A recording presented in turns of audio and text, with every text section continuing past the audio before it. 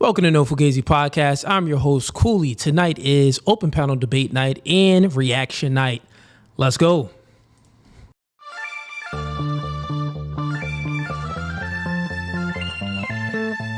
And y'all see the suit too, man. Listen, new studio, new podcast by the spirit, not by the letter. Bro, we can go verse for verse all day long. Doing new things are okay with understanding the reality that we are in competition with one another. But you ladies think that you're special. You are in comfort. Men are men of their word. So here's my word. I'll fly you out here and we can do it in person. And after that, we could box. I'm about my business. So remember I said, when I ask you these questions, I will dismantle your entire argument. That's the end of the debate, my dog. I'm 39, but I don't look your typical 39. Belly. Yeah. You look 39. It's okay though. That man isn't intimidated by a woman like you. He's annoyed by a woman like you. Because a man doesn't want to date another man. He wants to date a woman.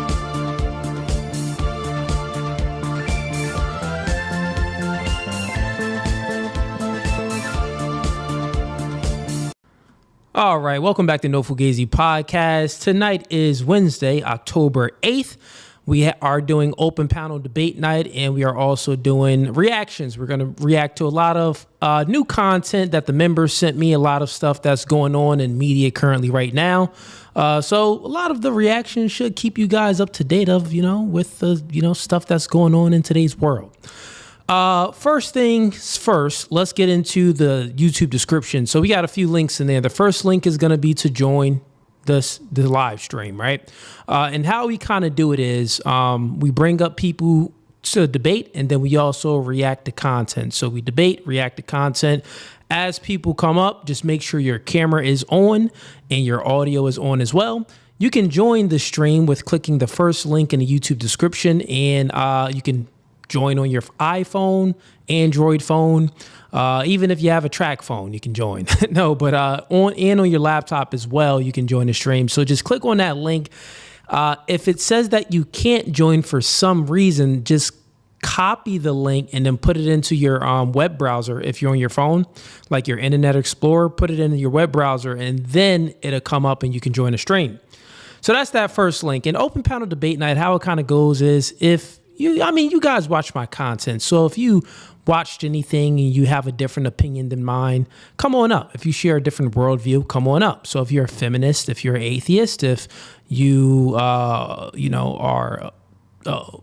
suffer from the woke mind virus, as Elon Musk would say, if you are a Hebrew Israelite, if you have different opinions than mine, right? So come on up.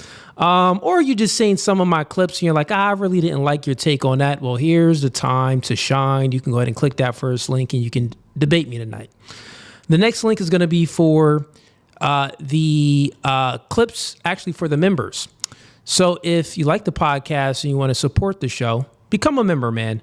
I just sent out a ton of merch. So everyone on the last stream that joined the Mob Ties tier, which is the $25 tier, or renewed your tier to the Mob Ties tier and sent me the email with your address and stuff, your shirts was sent out. So the merch was sent to you. Or on the last stream, if you sent in $40 or more, and you also sent me the email, the merch was sent out to you as well. I emailed everyone back. So everyone should have gotten an email back from me personally, letting you know that your merch was sent out. So we got 3 tiers. First tier is gang. Second tier is hitman. Third tier is mob ties. You join any of those tiers, you're locked in with us. And I get to react to, you get to have me react to some of the things that you want to hear my take on or get my perspective on. And that's what we're doing tonight. It's reaction night and open panel debate night. The next link in the YouTube description is going to be for I believe it's one-on-one consultations. Yes. If you want to book a one-on-one consultation with me and speak to me privately, you can go ahead and do so by clicking the third link in the YouTube description. After that, we got the Clips channel. We post the short clips on the Clips channel. So 10 minutes to 30-minute content. We post that on the Clips channel. So subscribe to the Clips channel if you already aren't. And then the other links are all for the social media accounts. We have the TikTok, the Instagram, the Facebook, and the X account. If you want to get in touch with myself or with anyone from my team, go ahead and hit us up on any of the social media platforms. All right, so once again, what we got in store for you guys, if you can see on the thumbnail, we're going to be reacting to some of the stuff with, Charlie Kirk. I'll go ahead and put you guys up to date on some of the things with Charlie Kirk.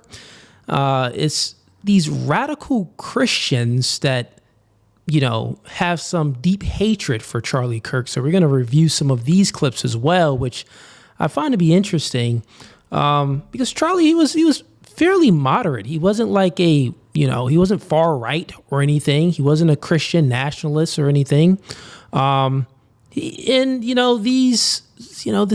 subsect of these Christians, these like feminist Christians just happen to hate Charlie Kirk's message. So we're going to review that today. We're also going to review maybe some of the stuff with Candace Owens, some of the updates she gave. I know a lot of people hit me up, wanted to get my take on the text messages that was released. So I probably will go over that as well during the stream, while we're reacting to stuff and also bringing people up for open panel debate night. And then we got some just regular, clips that we're going to react to that some of the members sent me that, you guys want to get my perspective on. So that's what I have in store for you guys today. But since you're in here, don't be a ninja watcher. Click the like button. It is free. Subscribe to the YouTube channel and ring that bell icon so you're notified of when I go live next.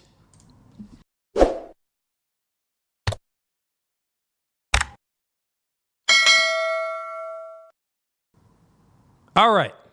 So if you don't like the podcast, guess what? You're gay. It is what it is. Like, are you in here watching another man? The like is free, bro. Like, I'm not asking for no money or anything. It's just like the video. Even if the great thing about liking a channel, even if you're a hater, if you like the channel, if you like the podcast, it would push it into the algorithm so you can continue to hate. Usually haters don't want to stop hating. They want to find some reason to hate. So if you like the video, you can continue to find a reason to hate because it'll be pushed into the algorithm and you can continue to hate. So I'm trying to do you guys a favor here, All right. Let's see here. We are currently live on Facebook as well tonight and YouTube. But let's go ahead and get to the first clip.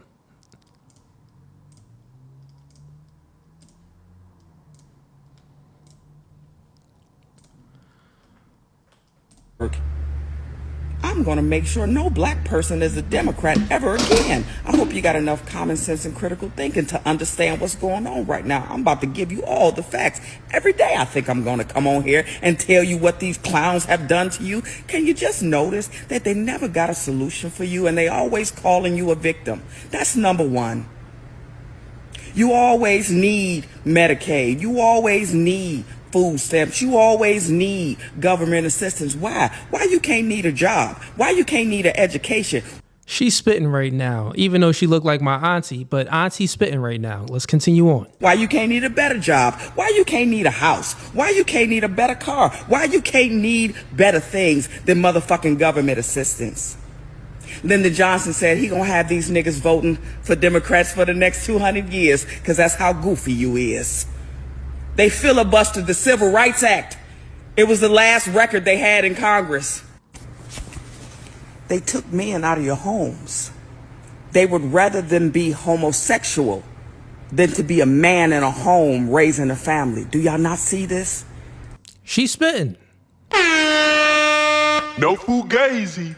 They claim to be Christians but do everything against God. Are y'all Christians? I do not understand what's happening. Do you believe God's word or do you make it fit? This is true. The entire Democratic movement they're anti-natalists. They're anti-natalists. They think that the world is overpopulated. They think that, think about Bill Gates. Remember, it started when I was young too. I used to watch these, maybe these interviews, or Bill Gates would, maybe go on CNN or Fox News or something, and he would give his take about stuff. And he would say, the world is, overpopulated. We're in Africa doing certain things with vaccinations. We're doing all of these things with vaxxers and all of this. We need to decrease the population, because if it's too overpopulated, how are we going to feed everyone? How are we going to, that was his ideal. So wait, we're too overpopulated. So you're implementing things to decrease the population, which is killing people, or to stop people from having babies. Antinatalists. So she's spitting facts. To your lifestyle. I do not understand what's going on. Was the dashikis not enough? When they walked their ass out there with dashikis on, and hey, yo, listen. That is crazy. When they did, listen. When Nancy Pelosi and them came out with the dashikis on, I'm like, yo, what is black people really finna fall for this? And then the crazy thing that really got me, I know we're kind of going back in memory lane because she's speaking about this, but like, if you look in 2016, or if you go to, if you go to 2016, that's when Trump was running. If you go to, 2021, all of, this era, that's when Joe Biden told Charlemagne to his face, "You not black if you don't vote for me." What? Imagine if Trump would have said that. He would have been racist. He would have been really, they call him racist for anything. But he would have been looked at as Hitler. You know what I'm saying? He would have been looked at that bad, which they already pretty much do look at him like that already. But just imagine if you're speaking to another black man and you say, "You're not black if you don't vote for me." But somehow in these black, Democrat minds, they think, "Whoa, okay, well, I'm not black if I don't vote for a Democrat, because if I vote for the Republicans, they're racist over there. So, might as well vote for the white guy that basically said that I'm not black if I don't vote for him. I guess that's much better." It's just stupid. Why I say you ain't never been to Africa. But they thought the daishiki was unity for you. They play in your damn face. They play in your face, and you let them do it. You let them work up your emotions. You let them build fear. What happened to us being slaves now? We supposed to be slaves. And I'll pause it here, because the thing is, it is not a change that's going on, but I want my black audience and even my white audience, everyone needs to notice certain things. If you go on X right now, and this is how it's been for a while, it's cool to say the N-word with the ER if you're white. And a lot of these content creators, they do it for two reasons. Both reasons is, it's low tier, right? They say the N-word. One reason why they say it with the ER and everything, these white people, when they say it, they say it because it's for clout. They want to seem cool. They want to seem oh, well, free speech. I can say whatever I want, so let me just go ahead and say it. And mind you, I'm not one of those sensitive black people that care about if a white person says the N-word. I'm just pointing out the reality of things right now that's going on X and these other platforms where you can pretty much say what you want. But here's the one reason why they do it. They say it because it's trendy right now to say the N-word with the ER if you're a white man. The other reason they do it, there's only one other reason why they do it. It's because they truly have hatred in their heart. That's the other reason. It's two reasons. And both reasons are, I would say, it's low level. It's you're a coward if you do it. And you know why you're a coward if you do it? Because would you call a black person an N-word with the ER, even with the A, if you were walking in a hood? If you were walking in Chicago in a hood, O Block, and you're a white person, would you call the black man an N-word with an ER? Just let me add, let's ask some of these racist white folks on X that say the N-word, because the thing is about over here on No Fugazi podcast, we got to keep it no Fugazi. And a lot of you dudes are feminine, right? And the women that say it, you're just following a trend, right? You're just following a trend. So it's like, it's dumb to say something where you wouldn't say it in all facets, in all corners of your life. This is over, like, a reason why I don't cuss at all. I mean, I say the N word, but I don't use any cuss words. I don't say the F word, the B word, or any type of words like that. And it's for self-control. That's the main reason why I don't cuss. If you know anything about Cooley, it's only for self-control. And one of the reasons behind this whole, N word and how it's popular, like I said, those two reasons. Well, not one of the reasons, it's two reasons. Either they're doing it to be trendy or they're actually just racist. So she's speaking about the Democrat Party. I want to go ahead and shed some light on the far right conservative party to say, black folks, we do, if you're a conservative black man, you do share an ideology.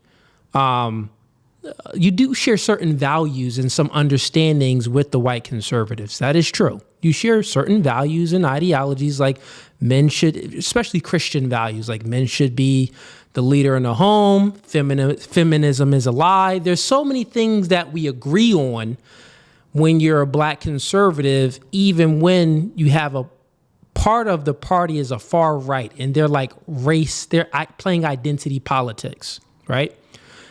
If we didn't like it over here in the Democrat Party, like she's pointing out, when these white people play race politics and identity politics, and a white man can tell Charlemagne, well, you're not black if you don't vote for me. Like, what? If I was Charlemagne, I wouldn't be like, you know what? You just lost my vote. What was that?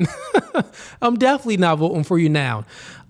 Just because the fact that you're playing, it's not real. It's not authentic. Once again, when it comes to speech, over here, we got to keep it no Fugazi. No Fugazi. Fugazi. If you wouldn't use the word in the most vulnerable time, when you're walking through the hood at night and you see some black people with some hoodies up, why are you using it online? What's the point? What do you get out of it? You get nothing out of it. Yeah, I look at you as a loser. That's what I look at you as. Oh, he's a dork. He's a loser. You wouldn't say this to my face. And, over here we keep it no Fugazi. I had people come up, call me the N-word, white people. And I said, nothing, totally fine. I would still ask, oh, okay, well, if he was in person, would you say it to my face? If you were in a hood, would you use it? If you would say it to my face, and if we were in a hood, if you were in a hood and you would still use it, hey, respect. Respect, because you're being true. You're being no Fugazi. And that's what I like. That's what at least I respect. Right? So she's spitting facts right now and obliterating the Democrats. But we got to keep it 100 when it comes to the far right. Right? Got to keep it 100. And this is not no sensitive or anything like that. This is just called keeping it 100. They do it for two reasons, and both reasons is just, it's low tier. It is low tier. But let's continue on. Let's see what else she says. 6 months into Trump presidency. I believe for the rest of my life, I'll be doing the Lord's work. Okay, that's all she got. All right, cool. Funny clip. Whoever sent this in to me, that was a good one. All right, let's get to the next one. Get the likes up. Don't be a Ninja Watcher chat. Once again, tonight is debate night. So if you do want to debate me tonight about any topics, you can go ahead and click the first link in the YouTube description and I'll bring you up. Actually, let me also go ahead and pin that link in the comments as well. If it's already not, I don't think it's pinned in the comments. Let me check.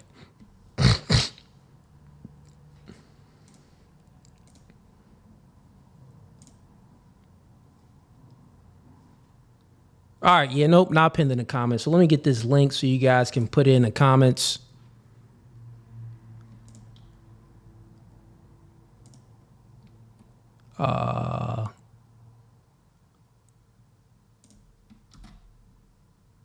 Thanks, Tim, man. Appreciate you, man.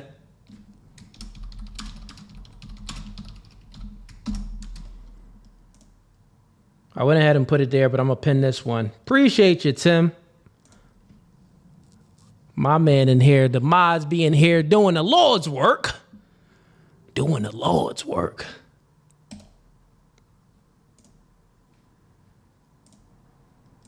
All right, let's get to this clip. So we got Cam Newton explains why he asked Jasmine Brown for her list of previous partners prior to their relationship. All right, so this Cam Newton giving his take on some stuff. Let's see what's going on here. To know her list. Of who she I want to Names, know. addresses? I needed to know. I have Oh to. my God. And I'm going to tell you why, though. I want to know. Because before I sit up here and really keep moving and elevating our relationship, I want to know who got one up on me. And if I'm willing to take on that burden, because why I want to know? If you had any type of relationship, intimacy, experiences with people that I really know, I need to know that. I'm owed that. Because if you don't give me that, you got me, hey y'all, this my girl, and you got somebody over there in that corner like, that nigga don't know. Yeah, and he's speaking facts right now. This is, this is not called a man being insecure. Not at all. This is called a man having standards. That's what that is. And one of the standards is, well, if the woman has a high body count and she slept around with, maybe one of my friends or slept with someone I know,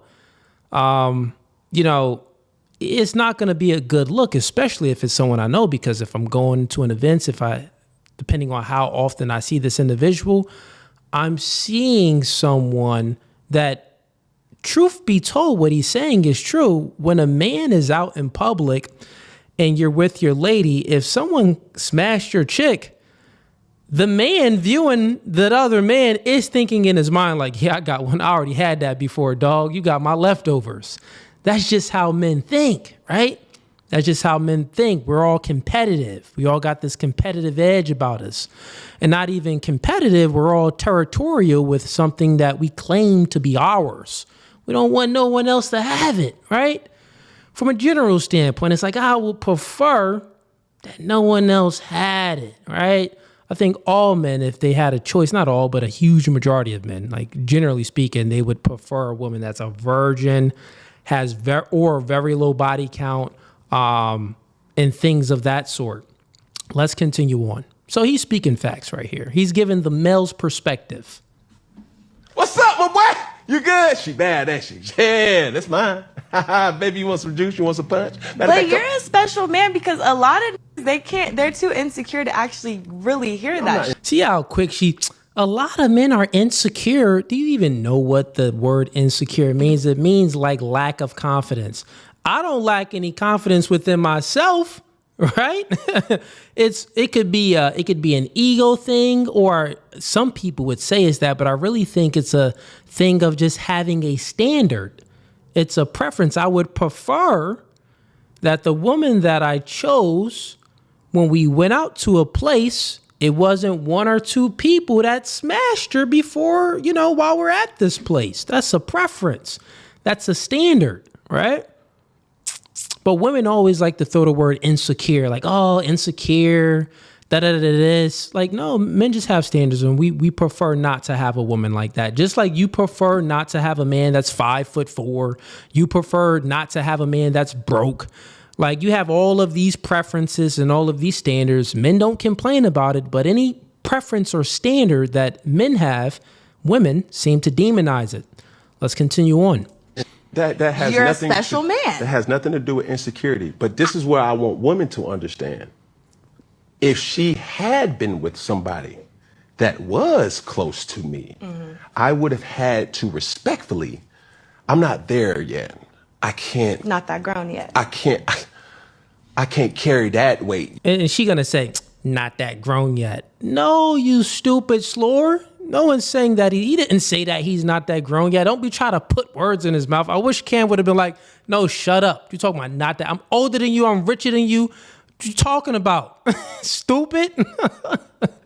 Not that grown yet. No, it's the fact that if he has a standard, if the woman was with men that, he knows because he was a NFL star. I'm sure he's going to be a Hall of Famer. It's Cam Newton, right? So if he was with a woman that been with some of his NFL friends before, he said that he would kindly decline taking her seriously, which that's the standard. That's totally fine. But this woman doesn't understand. Like, I wish Cam would have, reversed it and asked the question back on her. Like, if you were with a man and, this man he didn't meet one of your standards, whether if it's height, money, income, whatever it may be, would you still choose to take that man seriously? No, you would kindly decline. Well, sorry, little 5'2" guy, you don't, or a little broke guy, you don't meet my preference or my standard, whatever it may be. Women have so many standards. You wear the wrong shoes. Ugh, ew, I don't like you. So they're always looking to disqualify a man. So it's so funny how, she can disqualify men all the time, but once Cam is like, I'll kindly decline, she's like, oh, you're not that mature yet. Has nothing to do with maturity, you stupid slore. Yeah. Right. You cool, you're beautiful, but baby, that's my teammate. Right. Baby, we see each other too much. We in the same rooms. And even though Yeah, so Cam, what he's doing right now, he's thinking about it very deep. Real niggas ain't got to speak about it that deep. If you smashed a homie, you don't qualify to be taken serious at all. It's very simple. We ain't even got to go through, if I see him or if it ain't even, it's like, man, you done hit the homie. You recreational use only, shorty. Like, we ain't got to talk any further. Just know your position, because your position will never elevate at all. he a good dude, my ego is going to be, yeah. And that's the man's superpower, if given the right way. See, Cam used the word ego, right? And I said it there for a second too, but it's actually the wrong word. Because it's not anything about ego. Like, well, my ego can't handle it. No, it's like, bros, men that, slept with the town whore was always made fun of, and also the woman was made fun of. It's just like there's no ego involved. It's just like no man wants that. Even from a biological perspective, it's like, well, she's tainted, filthy. Like, you let a lot of people inside you. I don't want that, right? I don't want to take that serious, at least, right? From what Cam is saying, like, I'm not going to take it seriously. So it's not even an ego thing. It's more of it's repulsion. Like, you feel repulsed by it. That's the word. I'm repulsed by it. Oh, I'm repulsed. No ego here. Not ego tripping. I'm repulsed. Let's continue on. See, that's the thing. People always say, oh, he's narcissist because he got an ego. No. Baby, a man's ego can make a relationship. Yes. Or break a relationship. You are absolutely correct. So that thing that makes me great, that protection, that bravado, when I walk around with my chest high and I know my woman is next to me and I know that she's giving me the respect to say, hey, baby, I'm coming to you pure. I've been with this person, that person, this person. That's cool. There can be some people that it's just too heavy to bear. Right. And I think women need to understand that. Well, y'all out here just hanging out. Y'all, you know what I'm saying? You done hit my friend. Why you can't take me? I get that. My issue is... Yeah, it's totally different. If the man hits... It can be viewed similarly, but it is different. So females will view it from the perspective of... And I would actually say that a man that slept with some of the female's friends sometimes it can actually be more attractive to the female. So there's some women that's like that because women are attracted to a pre-selection. Meaning that they like a man that's already been pre-selected by other females, which then that takes away the the scared factor and inserts the comfortability factor, because since men are the more dominant presence and, you know, physically stronger than women, when women go out on dates with a man, they're looking to see if he's weird, if he's a, you know, if he's a weirdo, if, you know, is it going to be comfortable? So they normally enter dates and things like that a little afraid and nervous. And I'm not talking about nervous like butterflies, like nervous like, are you a creep? Are you weird? Are you going to like grate me or something like that? Women tend to like go to that thought. They tend to have that thought. So if it's a man that other women already pre-selected, right? Then it takes away, well, he must not be a weirdo if Brittany was with him. He must not be crazy if Christina was with him. So therefore it like lessens the chance that she's going to be coming and walking on eggshells and being very nervous and scared during the first interactions. The likelihood increases for her to feel more comfortable since she knows other people already have been with you. This is why also women are attracted to status as well. But let's continue on. That a lot of men say that they can handle it, or like they're okay.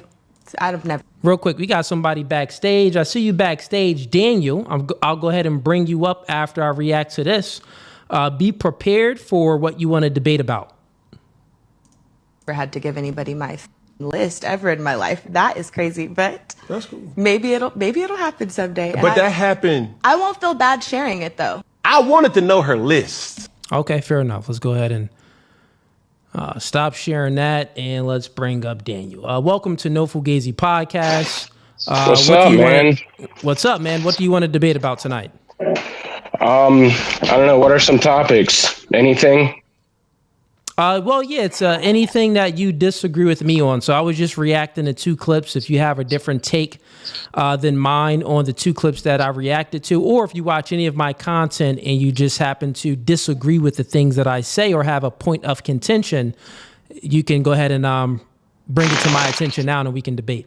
I actually don't really disagree with you on a lot of stuff. To be honest, I'm just putting my hair behind my head so it doesn't get in front of my fucking face. Tonight is debate night, man, so I'll go ahead and bring you backstage. If you feel like you disagree with something, go ahead and hit me in a private chat that's backstage or on Restream, and I'll bring you back up. Have a good one. All right, let's get back to reacting to clips. Once again, if you want to debate, only come up if you want to debate. I know you guys tend to agree with a lot of my takes, which appreciate it. You know, thank you for the compliments. I guess that's a compliment if you agree with most of the things I say, or you can just be dumb and just agree with a nigga. Who knows? I don't know.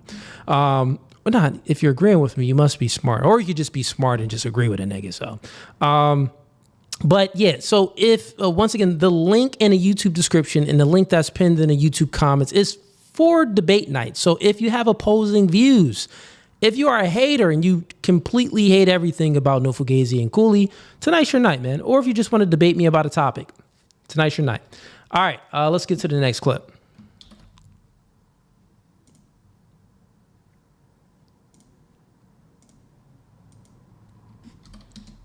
Get the likes up too. Do not, man. I keep on gotta say, don't just watch the stream and not like the show.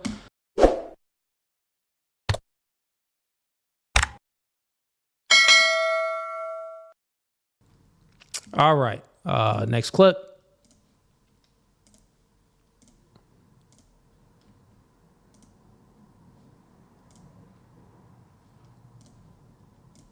They are 6 and 8. Would you support them to get hormone blockers to become the other gender? I would.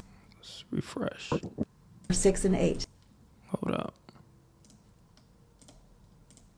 Are your granddaughters? They are 6 and 8. Would you support them to get hormone blockers to become the other gender? I would absolutely support them to get hormone blockers. The idea of one of my granddaughters learning that they're going to start having their period if they don't get their hormones blocked, even though they're identifying and portraying as a male. How horrible that would be. So yes, definitely. If your granddaughter came to you and wanted to get a tattoo, what would you say? That would be more difficult. I always told my 3 sons the one thing I ask is please don't get. Bro, this old lady, how old is she, bro?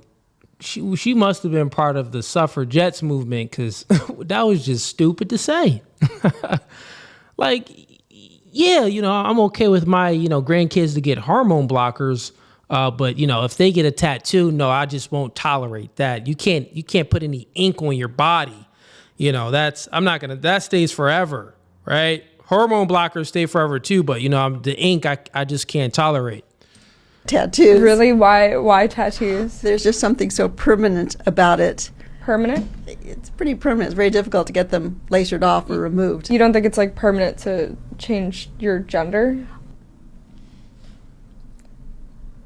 Yeah, which is more permanent?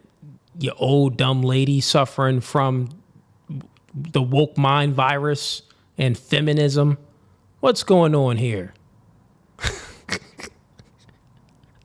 And the crazy thing is, she knows she just got caught. She got caught in a contradiction. Old are your granddaughters? They are. Crazy, man. All right, let's get to the next clip. That was a short one.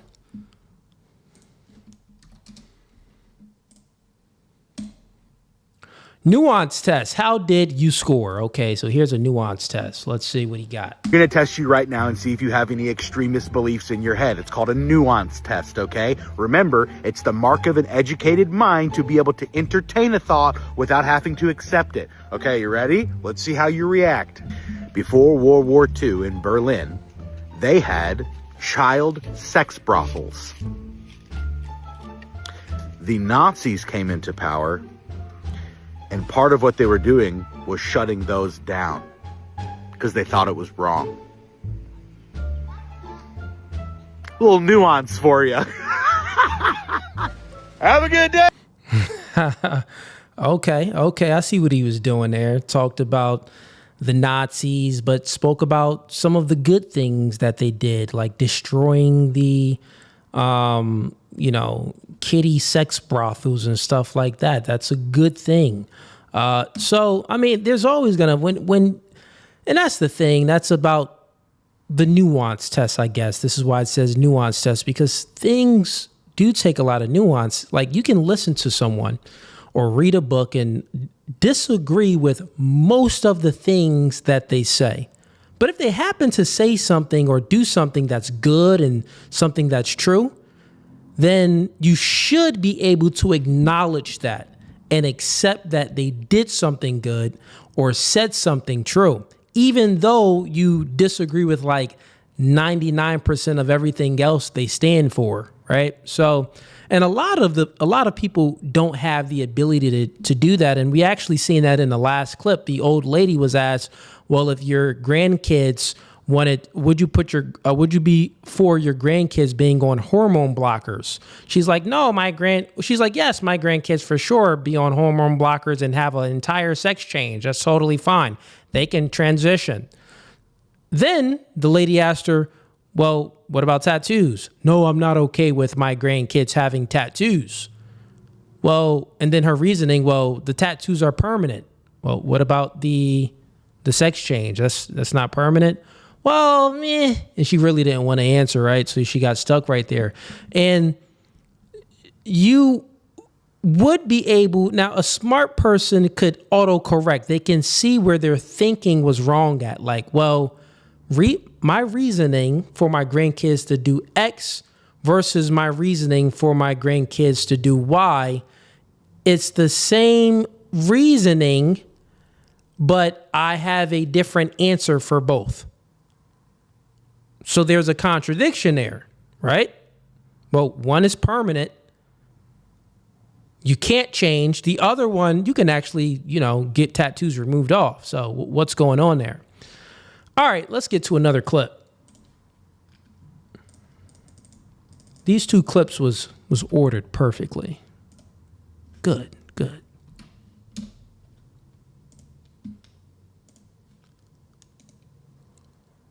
All right, we got some super chats that came in. Let's get to them. Shout out to everyone in here that's supporting the channel right now. Appreciate you. We got Zandal sends in $2. Sir, what is your take on 5%ers? I'm mad. You know what? I don't really I would need to speak with the 5%ers to get their worldview. I've heard of 5%ers and stuff like that. But I I haven't really did any fully dived into it and did enough research to fully understand their worldview. So my take on it, I mean, if you know someone that's a 5%er, get them to join debate night so we can debate. We got Napoli sends him $5. I'll be real. A woman with prison gang type of tattoos is an automatic disqualification. Yeah, man. That is a disqualification. All right. Let's play this clip here. I'm not sure who this person is. I guess this is the person, James O'Keefe. I'm not sure who this is. If anyone knows who this is in the chat, let me know, but we're going to go ahead and react to this. What is your price? Is it 10 million? Is it 20 million? Is it 100 million? What is your price? Because if your price is not your life, then you are for sale. If your price is not your life, then you are for sale. That is facts. That is facts. This is why we keep it no Fugazi over here. And listen, man, I've been offered many sponsorships that just truly do not align with my values and my morals, and I decline them. Some of them are big bags. I'm talking thousands of dollars of sponsorships that I was offered, or just thousands of dollars to do something where it's like very weird, especially with, so many people. I'm not even going to get into it, but yeah, man. And I stood 10 toes down and always declined many offers, weed offers to support some weed product or some product that I don't take and I don't think that is good for people, like a product with just tons of caffeine or tons of sugar, that if I won't take it, then I don't want my audience to take it. You know what I'm saying? So that's just not what I'm going to do. I'm not going to promote it, at least. So yeah, man, if this is a good take here. So if you're going to be a truth teller, your price has to be your life. I can't surround myself with people whose price is not their life, because the enemy, whatever the enemy is, whether it be physical, legal, spiritual, will attack the vulnerability of the person who can be compromised. So you get real spiritual real fast. Yeah, it's pretty deep if you think about it. If your price isn't your life, then you do have a price. You're up for sale. You know what I'm saying? And depending on that price, and think about it, a lot of people have a price. A lot of people have a price. If you offer them, $500,000, $1 million, depending on their status where they're at now, their economic status where they're at now, depending how high the price is, they'll probably fold and they'll take the money to say something that totally goes against their beliefs and their values, to do something that totally goes against their beliefs and their values, because most individuals have a price. The people that don't have a price, then your price is your life. And we can even insert Charlie Kirk into this to say that a lot of people are speaking about things and standing up for the things that they believe to be true, and things that are actually objectively true. And they put their life on the line because there's people that have opposing views and they're looking to get rid of you at an instant because your views is antithetical to their views and to their agenda. You know what I'm saying? So, yeah, good take, whoever this guy is. Let's go ahead and pull up the next clip. We got Zigzag sends in $10. He says, Zigzag reigns supreme. All right, Zigzag. I see you sending in the super chat, man. I appreciate the support, brother. Appreciate the support. Okay, you also backstage. I see you backstage. I'll bring you up shortly. I see you in here, man. We got SMG Dre. Okay. Let's go ahead and react to another clip.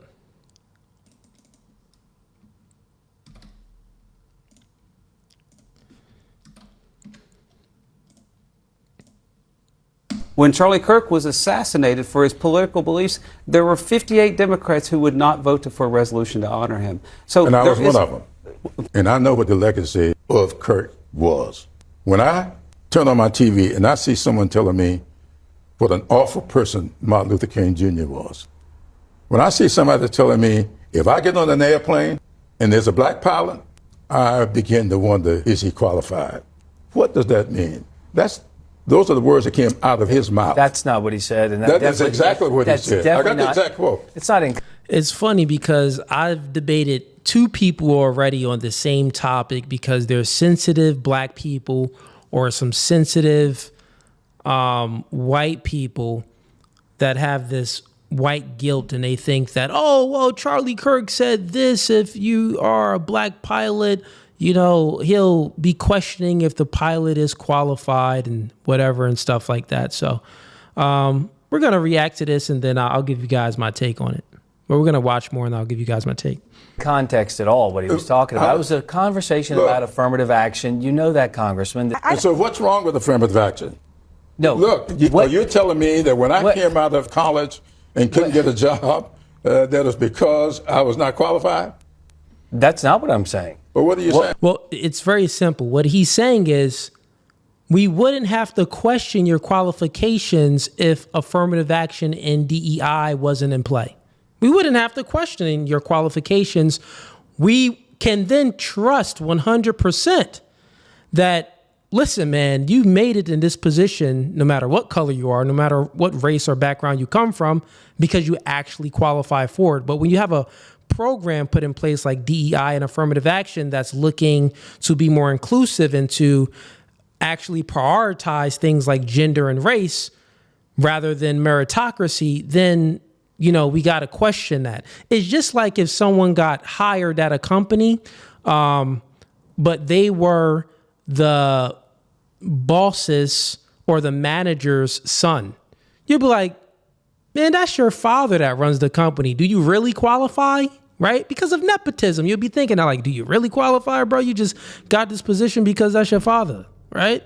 Or even if let's just take it away from jobs. Think about sports. Think about when you're playing Pop Warner football and basketball and stuff like that.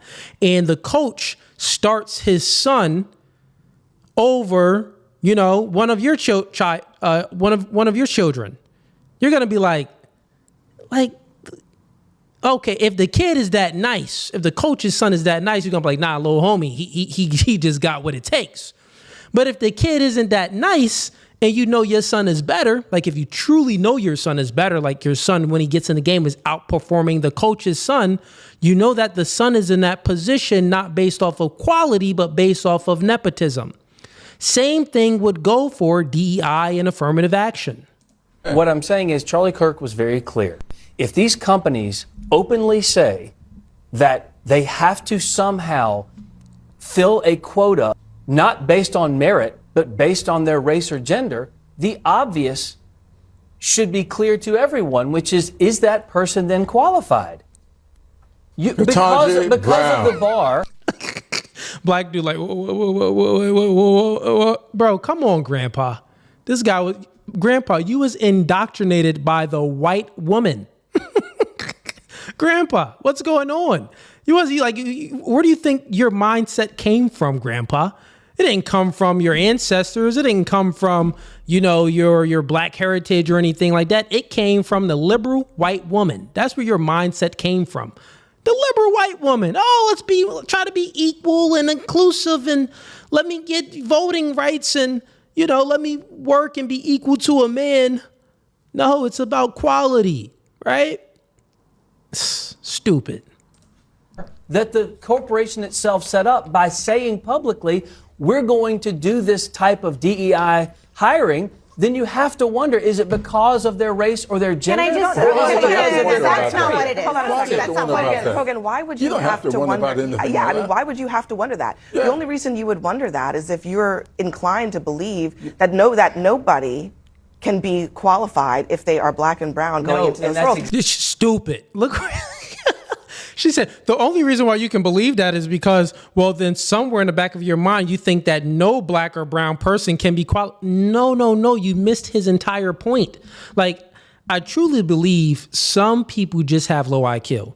And I hate to say it, and these people tend to look like me, to have my skin complexion, but it's like you just suffer from low IQ. You are more involved in emotionalism rather than like empiricism. Like, it's just so done with data, with statistics, with looking at things from a logical and rational standpoint. You look at things from an emotional standpoint. This is why you said, well, the only reason why you can think that, and then you inserted what you think that he thinks into him. He didn't say anything like that. He said, very simple. If someone is qualified for the job, they should get the job. But if you insert and prioritize this program that looks at gender and inclusiveness and race rather than meritocracy, then we got to question were you really qualified. It's very simple. It doesn't take a rocket science to understand that. It doesn't. And the thing is, with a lot of these liberals and their mindset, you got to reverse it. So you got to flip it on them. So you got to say, listen, if in the NBA, if we came out with a rule that we wanted to make the NBA more white, and that's what we were prioritizing, would you question if those white players was more qualified than the other black players that was entering the draft but didn't get picked? Yes, you would. Yes, you would. Stupid. You're suggesting that the standards are lower for people of color filling these roles when there is absolutely the exact opposite. No evidence. The exact opposite. No, but that's what you said. No, it is. Bro, where did she get the standard was lower? Wait, what?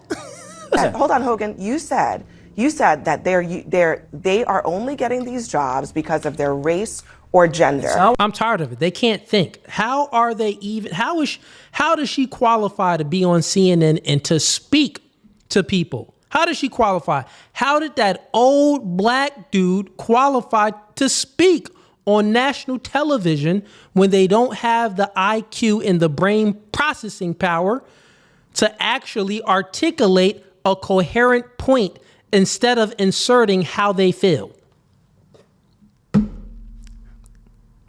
I wonder, were you hired because of affirmative action now? Because you're dumb. That's what I think. I think she was hired because of DEI and affirmative action. Actually, that's not what I think. That's what I know, because we can see it here. Not because they are qualified. So are they qualified or not? That's not what I said. Are they qualified or not? What I said was, is a pilot sitting in a hold on, Hogan, is a pilot sitting on an airplane, flying a plane, whether he's black or white or a woman or gay or lesbian, if they are sitting in that seat and they meet the FAA requirements for being in that seat, are they qualified? If they are qualified, I sure hope so. She's so slow. So I had a debate with someone on this already. You can be qualified. That does not mean that you are the most qualified.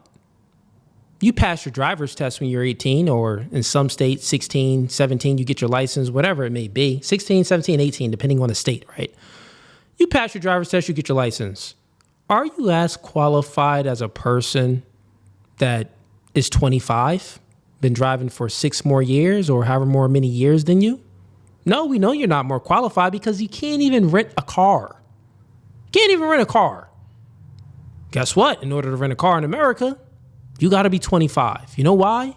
Because statistics show and insurance reports show that little 17-year-olds and 18-year-olds and 19 and 21, they get into a lot of accidents. They get pulled over a lot, and there's a lot of points on their license due to negligence while they're driving. So therefore, you don't qualify to rent a car, right, until you're 25 because you're not as qualified. But guess what? Both the 25-year-old and the 18-year-old took the same driver's test. So they are both qualified to drive a car. But there's a difference between who's more qualified, right? And we can make many examples of this. So, a black person or any person that, became a pilot, and passed their test and they're qualified to fly a plane, this does not mean that they're the most qualified when other people was flying for 20 years across, international border lines and maybe flew to Afghanistan. Maybe they got some Air Force experience as well. Maybe they got different experience flying many different planes. Maybe they have experience flying in bad weather and things like that. Well, you can still be qualified, but old Jerry over there, bruh, he done flew in a hurricane and everybody made it home safe. He done flew in a tornado. He done flew when the world was ending. You not more qualified than old Jerry over there that been flying this plane for 35 years. That just ain't the case, right? So there's levels to it. Are they? But you don't believe that they're qualified That's not what I because said. of what? What I said was if the criteria was their race or gender, Yeah, then but how am I to know that's if the why I'm telling qualification you, Hogan, is there? that we is had a a president of the factual United States. error that we you had are a president of the Hold United on, States, Hogan, I don't Joe want Biden, you to who came out and said Hogan, you're he changing. wanted Listen, I don't want you to change the subject woman because of you are color making to be the vice president. So when I noticed that that's what he said, that's not my fault. Hold on, my Joe friend. Biden said it. You were in the White House when Donald Trump said he was going to put a woman on the Supreme Court, and then he picked Amy Coney Barrett. Is she not qualified? She is extremely qualified. Okay, so of course. why is she qualified, but Ketanji Brown Jackson is not? That's right. When Charlie... Yeah, and I wish it was more so I wanted to hear his response because that's a simple response, and her analogy that she used did not map on properly. So it was just silly. Okay, let's get into some. Actually, we got Zigzag backstage. I'll go ahead and bring him up. Before I do, let's go ahead and get the likes up, everybody. Don't be a ninja watcher. Actually, Zigzag is no longer backstage, so let's react to some more clips. Okay, he just came back up. So we bring him up, see what he wanted to debate about. 1 second here.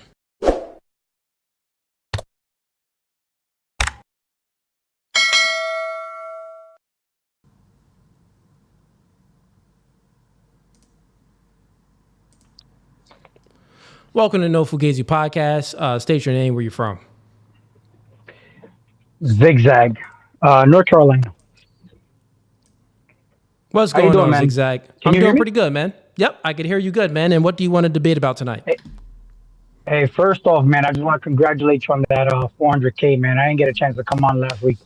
Real Appreciate shit, bro. you, man. I appreciate you, man. Look, I here's see what- you supporting, though, man. I appreciate you. Well, here's what I'm about, man. Even though like we got different ideologies, man, I feel like your platform gives a chance for people who have different opinions to come on. So I think that's very good. It's not like, you know how Yes, the whole sir. Charlie Kirk thing is like all that whole illusion of separation. They want to like show people like the whole division, but this is cool because I don't agree with nothing you say. You know what I'm saying? But I am entertained by your channel, so it's good stuff, man. Keep up the good You're work, like, yeah, bro. man. You're like, yeah, brother. I disagree on 100% of everything, but listen, dog, you funny and I like you. And you know what? That's It's a good. masculine trait because men, we don't have to agree on everything, but we can respect what someone is doing. If it's respectable, then we would honor that. You know what I'm saying? So Absolutely. makes sense. But yeah, man, what do you want to debate about tonight?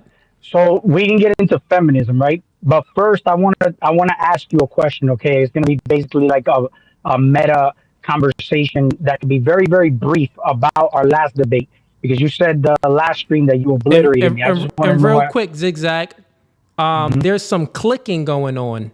It's like clicking each time you're speaking.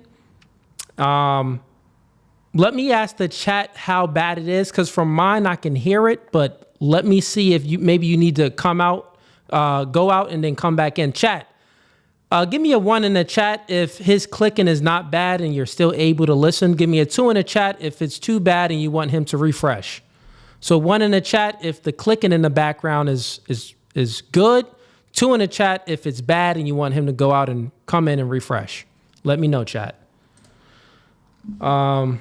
Yeah, so give me a second. Let me just see what the chat says, because I want to make sure they can hear you good. Okay, so it said it's like static. I mean, when I'm talking, yeah, I can just come off and I'll just come back down if it's bad. Yeah, we getting a lot of 2s. We got some 1s, but more 2s than 1s. So yeah, go out and then come back in, And then we can get into All the right. feminism thing. Yeah, that's cool. All right, bro. All right, cool. All right. Cool. So he's going to be coming up. Let me go ahead and pull up another clip to get ready to react to while we are waiting.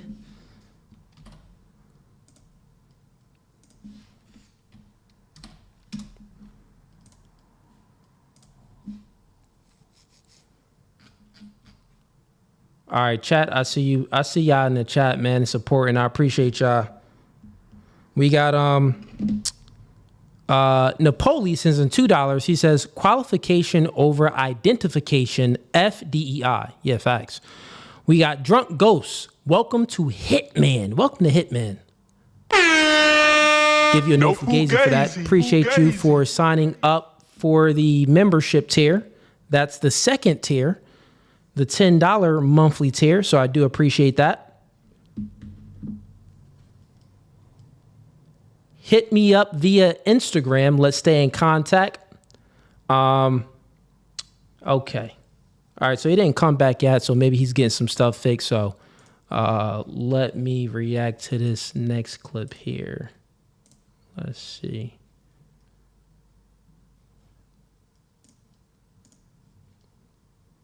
All right. So this next clip that we're reacting to, this is going to be a good one. I did see a bit of this. You guys, this is going to piss y'all off. I'll be honest with you. I watched this since I'm a father, right? It definitely, if you're a father, right before I play this clip, it's definitely going to piss you off. Like, bad. If you're a conservative father, you're going to be pissed off. You're like, what? This woman is evil. So let's go ahead and bring it up. Yeah, Zigzag isn't backstage, so let's just do more reactions.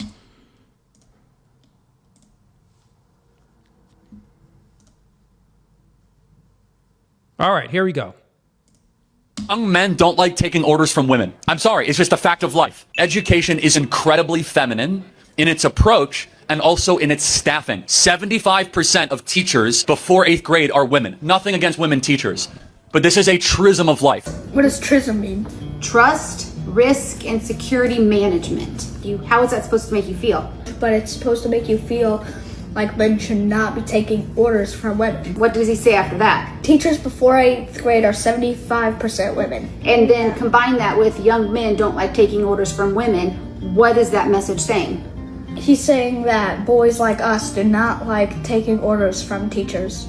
Who benefits if you believe this message? Young men, because it's saying that if you're a young man, you should not take orders from women because it doesn't make you feel good. Trust, risk, and security management. What do you think he is implying that the problem is? Trusting a woman teacher is risky. According to him, for who? Young men. And how does that make you feel? It makes me feel like he is very incorrect. Makes me angry.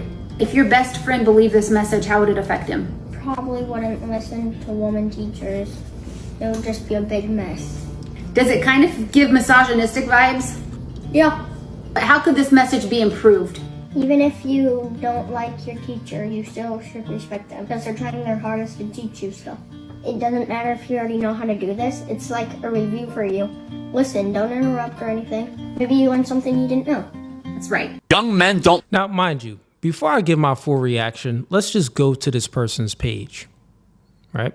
So this person has Driven by Jamie. She has 197 followers. Me and my team did reach out to her and ask her to join Open Panel Debate Night.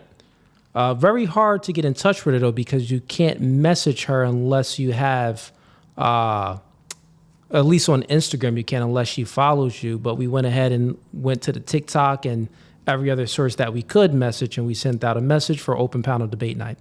So on her channel right here, it says, and this is even before I give my take, I want you guys, I know you definitely, the conservative fathers was like, bro, this is pure indoctrination. What's going on here? It says, strengthening women's voices. Okay, so she's strengthening women's voices. And then the next thing is raising men to fight the patriarchy. That's what she's about, right? So let's go back and let's analyze what we just listened to. Because, this is a little crazy. So we're going to play it again, and we're going to stop it, and I'm going to break it down. Taking orders from women. I'm sorry, it's just a fact of life. Education is incredibly feminine in its approach and also in its staffing. 75% of teachers before 8th grade are women. Nothing. Okay, so what is Charlie Kirk saying right here? There's nuance in all of this. So the first and foremost, she's letting her young children listen to a clip, a very small clip. The clip is not even a 1 minute. So the clip is already taken out of context. But in regards to what Charlie Kirk is saying, basically he's saying that a lot of the schools are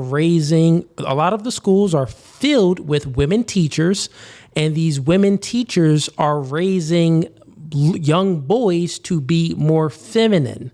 Because if there's a lot of women teachers and what they've been indoctrinated by, which there's context to this video, what they've been indoctrinated with is feminism and a lot of propaganda, which is against the patriarchy, then you're basically raising young boys to continue to be boys, not to be real men. So that's Charlie Kirk's message. Women cannot raise a boy into a man. It takes men to do that, right? So let's continue on.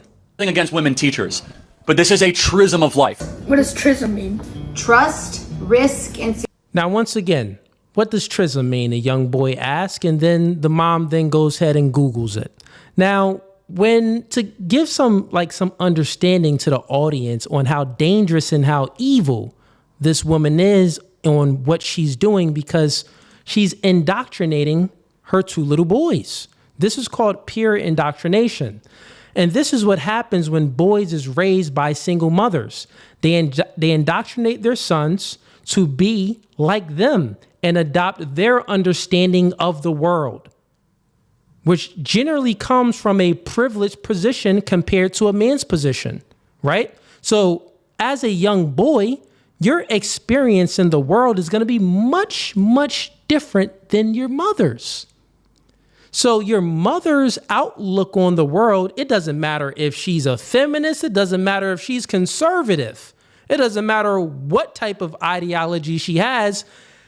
The position her position in life is much different than your position in life. So her experiences and her having the ability to show you what it takes to be a man, she will never be able to do because she never lived the male experience, right? Think about how women just live life on easy mode, right? All human beings, we were created to procreate, to reproduce with one another. That's the main reason why we were created. Women have no burden of performance for them to reproduce. They're born with their sexual value. Men have to create their sexual value, which means that we have a burden of performance. So therefore, the woman from a reproductive standpoint, in order to reproduce, it's a privileged position because it's always going to be a guy that's attracted to them. As a man, it's not always going to be a woman that's attracted to you, man. You have to become attractive, right? You can't just be lazy and, in your mom's basement and stuff like that and be a dork. It's not going to work out. You're not going to have the ability to reproduce. So even if we look at from that biological standpoint of the reproduction, what it takes to reproduce, women still start off from a privileged position. And then if we move to the societal things, that's different. When it's like, bro, women like they can start an OnlyFans and sell their sexuality. And if they don't really want to use their brains, they can just go on a stripper pole and sell sex.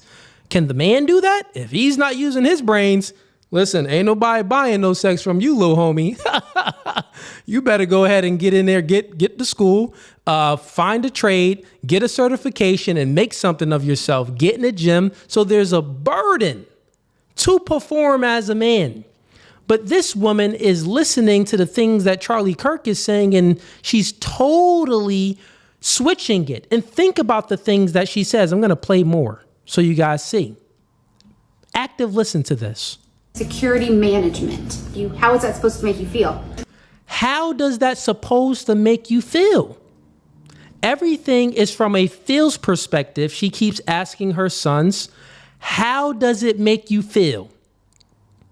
Well, that's a feminine perspective. This is why Charlie Kirk said, well, listen, it's not good for all of these teachers who's already been indoctrinated to be raising and be teaching these sons in school for 8 hours out of the day. They look at things from a feels perspective instead of a reals perspective, right? So it's harmful for a young boy.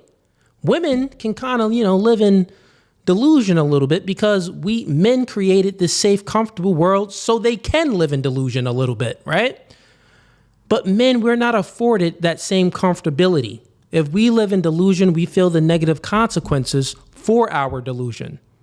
Oh, you're lazy, you're not in the gym, you're not asserting yourself in the workforce or anything like that. You're out of shape and you're fat. Guess what? No one likes you. No chicks like you. For women, well, generally speaking, even the fat chicks get options from men, right? So it's like you are still going to be liked no matter what your circumstances are, no matter where you are at in life, but men are not afforded the same thing. So think about that. She keeps on asking her sons, how does it make you feel? You can thank feminism for this, right? Let's continue on. But it's supposed to make you feel like men should not be taking orders from women. What does he say after that? Teachers before 8th grade are 75% women. And then combine that with young men don't like taking orders from women. What is that message saying? So she totally got it backwards. So once again, is the questions that she's asking, she's inserting the answer in the question. So this is what you call pure indoctrination. She's asking the question with the answer inserted into the question so the kid can say the correct answer that she wants the child to say, right? And when you think about this and how dangerous and how evil this is because a child's mind is not mature enough to grasp the realities of these certain concepts and the differences between men and women. Like their mind is not that mature. But instead of letting your sons grow and see the differences of men and women and having the father around to raise the boy as well, then you're just going to indoctrinate the kid yourself.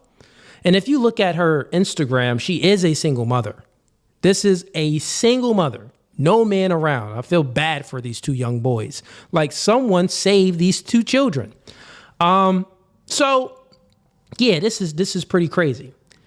Then if you just think about her argument to say that, well, what Charlie Kirk is saying is bad, and her basically the logical entailment is young men shouldn't take orders from women/women teachers. She asked the children, well, how does this make you feel? Like, then this is misogynistic. Then young children shouldn't listen to teachers. It said nothing like that.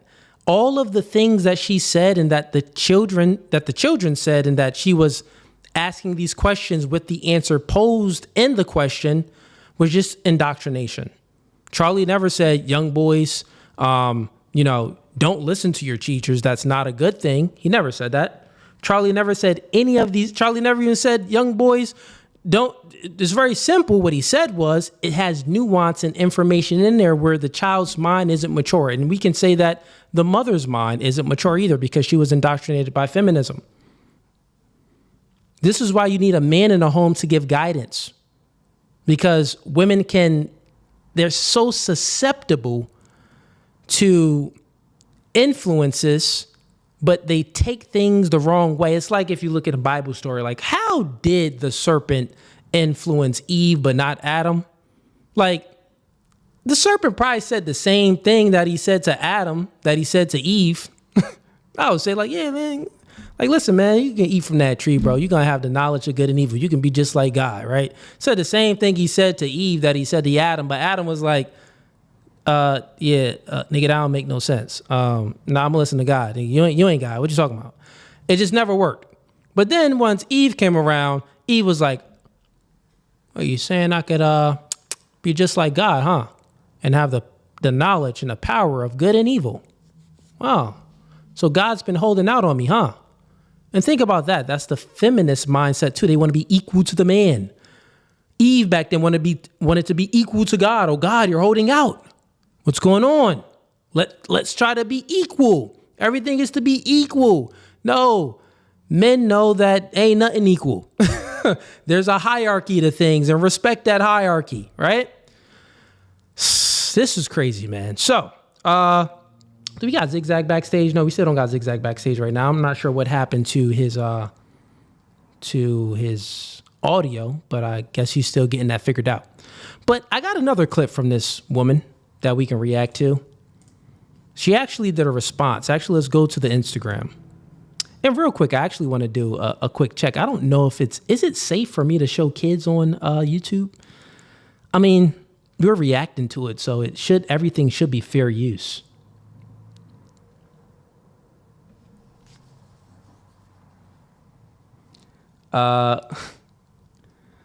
Xandol, man, you ain't finna come up in here, Xandol. You ain't finna join stream, Xandol. Okay, Zigzag says, yeah, he'll be up soon. I guess you're trying to get into some Wi-Fi, man. Okay, fair enough. All right. Oh, we got someone else backstage as well. We got Jay Prince backstage as well. I'll bring you up shortly, but let's go to our Instagram. I want to show you guys something. All right. So, congrats, Postman. You just got roasted by a 6th grader. Okay, fair enough. So where was that video that we reacted to? That video was here. Now she made another video about Charlie Kirk. Let's see what this video is. Young men don't like taking orders from women. I'm sorry, it's just a fact of life. Education is incredibly feminine in its approach. No, that was that same video. Okay, she has that one pinned. Let's go to this one. Young men don't like taking orders from... Nope, that's the same one. Let's go, where's the other one at? I think it's right here. Yes, most college degrees are meaningless, and most of you guys are being totally scammed by being here. No. Now, let me further complete the point.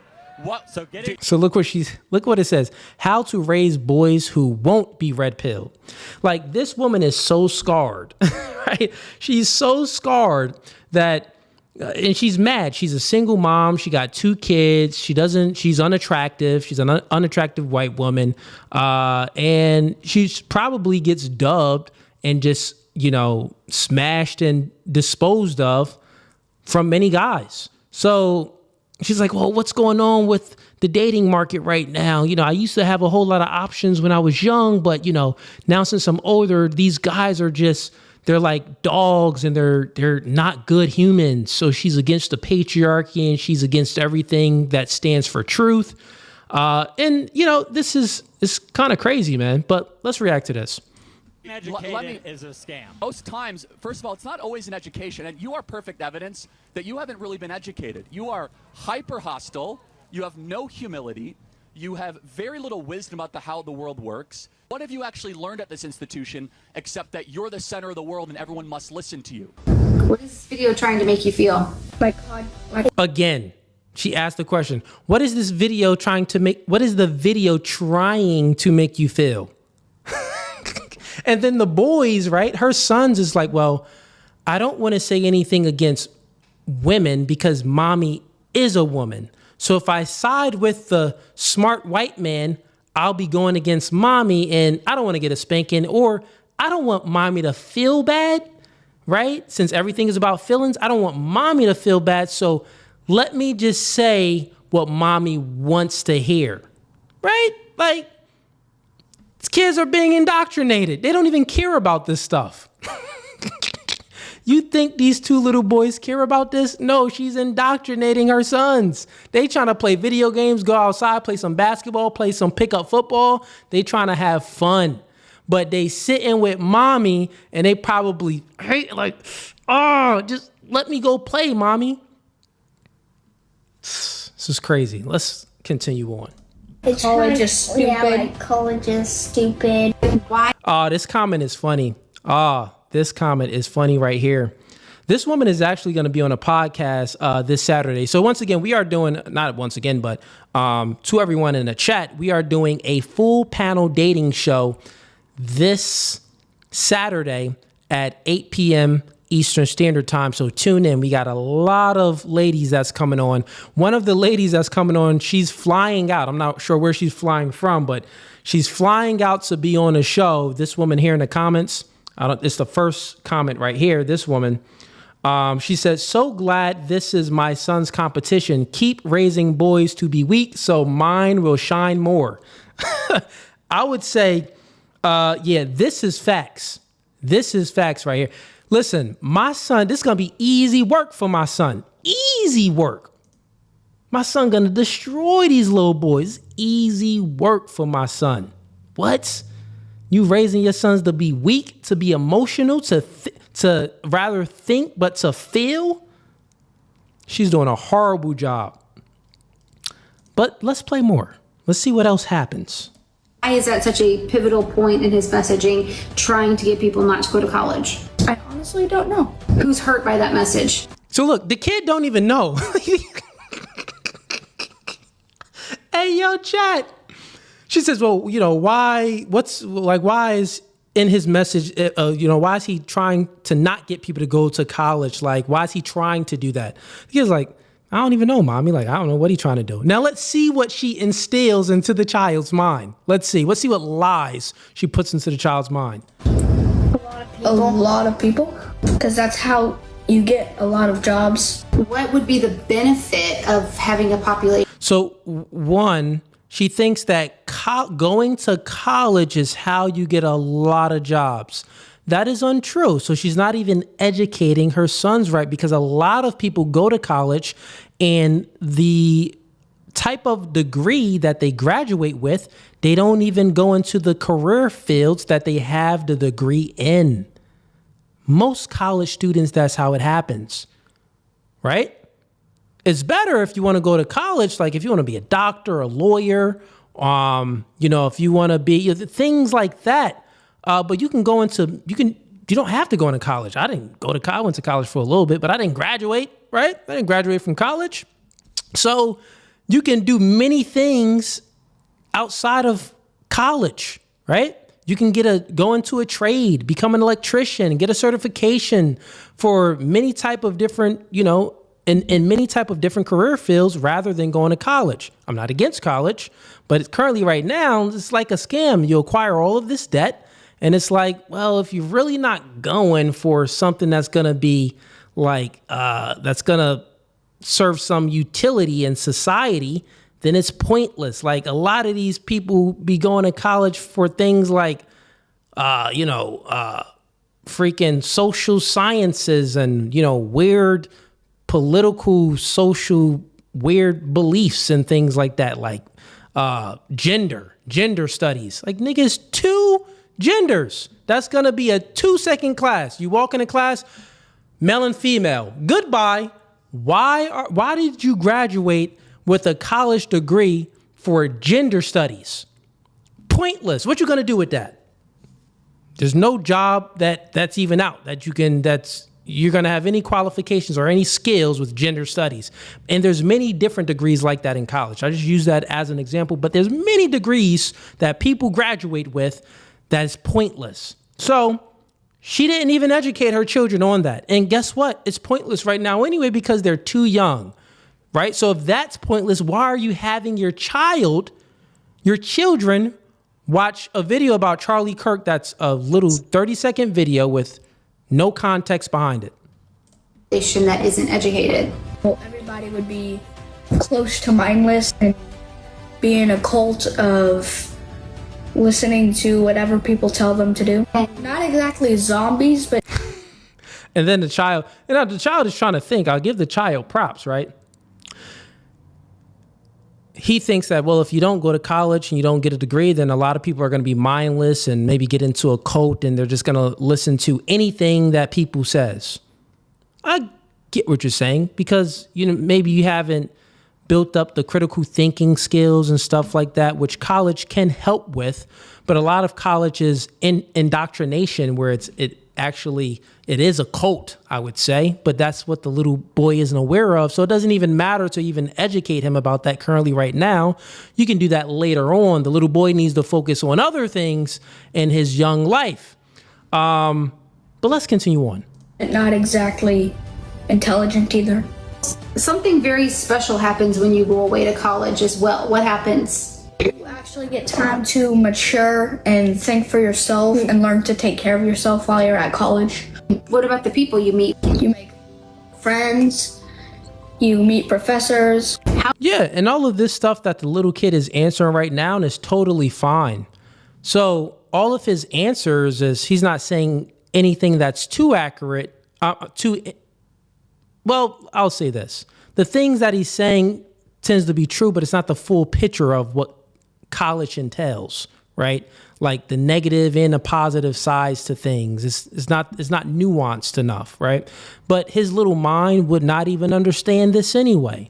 So what she's doing here is very strategic, chat. I hope you guys picked it up. She's asking the children questions, and I've never watched this clip before at all.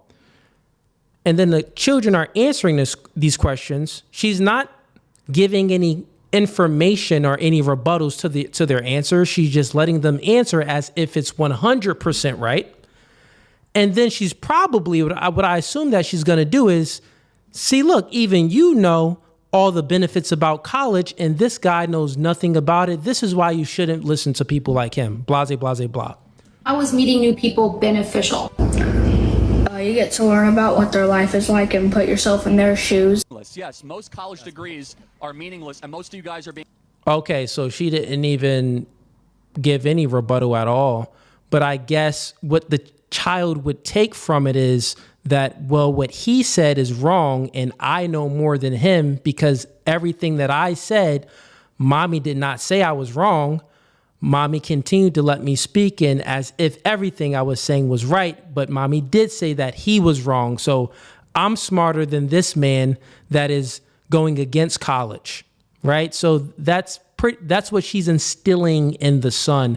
And to hate someone that speaks like Charlie Kirk and someone that has these views, but the view is new. It's a lot of nuance in there, and it's a lot of context. And the thing is, she doesn't give the kids any context because she just wants to indoctrinate the kid. She's an evil woman. This woman must be stopped. Women like her must be stopped. They gotta be stopped. We gotta save the kids, right? Like, yeah, my son will destroy these little two boys growing up, but we still gotta save the kids, right? We about the No Fugazee podcast. We about the kids. We love the kids. We gotta save the kids. But okay, let's get to another clip. Hopefully she responds back and I can bring her up for debate night so she can get obliterated. I mean, it will be a complete obliteration. All right, we got some people backstage. Let's see who we got. Welcome to No Fugazee podcast. State your name, where you from? Oh, what's up, man? My name's Kev. I'm from Tacoma, Washington. Can you hear me okay? I could hear you good, Kevin. What are you here to debate about? So let me get the gum out. So earlier you had a clip playing of a guy named James O'Keefe. That was the one who said if you are not willing to, if the price isn't your life, then you're for sale. That clip. Yeah. So I agree with it mostly. I agree with it in spirit, but in practice, I don't know. I've been going back and forth with it, and I wanted to make a statement about it and try to play devil's advocate to see if I can be swayed more in that direction. Okay, fair enough. Go ahead. Yeah, the floor is yours. So, in practice, when you are put against the wall, like for example, Charlie Kirk. He tragically lost his life, and he's left behind children, family, work that he was working on, incomplete work. So that would be an example of he wasn't for sale, obviously, right? According to that clip, he wasn't for sale because he did ultimately end up giving up his life. I think that more I think there are more people that are not willing to make that sacrifice than there are people who are willing to make that sacrifice. Would you agree with that? Okay, you said that there are more people not willing to make that sacrifice. Yeah. But there are more, okay, so more people not willing to stand 10 toes down on on principles and the things that they believe in and their values. But there's more people, there's less people that are willing to stand on their values and the things that what they believe. They're not for sale. Yeah, I believe that to be true. There's only a few people out there that's like not for sale. Yeah, I agree. So let me see. I'm trying to get something that we disagree on so we can like kind of push the conversation. Well, in regards to that, you said it was when you came in, you said you didn't fully agree with that statement. What part did you disagree with then? That's what I want to hear. I think what I disagree with is when your life is the payment. You know what I mean? Like, for example, I have 3 kids, I have a wife, but I do have strong beliefs and strong convictions. And in theory, I die for the shit I believe in, but in practice, do I really want to leave behind my children, my work? Yeah. Good point. Good point. The thing is, that's a difference between a real masculine man and a man that's just kind of playing being masculine. I think that's the difference. Because for me, I would not be happy or satisfied knowing that my children thought I was a punk. My children thought I was a sellout. And my children knows that daddy wasn't a man of his word. And my children knowing that daddy sold out and sold his soul to the opposition. Right? Yeah. I can't live with that. That's something that I can't live with. What I can live with, though, is standing 10 toes down on my values and my beliefs and the things that I know to be 100% true. Right? I can die for that. And I can die knowing that my children knows that, listen, daddy never switched up. Yeah. Daddy stayed 10 toes down. And that's real integrity. That's how you gain real respect. And that's real courage. That's when you know that's the difference. That's the distinction between real niggas and fake niggas. That's that distinction. I'm willing to die for mine. I'm willing to die for the things that I believe in. That's that distinction. Because as a real man, like, think about it. What we have here is, as a father and a parent, and as a man, that if you are a husband or if you have a spouse, if you're in a committed relationship, if you're leaving a legacy behind, or if you don't even have kids, or if you just have people that tend to respect you in your community, it's all about your character and the type of man you were when you were living. So if you're the type of man living and you're a coward and you're selling out and you can be sold and you can switch your opinion about things for some money and you can do something that's out of the norm for some money, then that's how you're going to be remembered, man. So when you die, you're going to be remembered as a coward. And I'll rather die being remembered as a hero and as someone that stood 10 toes down and as someone that was courageous rather than someone that was Fugazi. This is why the show is called No Fugazi. You feel what I'm saying? Yeah, I feel you. So I agree with that totally. And this is debate night, so I don't want to like totally be in the pocket agreeing with everything. I want to. That's fine. That's fine. You can share your real views. That's fine. Go ahead. So I've been in that position, but my life wasn't on the line. Like, I'm driving a truck now because I refused the jab, and then I lost my city job when I had, 1 kid, 1 on the way, recently married, and I decided that wasn't fitting with my personal ethics. So I sacrificed a good job and went back to the grind and started working harder than I ever did. And now I'm in a good spot, but it wasn't my life. You know what I mean? And so I think that we need a generation of men who think like how you just put that out, how you just laid it out. I think that's what would turn the tides of like our future generations, even though we're kind of in a population collapse. But the kids that do come next, and my children and their children, I think that mentality is what will, for lack of a better term, save our country. You know. Yeah, no, and I totally agree. You know, this mentality is what is called being no fugazi.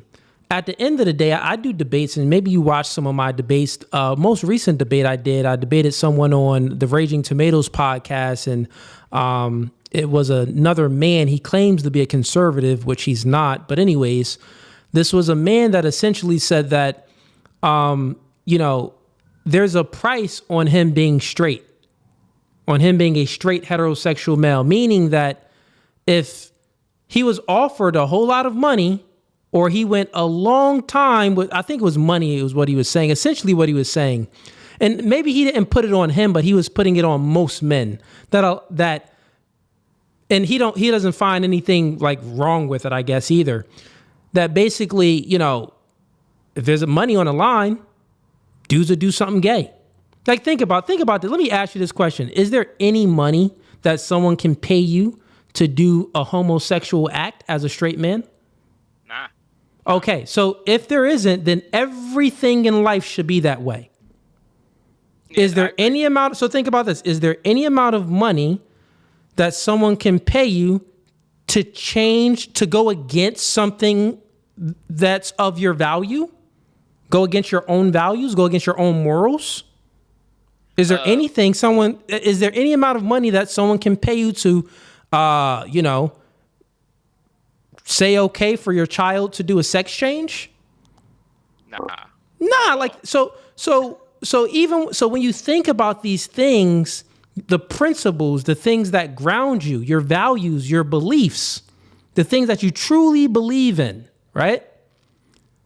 There's no amount of money that someone can pay you to switch up. But for some people, and a lot of people, there is a price. Yeah. There is a price. And that's the distinction between the real ones and the fake ones. Yeah, I've been tested, and I considered it like, man, I should just get this jab, and I'm gonna have to worry about this, and I can go back to work. I got rent coming up.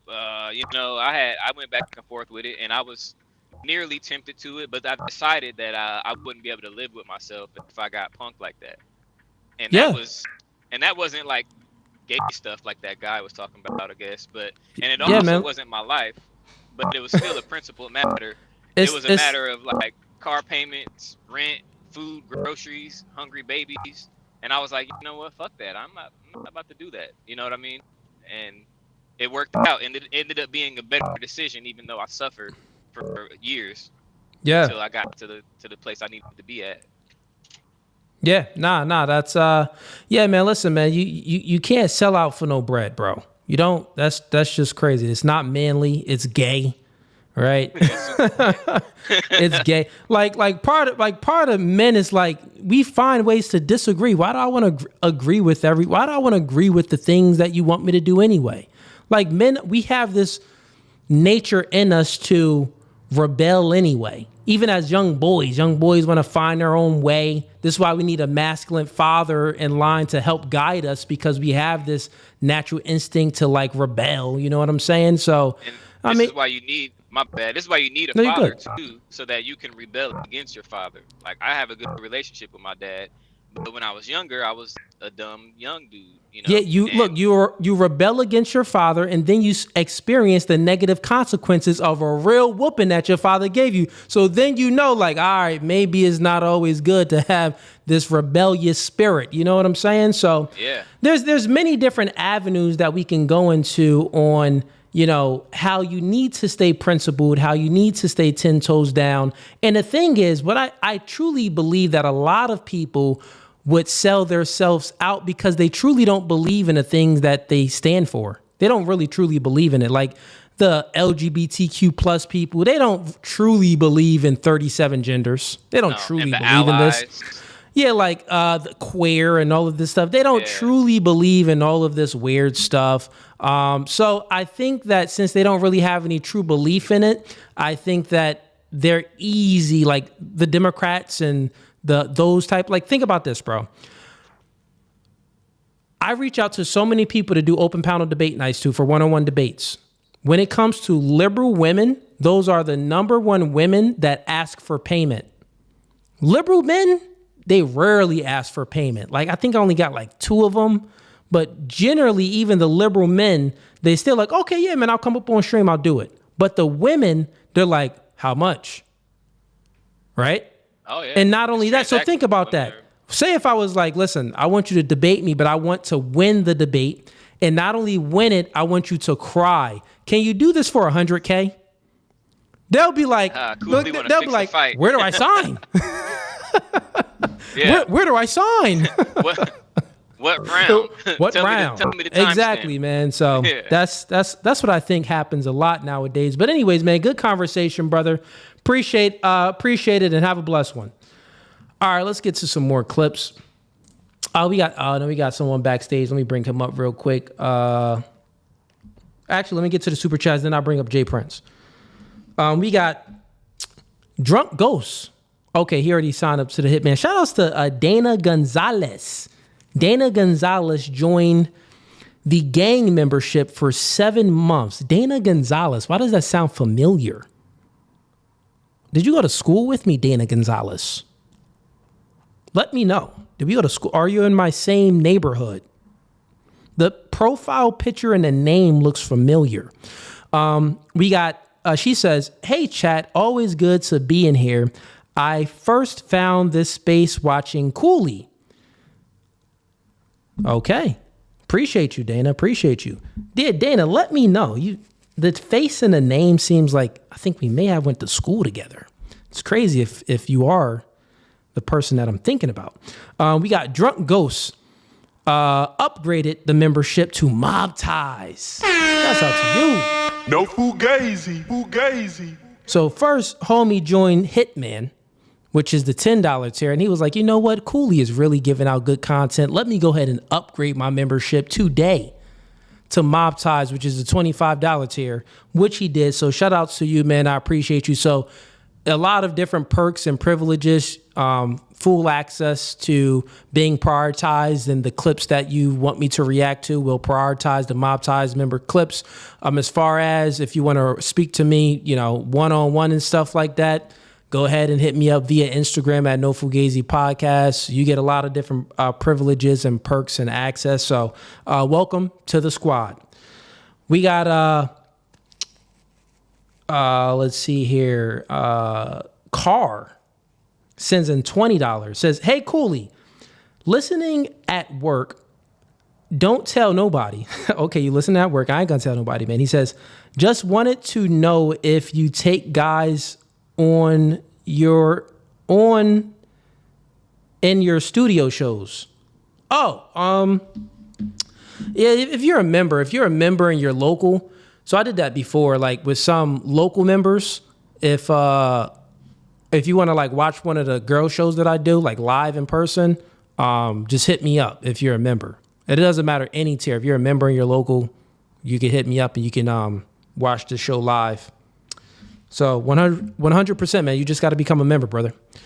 We got Uncle Tiger sends $5. He says, Kev was good. Kev was a good guest. I hope he comes back. Yeah, Kev was straight. It wasn't a debate. He had some questions for me. Kind of wanted to get a perspective on things, which I'm sure he was doing it for the audience too. Like maybe the audience needed to hear that perspective. So appreciate you, Kev. All right, so we got some more clips to react to, but let's bring up Jay Prince real quick. All right, welcome to No Fugazi Podcast. State your name and what do you want to debate about? Jay Prince for president. I want to debate the Charlie Kirk plan. Okay, Jay Prince, and what in regards to the Charlie Kirk thing? So there's a couple of items that I want to discuss. One of the things that went viral about what Charlie Kirk said was that if he had to get on an airplane and he seen a black pilot, he will not want to. It would give him a lot of second guess that. So I was wondering. Well, I'm like, did we debate this already, me and you? No. I feel like we debate. I think we debated never this. talked about Charlie Kirk. No. So when you were up here last, what did we debate about? We debated about me being proud of being on Section 8. Oh, you that dude? Yeah. Okay. All right. So you want to debate, and you want to debate on Charlie Kirk and the pilot. So give me your perspective on that, and what do you disagree with me? Okay, when it comes to Charlie Kirk, when he made that viral statement, I did my research and I found out of 11,000 plane crashes, it was not one black person that caused the plane. Well, that had that accident. They were all white. So, and then when I started realizing and learning about Charlie Kirkland. Well, let me ask you a question real quick. Is Charlie Kirk, not Kirkland? Yes, Charlie Kirk. This guy said Kirkland, like Frank Kirkland, man. This guy. So real quick, if you did research on how many plane crashes there were, and there were no black pilots that ever crashed a plane, did you do the numbers for how many white pilots there are versus how many black pilots? Because that would then give you the probability of why there were no black plane crashes.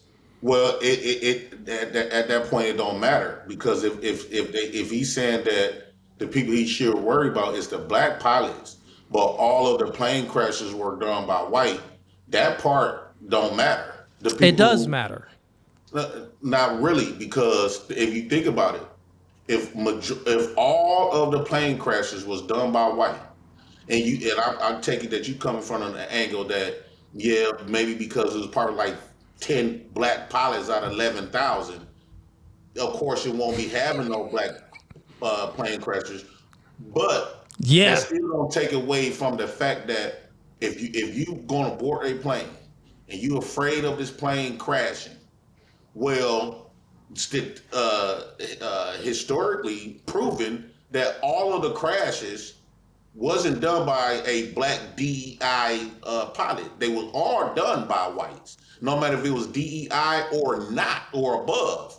They were white plane crashes that some people that have didn't just get put in because of minority benefits and stuff like that. So it seems like that didn't matter. They still had the crashes. I want to move to. Well, real quick, don't move. That's illogical. It didn't make any sense. I'll explain why. So you said that it seems that it doesn't matter that there were basically all white pilots that plashed a crane. They still crashed a plane, right? Right. So my question for you is, are you using this example, which is a poor one, to illustrate how black pilots are more qualified than white pilots because they didn't crash a plane? No. So what's your point of bringing this up? My point is bringing that up because he made a viral video of saying that to people that board planes, if you see a black pilot, be wary because you might get in a crash. And he completely act oblivious and ignored that all of the 11,000 plane crashes was not black. Do you know why he said it though? This equal opportunity stuff, it makes sense to the people that's on the opposing end, right? That tries to be this conservative. No, so he said it. So when someone makes a statement, there's a reason why they made the statement, right? Like most people just don't speak for no reason. They're speaking for a reason. They're saying something for a reason. There's a reason to what they're saying. So Charlie Kirk said, well, if I went on a plane and I seen a black pilot, I would question if the black pilot was qualified. His reasoning in the context he gave was DEI, diversity, equity, and inclusion, because these certain airlines would implement DEI and they wanted their pilots, and even not just pilots, but other members of their airline to be more diverse. They wanted to make it 50-50, like 50 of their staff to be more women and more different races rather than just white, right? Right. So if you are going to implement a methodology, a practice that is to prioritize gender and race rather than meritocracy, then the logical conclusion would be, well, are they qualified? Because if you're not prioritizing meritocracy, which is quality, we must ask if they are the most qualified candidates. Are you getting the most qualified candidates, right? So let me go ahead and play you a clip to give you some more context, because I do have a clip for this. And then let me see if this changes your opinion on it. Okay? Okay. Since you brought it up. And I was actually prepared for an individual like yourself that would say something like this today. So I'm glad you did. Give me 1 second here. It's going to be pretty quick.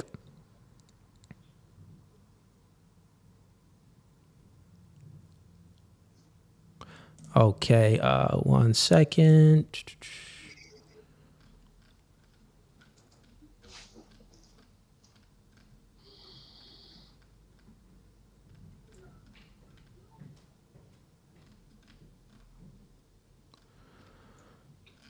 One moment here. Almost got it. It is right. Is this it? Nope.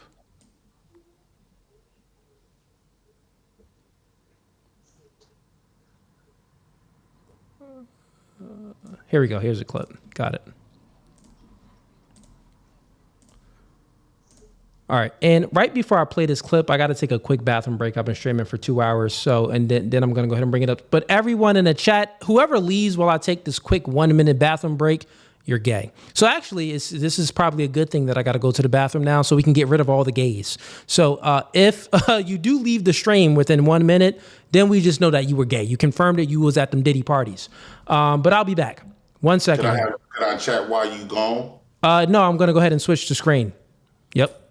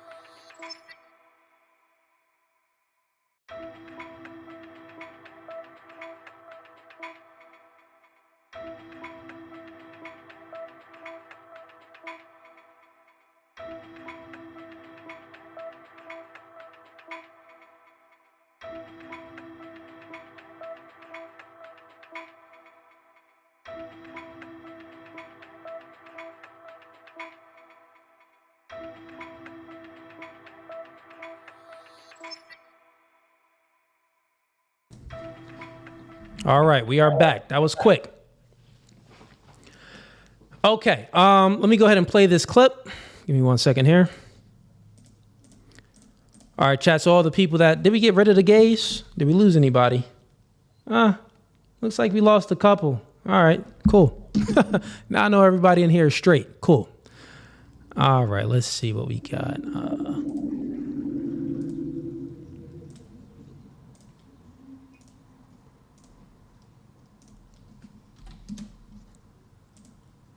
All right, chat. So here's this clip I'm going to play real quick of Charlie Kirk explaining and also responding back to the thing that he said in regards to, black pilots. He would question black pilots if they were flying a plane. And then, Jay, I'm going to go ahead and get your perspective after we watch the clip. All right. This is going to give more context.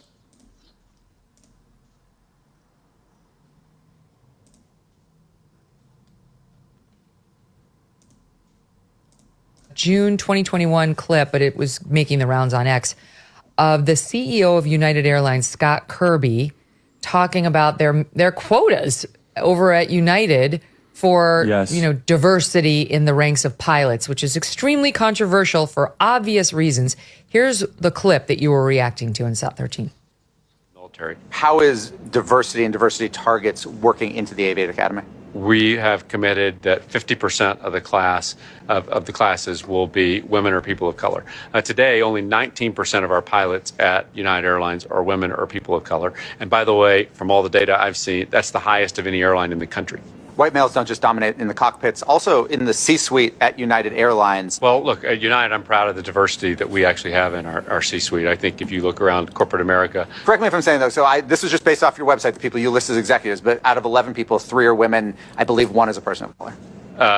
That's correct. But, in corporate America, I think, That's a low bar. How do you raise your own bar? Well, a lot of this is, focusing on it. We have programs one of the things we do is for every job when we do an interview, we require women and people of color to be involved in the interview process. People freaked out because you said the thing that you're not supposed to say, but that's what you're known for. Here he is in SOT 14 on Charlie's show. I mean, you want to go thought crime? Like, I'm sorry, if I see a black pilot, I'm going to be like, boy, I hope he's qualified.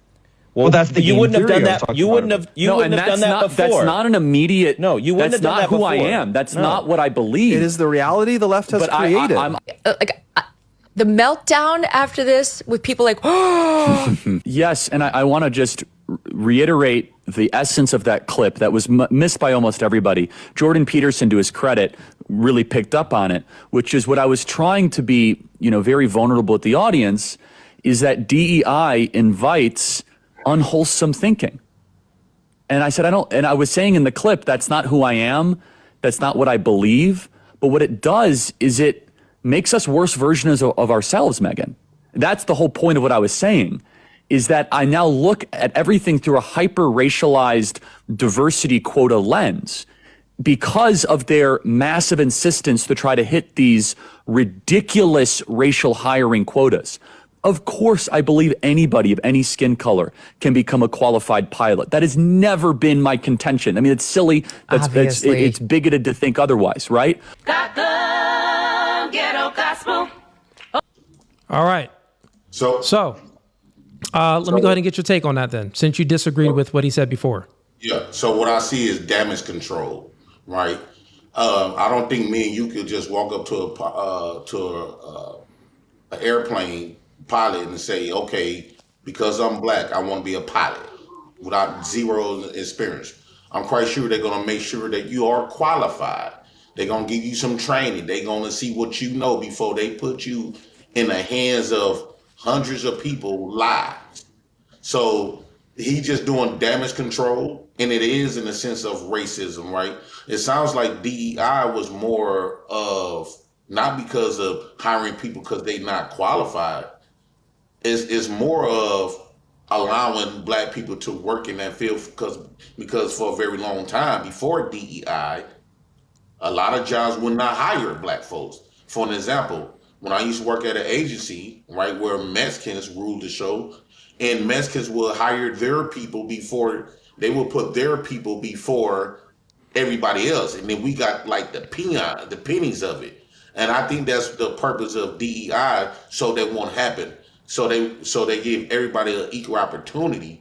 It don't mean that DEI simply means that these people don't know how, or you don't need to be qualified just because you black or you a woman. No, I'm quite sure you still got to show the same credentials and the same amount of experience and have the skill to be able to perform this duty. Okay, so let me ask you a question. If the NFL wanted to implement this and they wanted more running backs to be white, would you trust the running backs that they start to hire to be as qualified? Yeah, when I see football players, we got white and black, Asian, everybody. I look at them as a team. I don't say, oh, that person white, he's not qualified. No, I said running backs. To me, it don't matter. It could be a running back. I want he part of the team. A lot of people football favorite black favorite quarterback was Brett Favre. No, I'm talking about running backs. I'm saying running backs for a reason. Yeah. I'm saying running backs for a reason because historically, black people filled those positions and always filled those positions historically. Not all, but the majority of running backs are black. But it's for a reason because black people happen to, run faster, stronger, and just be better in that position on juking ability and having the skills than other races. So if the NFL was like, well, we got all these black running backs, right? But we need to be more inclusive.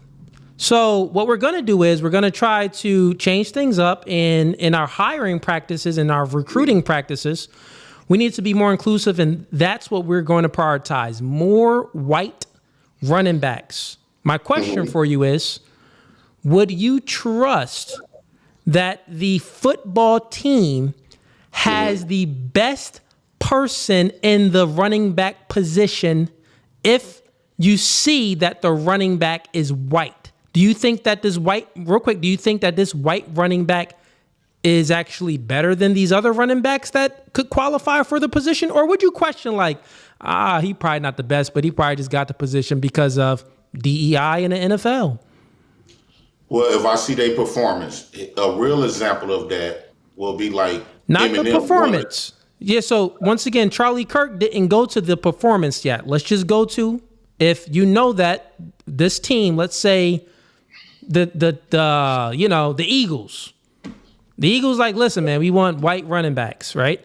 And you don't see the guy performance yet because, once again, we don't see the pilot performance. Charlie Kirk didn't see the pilot performance. He's just saying that if he just sees the pilot, right, that the pilot is, black or just another race rather than white, he'd probably question, is the pilot qualified or as qualified than some of these other white candidates due to DEI. So my question is, just to reverse it on the NFL when it comes to running backs, would you question this white running back's qualifications over these other black running backs?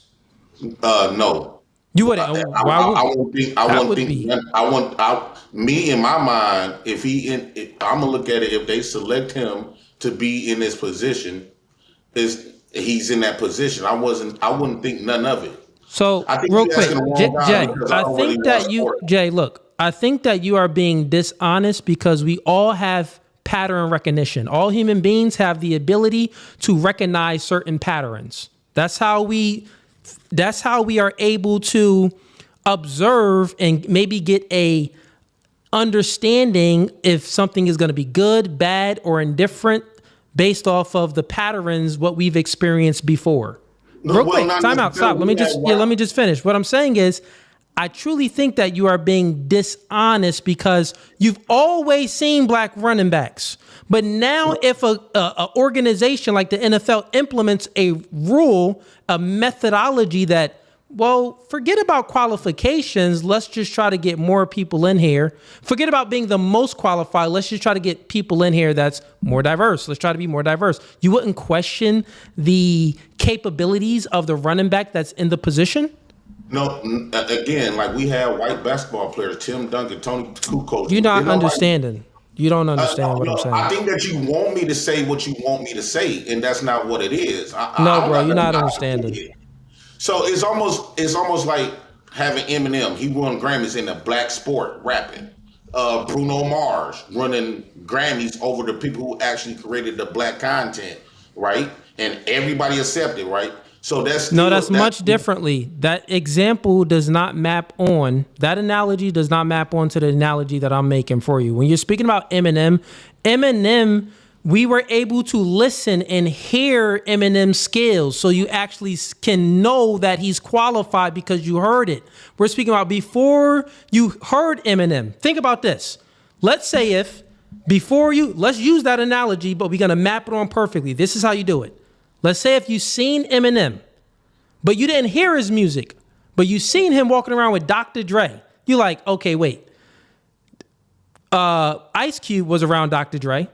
Snoop Dogg was around Dr. Dre. Some of these rappers that have great skills and was doing it for a while What is this little white boy doing around Dr. Dre? You really not going to believe in this little white boy until you actually get to see his skills. That would be your true answer. Yeah, I get where that would be. Would that be your true answer? So without hearing Eminem, would you believe that he's as talented as he would be from your pattern recognition from seeing Dr. Dre with all of these black people? No, here's my thing. And my honest opinion. Answer that though. Don't obfuscate off. I hate when people control what I want to say. I'm not trying to control. I just want to answer. Go ahead. Okay, so if I see him with somebody like Dr. Dre, I don't think Dr. Dre is gonna put. I think everybody that comes around Dr. Dre, they got to be some sort of some. They got something behind him. He's not gonna put no loser. Ain't no loser or can't rap or can't do nothing around Dr. Dre. So I trust Dr. Dre based on his like from your pattern recognition. From their pattern recognition. So I know for a fact they won't put no loser around. So now, but what you have to do is you have to compare the white man. You never heard a white man rap and stuff like that. Yeah. You have to compare that to your other pattern recognition of seeing and hearing all of these other black men rap that was under Dr. Dre. So would your pattern recognition tell you that without hearing Eminem, that he's going to be just as good as Snoop Dogg or better? Or would it tell you that, he's probably not going to be as good without hearing him? I agree. So I don't look at no white rappers or singers as greater than the blacks because black music. You proved my point. You're proving my point. Listen to rap and stuff is a connection from blacks, right? That white man can't speak the pain of what rap is all about. But rapping and flying a plane is two different things. But right? no, rapping Jay, is more solely based in the black experience. Yeah, Jay, but flying a plane is not. I get what you're saying, Jay. It's the same logical entailment. So the logical entailment is this. Let me explain for you and maybe the audience that have low IQ and missed it too, right? Because now you just admitted to it, right? So the thing is, when I said that if pilots, most of them are white, because one, there's just more white pilots, right? But then you implement a methodology and a system that's in place to prioritize being more diverse. It's like, okay. Let's just put that there. Let's not put any mental in it at all. That's what's being implemented. With rappers, most of the rappers, if we're speaking about in the Dr. Dre and Snoop Dogg era, and even when Eminem was coming up, most of the rappers were black, right? Right. But if you implement a methodology and a practice and a system to get more white rappers in, you didn't see the black pilot fly yet. You didn't see the white rapper rap yet. Even within the NFL, within the running backs, you didn't see the white running back in the NFL on the Eagles. You didn't see him run yet. You didn't see his skills. But what you do notice based off your pattern recognition is most pilots are white, most rappers are black, most running backs are black. If there's a system to make it more diverse, your pattern recognition would raise a question in your mind to say, well, is this running back that's white, is he going to be as qualified as the black running back? Is this white rapper, is he going to be as qualified and as good as the black rapper? Is this pilot is going to be as qualified and as good as the white pilot? This is something that you would question, and you just admitted it to it. That's the end of the debate. That's all. That is all Charlie Kirk did. No. I want to clarify what I'm saying. When I look at a pilot, end of the debate.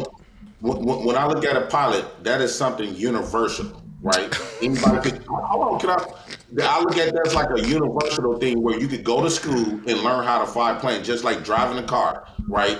Whereas if I look at a white rapper, I'm gonna view him as a culture vulture, meaning that rapping is not for whites. It's not. It's really black men and women who experienced trouble, slavery, or Jim Crow. Bro, listen. What you just said is racist. What if a white man? What you just said is racist. What if a white man said, black pilots are not for black people. This is a white thing. We invented these planes. This is more of a white thing.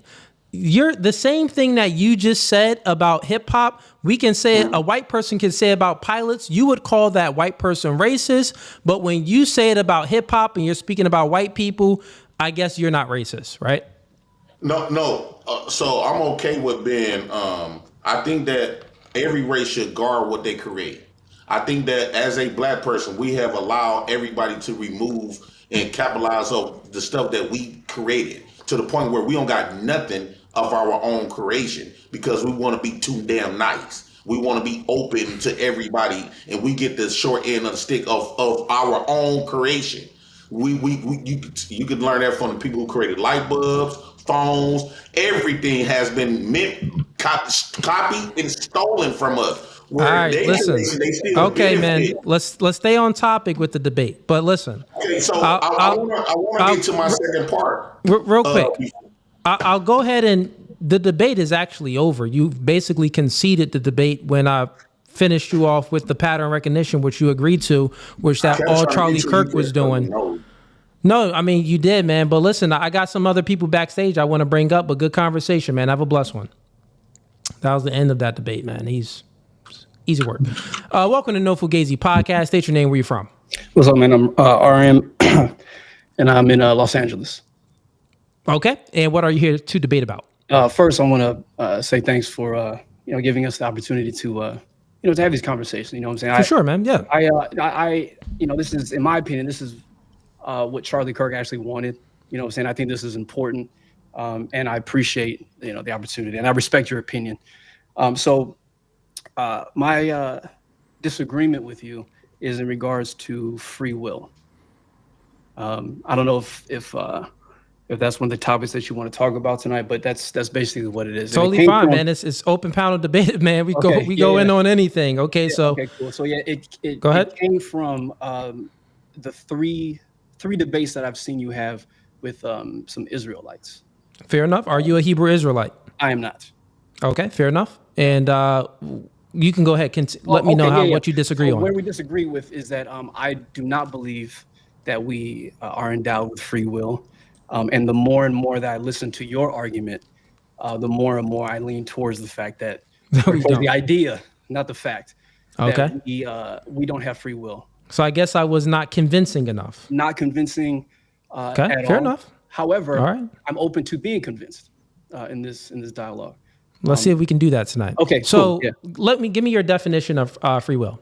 So my definition of free will is contingent on the definition that I read through Oxford, Merriam-Webster, and again, quite frankly, what I interpreted subjectively from your definition of it.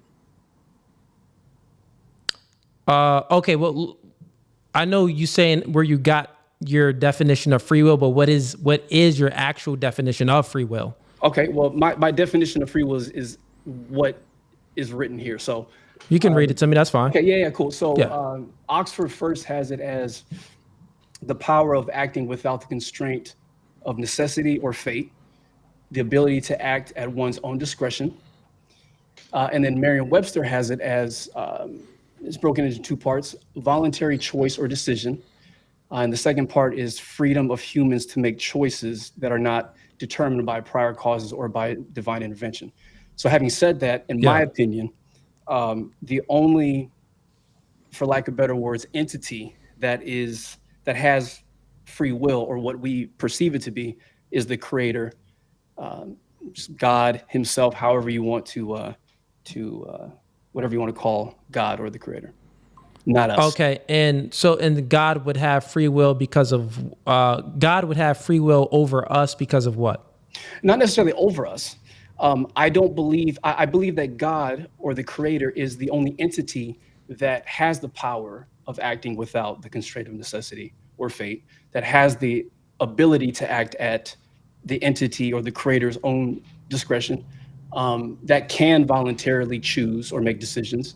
and has the freedom to, if you want to call it make choices, do things that are not determined by prior cause or by another divinity intervention. Yeah. Okay, I would agree to that. I would say that, well, since in my worldview, God is not bound by time, space, or matter. I agree. So there isn't anything that we can even construct in our mind or a concept that we have mentally to even map on what can constrain God if he's not bound by time, space, or matter. So, yeah, I would say that, well, if you're looking at it that way, I can say that, well, I can agree to that extent. Then it would be a hierarchy to things. It would be a hierarchy to free will or how free you truly are. Since God is the creator, we're not ever going to be as free-willed as God. But, and one of the also reasons would be, do you believe in objective morality? Sure. Yes. You believe that God sets the standard of what's good and bad?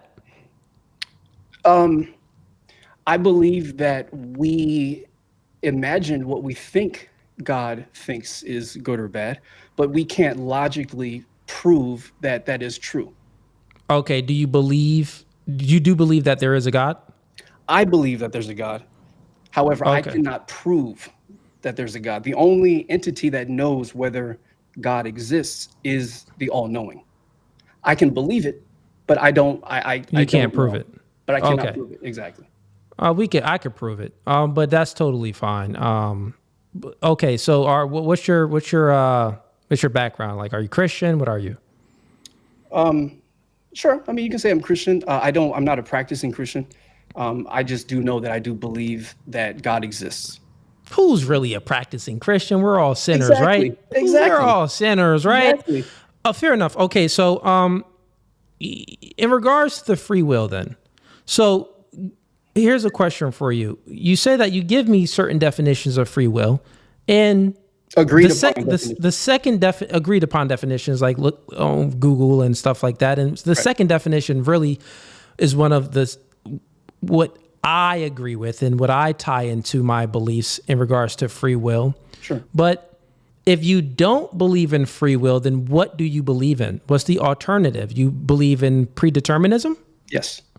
Okay, so and just so we're for context, I wasn't privy to that until I listened to your debates, mostly when you were talking about relating it to somewhat of a movie, in particular Matrix, and I found it not only slightly contradictory based off of other things that you said, but it was kind of ironic with what you were saying in regards to who you were sitting next to. Because I'm assuming that you were assuming the role of God. So do you want me to refresh your memory with what that debate was, or? No, man, I did so many debates about it, and it's fine. Okay. I'll take what you're saying as believing what you got from it, your interpretation of the debate as being accurate, and why me and you are debating, if there's anything that's inaccurate with what you presuppose that I believe about free will, then I'll just correct you.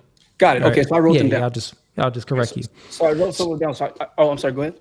No. Since you wrote some down, go ahead. Okay, so what I wrote down is I wanted to first try to, I guess it's called steelman your position. Good. So Go for it. I wrote some stuff down. So what was apparent in all three debates was your worldview is like this. So will can be strong enough to supersede influence, thus make our own choices. We can choose to do things at our free will. Influence creates thinking, thinking creates behavior. Again, our will can supersede our actions and influence. God knows the beginning and the end, which to me is a form of predeterminism. And God sets the standard for morality. God is outside time, space, and matter. And what stuck out to me the most, and then I'll hand it over to you, is and real quick, I can see how your notes is taken. I can see how it can be contradictory. Okay. And so I see what you're doing there. So, and I'll explain and give you more context. But go ahead. Cool. And then the last one was this one that stuck out to me the most. Yeah. Is, and again, correct me if I'm wrong, but your evidence for us having free will is dependent on the fact that we can choose to obey or disobey what God or what we assume God wants us to do. That was kind of the one that really stuck out to me the most. Got you. So you said my evidence is the fact that we can choose to obey or disobey the things that God wants us to do. Or doesn't want us to do. Doesn't want us to do. So that would be, we can be at odds with the Creator. And for you, that wouldn't be an example of free will? No. Okay, fair enough. What would be an example of free will? The ability to act without the constraint of necessity or fate, the ability to act at one's own discretion, the freedom to make choices that are not determined by prior causes or by divine intervention. Okay, I'm sorry. Okay, so you're just reading the definitions off of Google. I mean, yeah. Okay, but you're not giving me like an example of it. That's okay. So let's just get down to I'll give you an example. Give me an example. Go ahead. Of how we cannot do these things.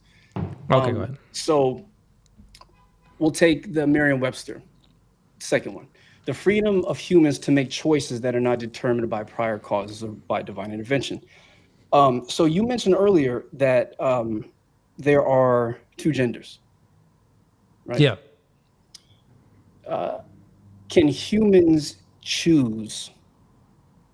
Can they will their way? Can they choose to be a third gender? No, you are what you are created. Okay. So here's my argument, right? So God is the creator. And since God created two genders, male and female, there's certain things that's fixed. There's certain things that we don't have the ability to change, even if we wanted to change it, right? So that's there. It's fixed into our reality. When I speak of free will, in my definition of free will, it's based off of having the ability to choose, right? Now, when I say free will, your free will can be taken away from you. If I see you on the streets and I punch you in your face and I tie you up and put you in a car, your will was that you were just walking to the subway to get something to eat. But I went ahead and restrained you from your own free will, physically stopped you from acting out your own will. That can happen, right? So that happens all the time, where a force can come into place that can restrict your movements, restrict your will, take your will from you. This does not mean that even though someone is physically holding you down, when we say that will is just not the action, but it is also what you have in your mind, right? So if I see you on the street, I knock you out, put you in a car, tie you up, you can't do nothing. I hold you hostage in a cell, tied up with no food, no water, no anything, right? You can be like, listen, life is over. There's no hope. I'm just going to go ahead and die. I'm not going to try. I'm not going to scream. I'm not going to ask for help. I'm not going to negotiate with them. I'm not going to do anything at all. I am defeated. I succumb to the physical restraints that I am in.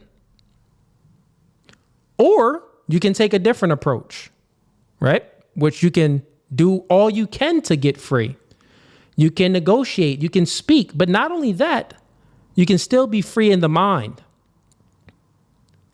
Although he has my body restricted, he does not have my mind. My values did not change, right? My values did not change. The things that I believe in did not change. My motives and the things that built my character, these things did not change. He can have my body restraint, but he never has my mind. He never has my beliefs, my thoughts, everything in there. When we speak about slavery, I don't know if you're a foundational Black American, but I am. My ancestors, my great-great-grandmother was a slave, right? So therefore, that generation of my life, they were in bondage, in chains, physically forced into labor, physically forced down, but they never gave up mentally. If they thought they were a slave, we would not be free today. If they all thought that they were a slave mentally, their will would not have superseded their circumstances. This is an example that we do have free will. Although, I'm giving this extreme example to paint a picture. So although you can be physically restrained and can't move and can't do anything, they can never have your mind. But once your mind goes, you're out of there. They got you. Not only do they got your body, they got your mind too. It's over for you. So that's what I mean. That's an example of free will, how it is just not the body, but it is also the mind. Okay. Don't really understand that, but I'll grant you that. How don't you understand that, though? I'm going to explain. Okay. So are we just of the mind, or are we body and mind? We are both body and mind, but the mind... Since in my belief, if you're a Christian, you should hold this same belief. The body is a vessel that's going to die, right? This body, you're going to die, bro. So even though you may not want to die, at some point in time, you are going to die. You don't have the free will to live, to stop the body, to live forever. Right. We have the free will is in the mind, actually. That's where it really comes from. We have the free will that mentally, our mental strength can supersede our circumstances in our life, whether if it's negative, positive, or indifferent. Yeah. Okay. The way I interpret it, and the way that I got that, and I respect it, but that to me would violate some laws of logic. Sure, go ahead. The fact that if we are both body and mind, you're saying that we have free will, but we don't. So that's, what is that?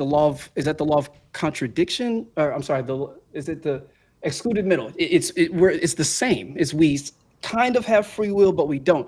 The way that I see it, and the reason why I believe that God, it's not that, right? Because when you're speaking about, okay, I'll let you land your plane. Go ahead. Yeah, sorry about that.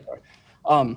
What I'm saying is that God, from my interpretation, there's no right or wrong answer, isn't subject to anything that you just said that we would be subject to. For instance, we are subject to the creation itself.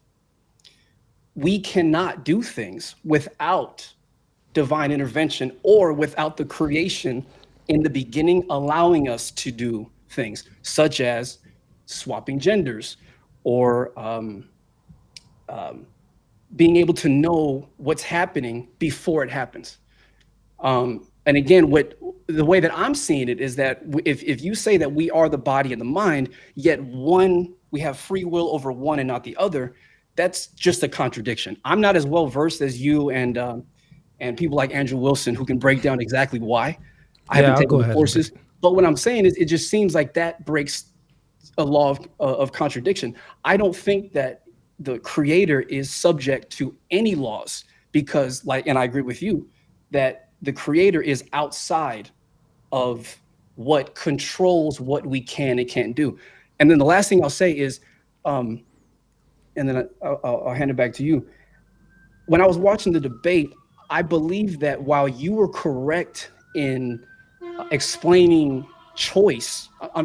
control a lot better than your three opponents, I think that there's a difference in what they were trying to say and they just weren't eloquent enough to say it. I'm going to attempt to do it. I think the control that we are subject to is what the creation allows. We can't do specific things, so therefore we are controlled by what we can do. I don't believe that we're controlled by a video game like in a video game setting or a puppeteer sort of thing. I believe that we are limited to what we can do. The creation controls what we can do. And God is not controlled by that because God is outside of that. Like, you mean in that it's boundaries of things that we can and things that we can't do. Right. Yeah, for sure. Like if we wanted to, like if there is, and if you truly believe that there is a heaven or that there is a heaven, we can't just like take our spirits from our body and go to heaven right now. So there's boundaries to there's limits to the things that we can do. Exactly. This is why when we're speaking about free will, it's good to ground it in regards to as it is on earth, not as it is here, right? In our experience here. Exactly. And this is why when it's grounded with the body and the mind, right? Right. So it's grounded with both. But you can't have both. One can't be subject to not having free will and the other can't. Is what I'm saying. It's a contradiction. Well, no, it's not. And this is what I wanted to say. It's not I like how you try to go to using the law of excluded middle. It wouldn't be that law of excluded middle, because when I say that, when I'm speaking about free will, it's we have free will to do things. So there's things that you can choose to do physically, and there's the mental state of where you're at now. As well. So you can be physically broken, but you may not be mentally broken. You can be physically restrained, but you may not be mentally constrained. You get what I'm saying? Constrained to a specific degree. Well, that's what I said. You want to go ahead and so it's silly to say, well, here's what I'm saying. I'll just say it clear. If your definition of free will is to be just like God, then that isn't my definition of free will. It's not my definition. It's the definitions. But that isn't the definition. The definition is not to be just like God. That isn't the definition. It doesn't say that, though. It says the power to act without the constraint of necessity or fate. I read it 3 times. So even when we're speaking about like fate, like meaning that like it's fate. It doesn't matter what choice you made. This is what's going to happen. Right. I agree with that. So yeah, I don't agree with that. Yeah, so that's something that that's something. No, that's something that I don't agree with at all when we're speaking about fate, and because it's the definition that is presupposing within fate, right? What fate presupposes that you don't have any choice, meaning that things are already fixed and you don't have the ability to make any choice. When we're speaking about, if you read the Bible and it says that God knows everything, this doesn't mean that God controls everything. He knows. Yeah. So listen, you can know everything without controlling everything, which means that your fate isn't fixed. But that's fate is only, that isn't Well, explain to me how you can know something without controlling something and having it not be, and having things being fate. If it's fate, it's controlled. Is that not the case? I'll explain. Okay, go ahead. Based off of your analogy, when you talked about the movie and the Matrix, and there's some irony in there too. So to answer your question, answer the question. I do not believe that we can know what's going to happen. I believe that the only entity, for lack of better words, that knows that, based off of what you said, is God. Yeah. So we don't have the ability to do that. So therefore, we are restricted. We cannot will our way to know what's going to happen next. We can't choose to know what's going to happen next. We are. So you're conflating something. Yeah. So you're conflating knowing. You're conflating knowing and making choice. Right. That's what you're doing. I'll get into that. I swear I'll get into that real quick. Go ahead. It goes into your matrix. So the scenario, for those who didn't see it, the scenario is you're watching the Matrix with someone who is amazed at how the person or how the entity next to them, which I'm assuming is God, knows exactly what's going to happen. No, it isn't God. So you see, you got the example wrong that I gave. Even you, that's fine. Okay, let's just say it wasn't God. You want me to? I can go ahead and give the example, but let me explain how I interpret it, and then just prove. Then if I'm wrong, I'm wrong. But let's just say it's not God. Let's just say it's not God. Yeah. So this person is amazed, like, wow, how do you know this? So they're under the assumption that what's happening is an act of is in the realm of free will. How do you know what's happening? We can't comprehend this. How do you know? And your response was, which is the irony, is that the person next to you is ignorant to the fact that this already happened. So my question to you is, can Neo... You got the example wrong, but answer your question. Go ahead. I mean, ask your question. If the movie is printed, it's on DVD, VHS, whatever. Yeah. Can Neo do anything different than what Neo is going to do? In fact, I'll even take it further. Can the camera angle do anything different? So you got the example wrong. Okay, well, am I wrong about that? Yeah, you're wrong. So Neo can change. No, you got it all wrong. Okay. You got the entire example wrong. I'll go ahead and give you the example now. But first, and I'll internally critique it. Yeah, let me also preface it with this though. So once again, when you're looking at free will, the way you're looking at it is like, well, if we're not bound, if we don't have the same abilities as God to not be bound by time, space, or matter, then therefore we don't have free will. So real quick, what you are comparing is free will to God, to have just as many capabilities as God. The comparison in the debates that you watch was free will versus predeterminism, right? So which is, well, you have the ability to make choice, physically to make choices, and you have the ability to have your mind to never give up. Definitely right? or indefinitely? What do you mean? Which part? Physically or mentally? Both, definitely or indefinitely, because I believe that God definitely is not bound by anything, therefore can do whatever God wants.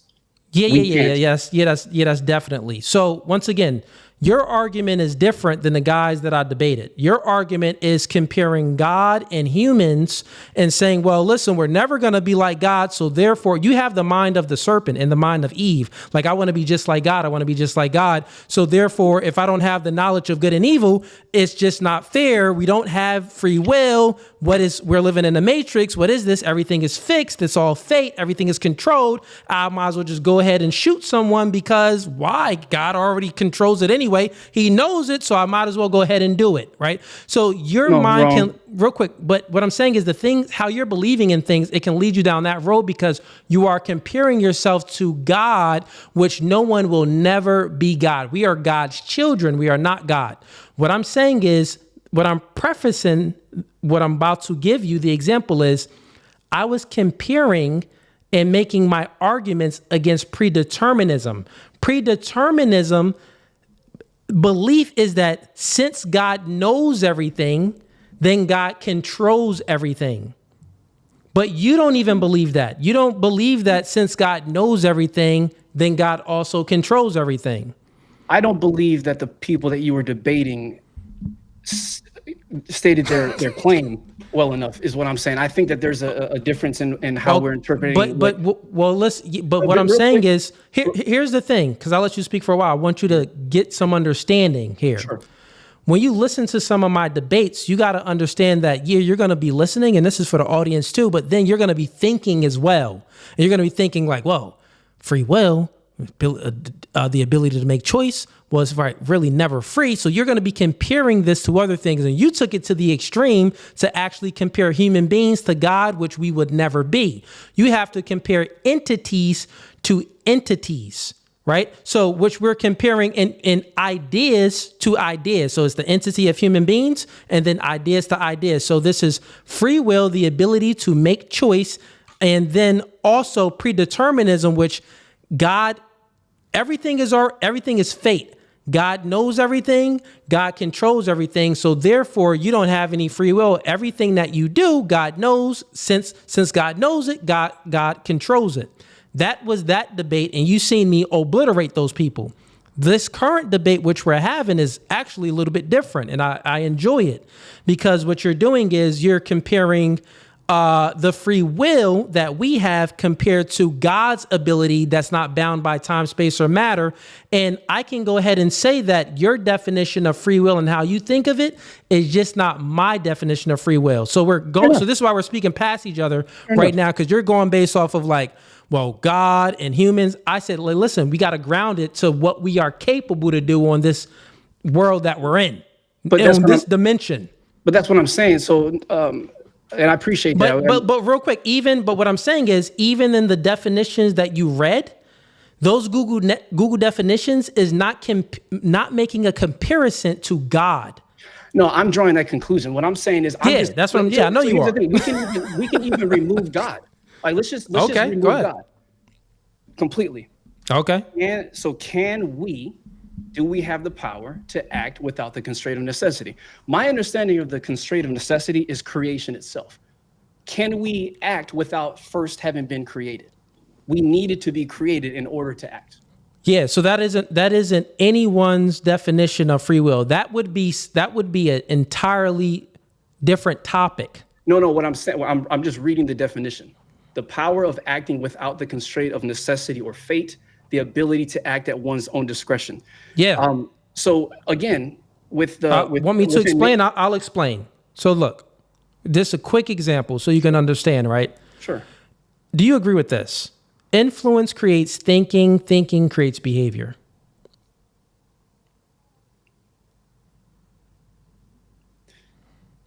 To a certain degree. Yeah. Well, but for the sake of discussion, yes, I'll grant that. No, not even for the sake of discussion. Don't grant it. Actually try to think about it. I'll give you a little time. Yeah, influence creates thinking. Thinking creates behavior. Yes. Influence can be external or internal. Yes. I influence external, internal. Yes. Right? I agree with that. Yeah. Now got it. Free will hovers above. Free will hovers above. So free will is the how can I put it into words? It's the ability to grasp onto a concept, an idea that did not come from your own influence, did not come from an external influence. So it wasn't internal or external. It's to make the choice by still choosing what you're influenced by. I'll say this. Here's the example I'll give.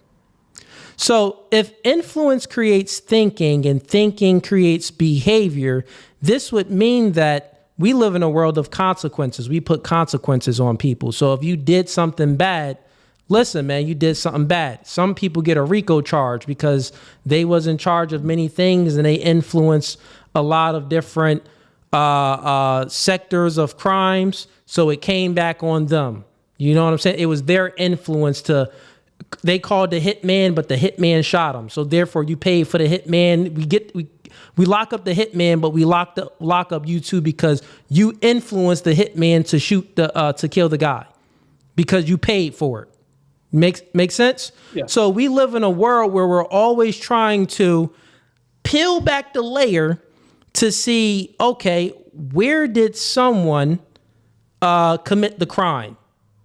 And even when people do certain crimes and things, we always want to see, well, what were they influenced by? Look at Charlie Kirk died. We're like, well, what was his influence? What was Tyler's influence? Yeah, radicalization. He was pro LGBTQ+. He had a boyfriend that was transitioning. Okay, and this was against Charlie Kirk's beliefs, so it was two opposing views against one another. So this was the influence of why he probably killed him. Right. We see that, right? But when you speak about influence, the reason, if it's the case that we don't choose what we are influenced by and that we are just influenced by it without choosing, this would mean that no one would go to, why is there a hell? Who is there to blame? God would then have to blame everything on Satan because Satan influenced Eve and then Eve influenced Adam. So no one, all sins are forgiven. Satan is the only one that goes to hell. That isn't how Christian ethics work. That isn't how me and your beliefs work. That isn't even how the world works either and how we constructed law and order. That isn't how it works. The thing is though, we know, philosophers know that we do choose what we are influenced by. That's where the choice is. That's that free will. Think about it. You actually are choosing what you are influenced by because you are susceptible enough to be influenced by it. If you are susceptible enough to be influenced by it, therefore it was a weakness there.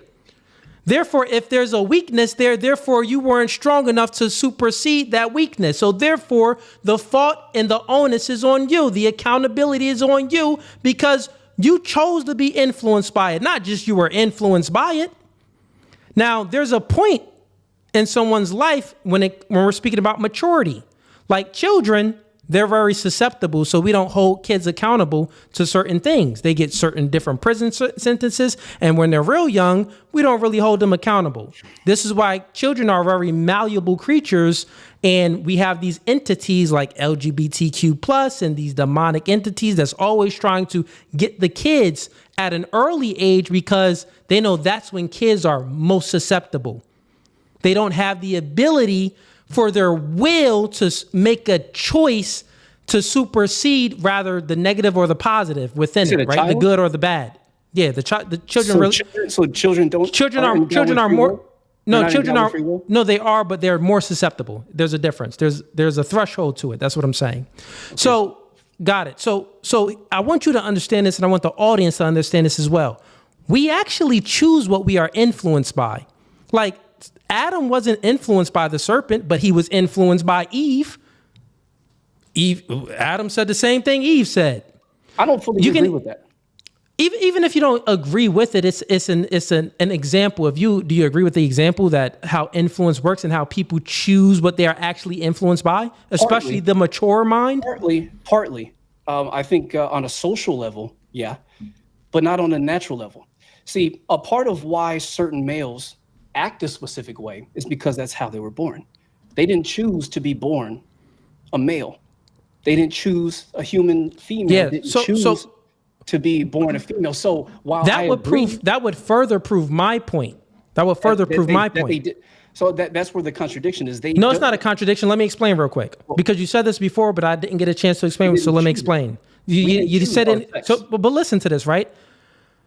Then how do you explain people that want to transgender? People that are transgender. So let me preface this with this.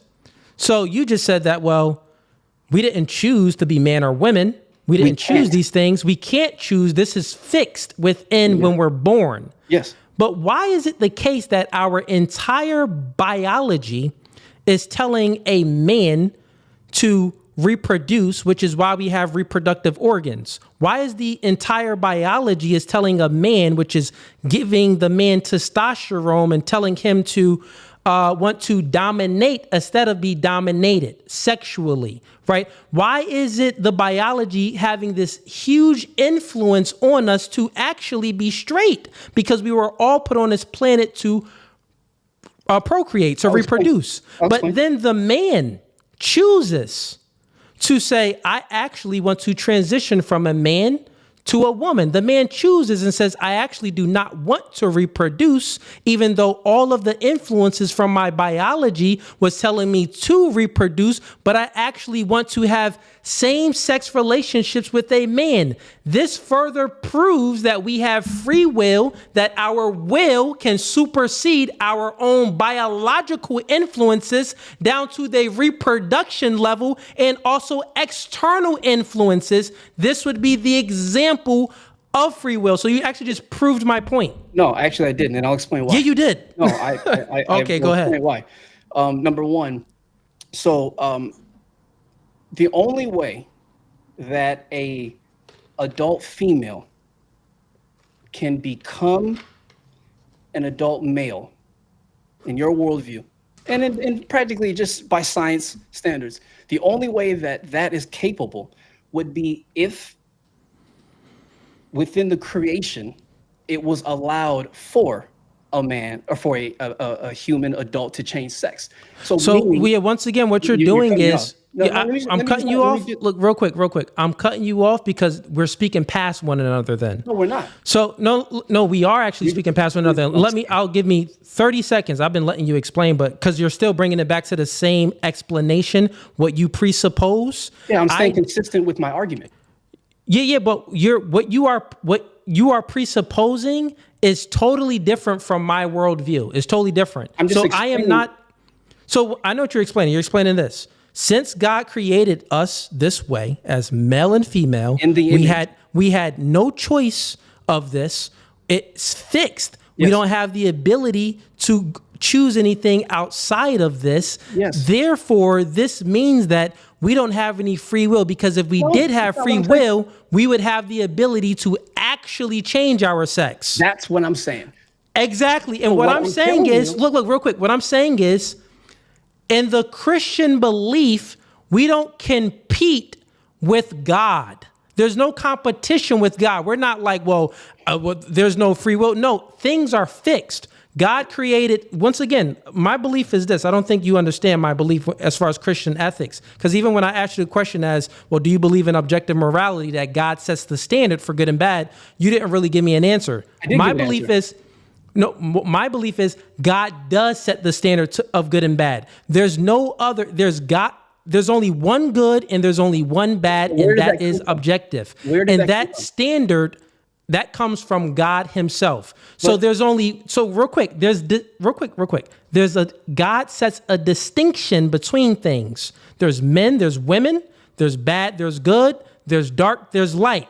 These are things that is fixed. There's unchangeable within the world and the realm that God created us to live in. This, if you are saying that, well, then that's not free will, because I want to be just like God and create my own good and bad. I want to be just like God and change my own sex. I want to be just like God and create my own stuff. Then therefore we don't have free will. But that is what you're saying, RM. No, what I'm saying. And real quick, is RM your real name, or you have another name? It's my first and middle name, just condensed. Okay, RM. Okay, so what are you then saying, RM? Basically, what I'm saying is this. I'm trying to stay very concise. Okay. To me, we either have free will, meaning we can act at our own discretion. We can make choices that aren't determined by prior cause. And I explained this with the whole LGBTQ plus movement. And we agree that cannot happen. So what I'm saying is, I don't know if it's we agreed that it does happen, because But you can't, on one hand, say that it does happen. You either think that a male can become a female, or you think that a male cannot become a female. Just because they can imagine. It's not a think, but they can't. No, they can do it. They no. You're missing what I'm saying. I'm saying their entire. Yeah, listen, influence creates thinking, thinking creates behavior. Free will hovers above, and we utilize it's a will. This is why we say, I have more will than you. I was more determined than you were, or you were less determined. You had less will than another person. So it's free will. Free will hovers above the influence creates thinking, thinking creates behavior. What I'm saying is, it's not just influence socially. It's also influence from biology. So listen, RM, you're misunderstanding me now. Real quick, let me break it down another way then. Sure. We have internal influences, which is our biology. We have external influences, which is where we were born, our family structure, our society, our living situation, the things we watch on television, social media, nature. All external influences. The external influences, we don't have the ability to control them. But some of them we do have the ability. Nor do we have the ability to fully not allow it to influence us. Well, that's where you're incorrect on. So that's where you missed it, right? You just said, nor do we have the ability to not have that influence us. Yes. I just gave you, real quick, and that's what I'm trying to tell you. I gave you a great example when it came to the LGBTQ plus movement. The man, right? His entire biology and internal influence is telling him to be heterosexual. Our body is created with reproductive organs to reproduce. He's going against his biology, right? The man would go against the biology prior to social media. Look, gays haven't just been around since social media been around. Gays haven't just been around when the internet was around. There was always gays. Read the Bible, Sodom and Gomorrah, there was always gays. So meaning that there was always influences externally and influences internally, and the person What's the one of the most biggest influences for a man is to be straight, because we're all created to reproduce. The man actually chose. This is a demonstration of free will. He actually chose to not be influenced by the most powerful thing that's telling him to reproduce and to be a heterosexual male. He actually chose to be gay. And then we take it a step further.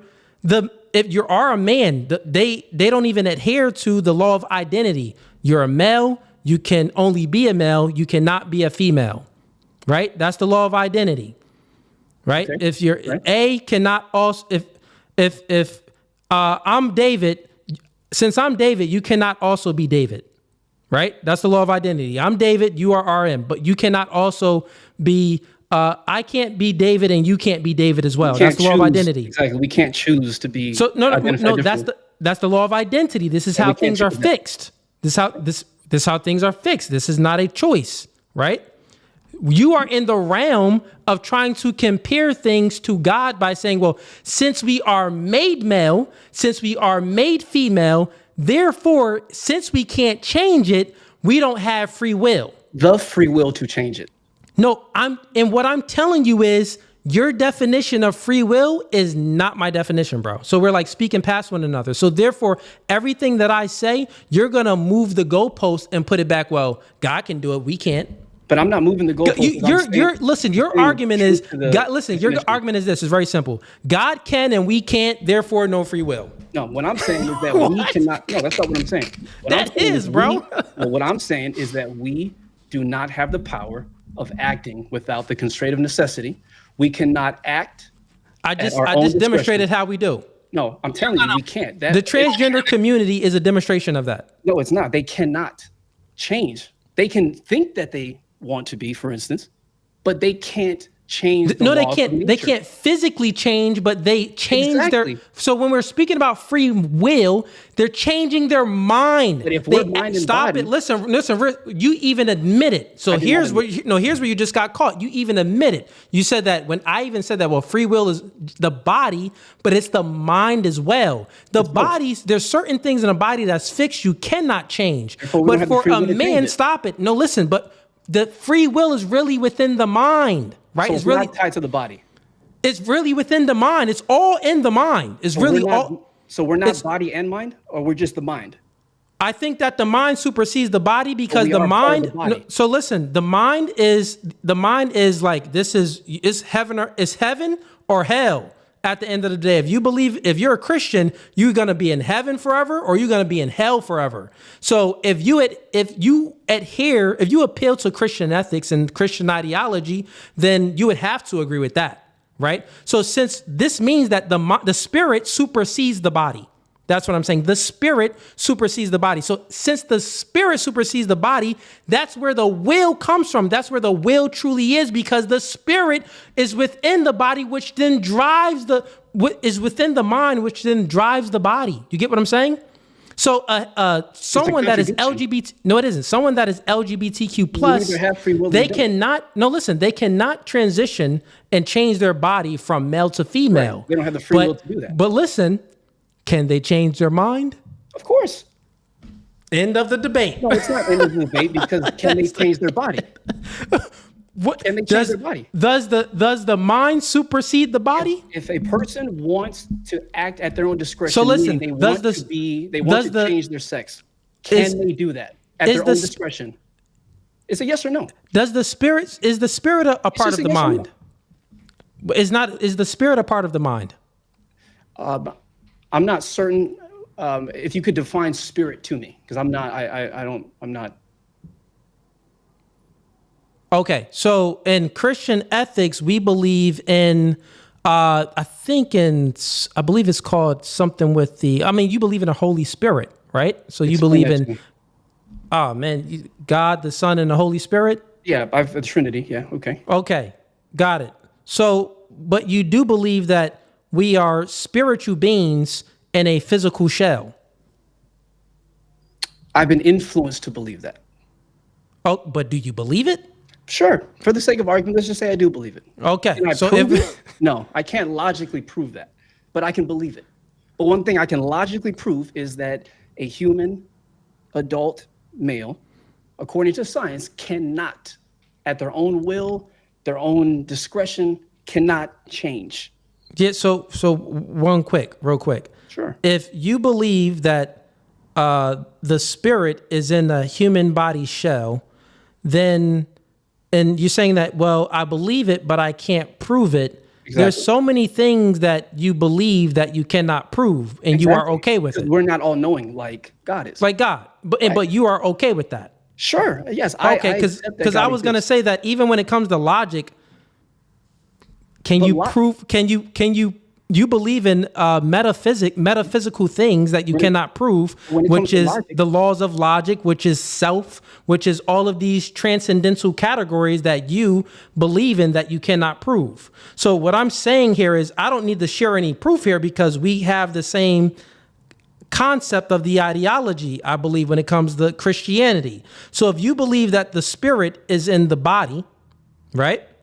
And if the spirit is in the body, then we know that the body does not go to heaven or hell. We know that the spirit goes to heaven or hell. We think we know that, but for the sake of argument, is that the belief? That's what we're influenced to believe. Oh, fair enough. Therefore, with that being said, thinking. Therefore, with that being said, does the spirit supersede the body? I cannot act. Even though I believe it, you cannot prove it. Exactly. We can't. Okay, but we can just got it. For the sake of argument, we can prove. Is that for the sake of argument, act at our own discretion. We can prove that. We can prove that a human is not free to make choices that were not. But you can't even prove that. Yes, I can. You can't. Listen. No, you can't. We just no one. Listen, no one discovered it yet, right? So possibly, but then do you? Yeah, you can say no one discovered it. So listen, what I'm saying is, here's where you're making a fatal mistake at. That means that it can happen. Here's where you're making a fatal mistake. Let me just land my plane. We can do it. We just maybe not have discovered it yet. I get what you're saying. Creation allows it. We just haven't discovered it. So what I'm saying to you is the only way, as we know right now, and since it's been for 2,000 years or however long the Bible goes, wherever you think it is, since then, a human cannot choose to, for instance, again, going back to it, change their identity without it being possible in the beginning, or if divine intervention happens, God says, you know what, it can happen. Until we can do that, we can't have free will. We don't have free will until we can do that. Yeah, you just made a fatal mistake, right? And here's what you're doing again. Here's what you're conflating. You're conflating two things. Sure. So when we started the debate, I made a clear separation of body and mind, which is spirit and the flesh. I made a clear distinction between the two. Yeah. You just stated that if the body dies, but the spirit does not, the spirit either goes to heaven or hell, we would have to say that the spirit supersedes the body. That is true. That's the logical entailment of that. If the spirit supersedes the body, when we're speaking about a person that wants to transition from male to female, they can't do it physically, but they mentally, they believe. Wait a second. Can they mentally change to a female? If they're male? No. We're not talking about mentally. No. Listen. We're speaking about the belief. What they believe. But it's not true. I agree. It's totally not true. But stop it here. What I'm saying is this. What they believe, right? The things that they were influenced by, which was the biology, which was telling them to be a man. Right. They totally wanted to disregard those influences. You're arguing for their position right now. No, I'm actually arguing against it. Let me land my plane. I think that you keep on trying to insert things that I'm not saying, right? So I'm going to say it again. Sure. They're influenced by, once again, free will is the ability to make choice. Influence creates thinking, thinking creates behavior. Free will hovers above the influence, meaning that you can choose what you are influenced by, or you can choose not to be influenced by it. Mm-hmm. Some people are susceptible by internal influences and external influences, so they choose that. Since the man The strongest influence within his body is telling him to reproduce and to be a man and to be heterosexual, but he chooses to go against that, against the biggest influence, the main influence, his biology. One can only ponder, how was he able to make that choice without free will? Because we have the ability to imagine. We have the ability to think what we want to think, but that doesn't make it true. But what I'm saying is, you just proved my point with what you just said. Because he has the listen, real quick, stop it. Because he has the ability to imagine things. Listen, what I'm saying is very simple. Since we have the ability to operate, read the definition again. Which one do you want? It could be anyone, because I'm going to defeat them all right here with the LGBTQ plus movement. The power of acting without the constraint of necessity or fate, the ability to act. Okay, got it. So think about this. You got your fate is your you can say your biology. Time out. The fact to act within discretion or anything like that, we can say all of these things are. Hold on. Real quick, the biology. Say the fate part of it again. Yeah, so the biology, all of these things within the biology, we can say that all of these things are fixed in there, right? Fate. All of these things are fixed. They're fixed. You can't change it. Like you can't change. You can't. Yeah, once again, you can't change having an XY chromosome and having an XX chromosome. You can never change that, right? Without the fate. No, can you ever change that? Yes or no? My sound went out. One second. No, I can hear you, bro. Your sound didn't go out. You mean you can't hear me? Yeah, my sound went out real quick. No, I can hear you now. Yeah, my bad. It cut off.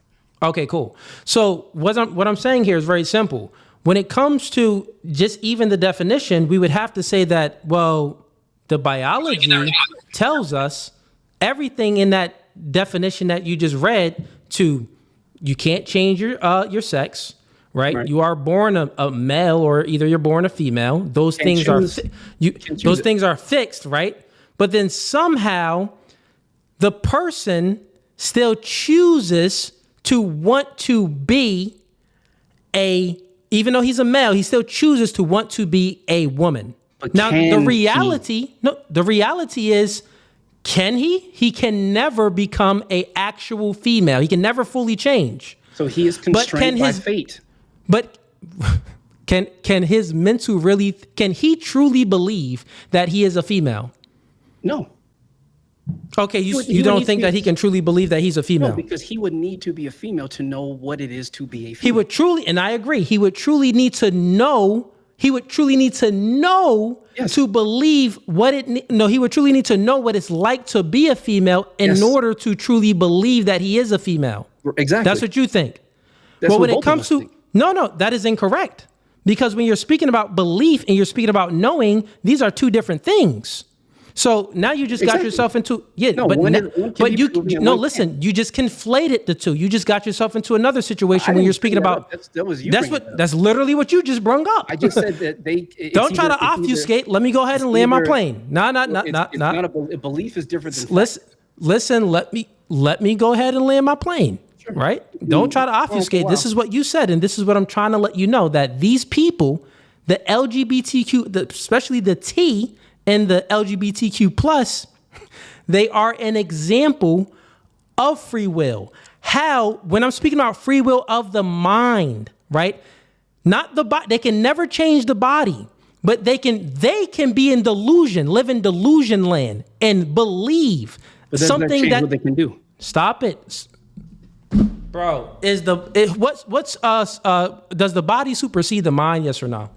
Sure. I mean, not does the mind supersede the body? Yes or no? That was what I want to say. Yeah. Sure. So what I'm saying is, if the mind supersedes the body, then what? We are the body and the mind. You can't have free will in the mind and not have free will in the body. You either have free will, or you don't. Do we go to at the end of when the world ends and Jesus come back, do we go to heaven or hell? We're told that we go to. It depends on. Does our body go to heaven or hell, or our spirit? Spirit. All right, nigga. So then the spirit supersedes the mind. The spirit supersedes the body. So therefore, That if doesn't make the someone body absent. listen, bro. If someone believes, we got mad people in the chat too. I see y'all back here, man. Some of y'all want to come up, and we got people backstage. I got y'all, bro. Because we going back and forth. You're not understanding. So I'm not. This is an argument. We're just having a conversation. So I respect your view of it. Just so we're on the same page. Yeah, fair enough. Yeah, we're on the same page. If the spirit supersedes the body, then we have to say that these people are operating in a sense of free will, since their biology is the main strongest influence. And since they have the ability to go against the strongest influence, this is my definition of free will. They are acting freely against the things that was being one of the main influences, which is the biology for a man to be a heterosexual male. They went against that biological proclivity. They want to transition. They think that they are a female, and they believe this. It isn't true, right? It isn't true. It is a false belief. It is a delusion, right? It can even be, we can even say possibly evil, mental illness, whatever you want to categorize it at, but it is still, they are going beyond what they are being influenced by. If you can go beyond what you are being influenced by, you are acting in accordance with free will. So if people were born in a hood, living on Section 8, all of their experiences and the things that they were influenced by was to smoke, drink, join a gang, sell drugs, and probably just continue to cycle, because that's kind of all they know. But if there's a person that chooses not to drink, chooses not to cuss, chooses not to smoke, chooses not to sell drugs, chooses not to join a gang, chooses to get an education, chooses to get a career and build a business, what's that an example of? Is that free will, or is that just he's a product of his environment? Is it fate? Is a product of his free will? An aspect of it. Okay, so that's the end of the debate. So once again, it's not the end of the debate, because there are certain things that we cannot will ourselves to do. Yeah, that's the thing, man. But you literally just admitted that then he's acting in accordance in his free will, because his will superseded the influences. Is really what it is. I think you're conflating choice with free will. I'm no. talking about what's the definitions of it. I mean, you're going really far. I'm just trying to stick to what. Listen, man, I'm not going really far. You went really far comparing humans to God and say, well, since we can't do everything that God can do, then we don't have any free will. That's a stretch. I said that within these three examples, the only entity that I can fathom that can act without the constraint of necessity, so forth, is transgenders do it every day. So, okay. So they have the ability to act at their own discretion, meaning if they want to be a opposite sex. No. You're saying B. Once again, the body, the mind, the spirit, the mind and the spirit supersedes the body, man. It supersedes that. So if they're mental, is to say that I am not this, what my body tells me. Therefore, think about it. Listen, bro. I don't know how you don't understand this. I gave the perfect example. If I meet you in person, hypothetically, I beat you up, I stuff you in my car, tie you up, bring you into the bottom of my basement, and there's a cell, you can't physically do anything. I'm physically withholding you from your own free will to move. But do you still have your mind? Do I have your mind? Possibly. I could possibly have your mind if you're weak-minded, but you can be mentally strong and you can see if you can weather the storm mentally. Right. The fact that it's not definite. Yeah, true. It's not definite. You just proved my point, man. All right, so let me. Yeah, you did, man. Let's bring up some more people. Let's see if we can get the audience in here, the people backstage, and get their perspectives on stuff. But I'll still keep you up. You're not going in. Yeah. Stay right here. Cool. Appreciate it. No, thanks. Yeah, I got you up here, man, because it's a good conversation. Yeah, and again, I respect your opinion. I'm not right. This isn't a right or wrong thing. This is just entertainment. You know what I'm saying? It's all good. I got you. Let's bring up these two brothers here. Welcome to No Fugazee Podcast. Someone has real quick. I think it's him. No, it's Dane. No, is it Dane? Real quick. Yeah, it's me. Oh, no, it's not you. I think it's the other guy. The other guy you're playing, there's an echo. Can you come out? Can you like remove yourself and then come back in because there's an echo? Maybe you're playing the podcast on YouTube at the same time that you're in the stream. So there's an echo coming when I speak.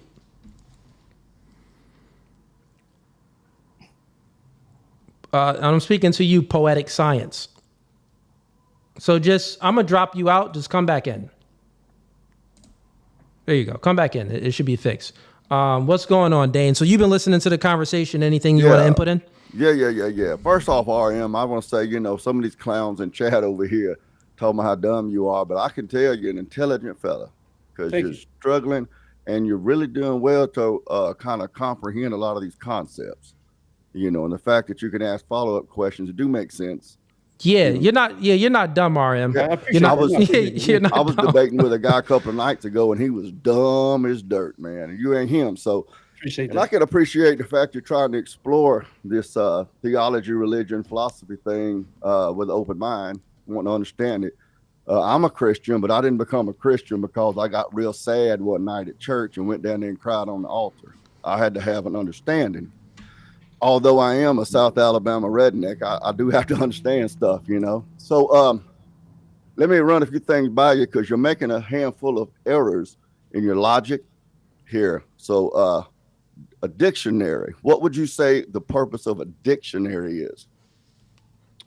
To give meaning to, accurate meaning to words. That's a common misunderstanding of it. To describe them. Yeah. People in this is why there's a fallacy called an appeal to definition that you're making. Okay. Dictionaries don't give accurate meanings to words. People do. People use words, and then a dictionary records that. Sure. See, so the dictionary doesn't have a controlling authority over the meaning of words. Here's an example. I'm 54 years old, and writing and word art and stuff like that is my thing. And this drives me crazy, right? Text. Those are letters arranged on paper or something that make words. Okay. And then when cell phones started sending text messages, now we have texting, texted. That doesn't work. Text is a noun, but it has moved into a verb form. And then texting becomes a gerund form. Drives me nuts when I hear millennials and younger talk about texting and texted and all that kind of stuff because I'm kind of a language guy. But that's an example of how definitions record how people use and sometimes bastardize the language. Sure. This is why there's such an argument about who speaks real English. Okay. Like over in England, they refer to cigarettes by words that offend LGBT people in America. Right. You see what I'm saying? So a lot of people, they'll say, well, the definition is such and such, and that's a useful tool in an argument because we all have to understand what the words mean. But when it's something that you're founding your argument upon, you're committing a fallacy. Okay, are you familiar with metaphysics? No, I'm not.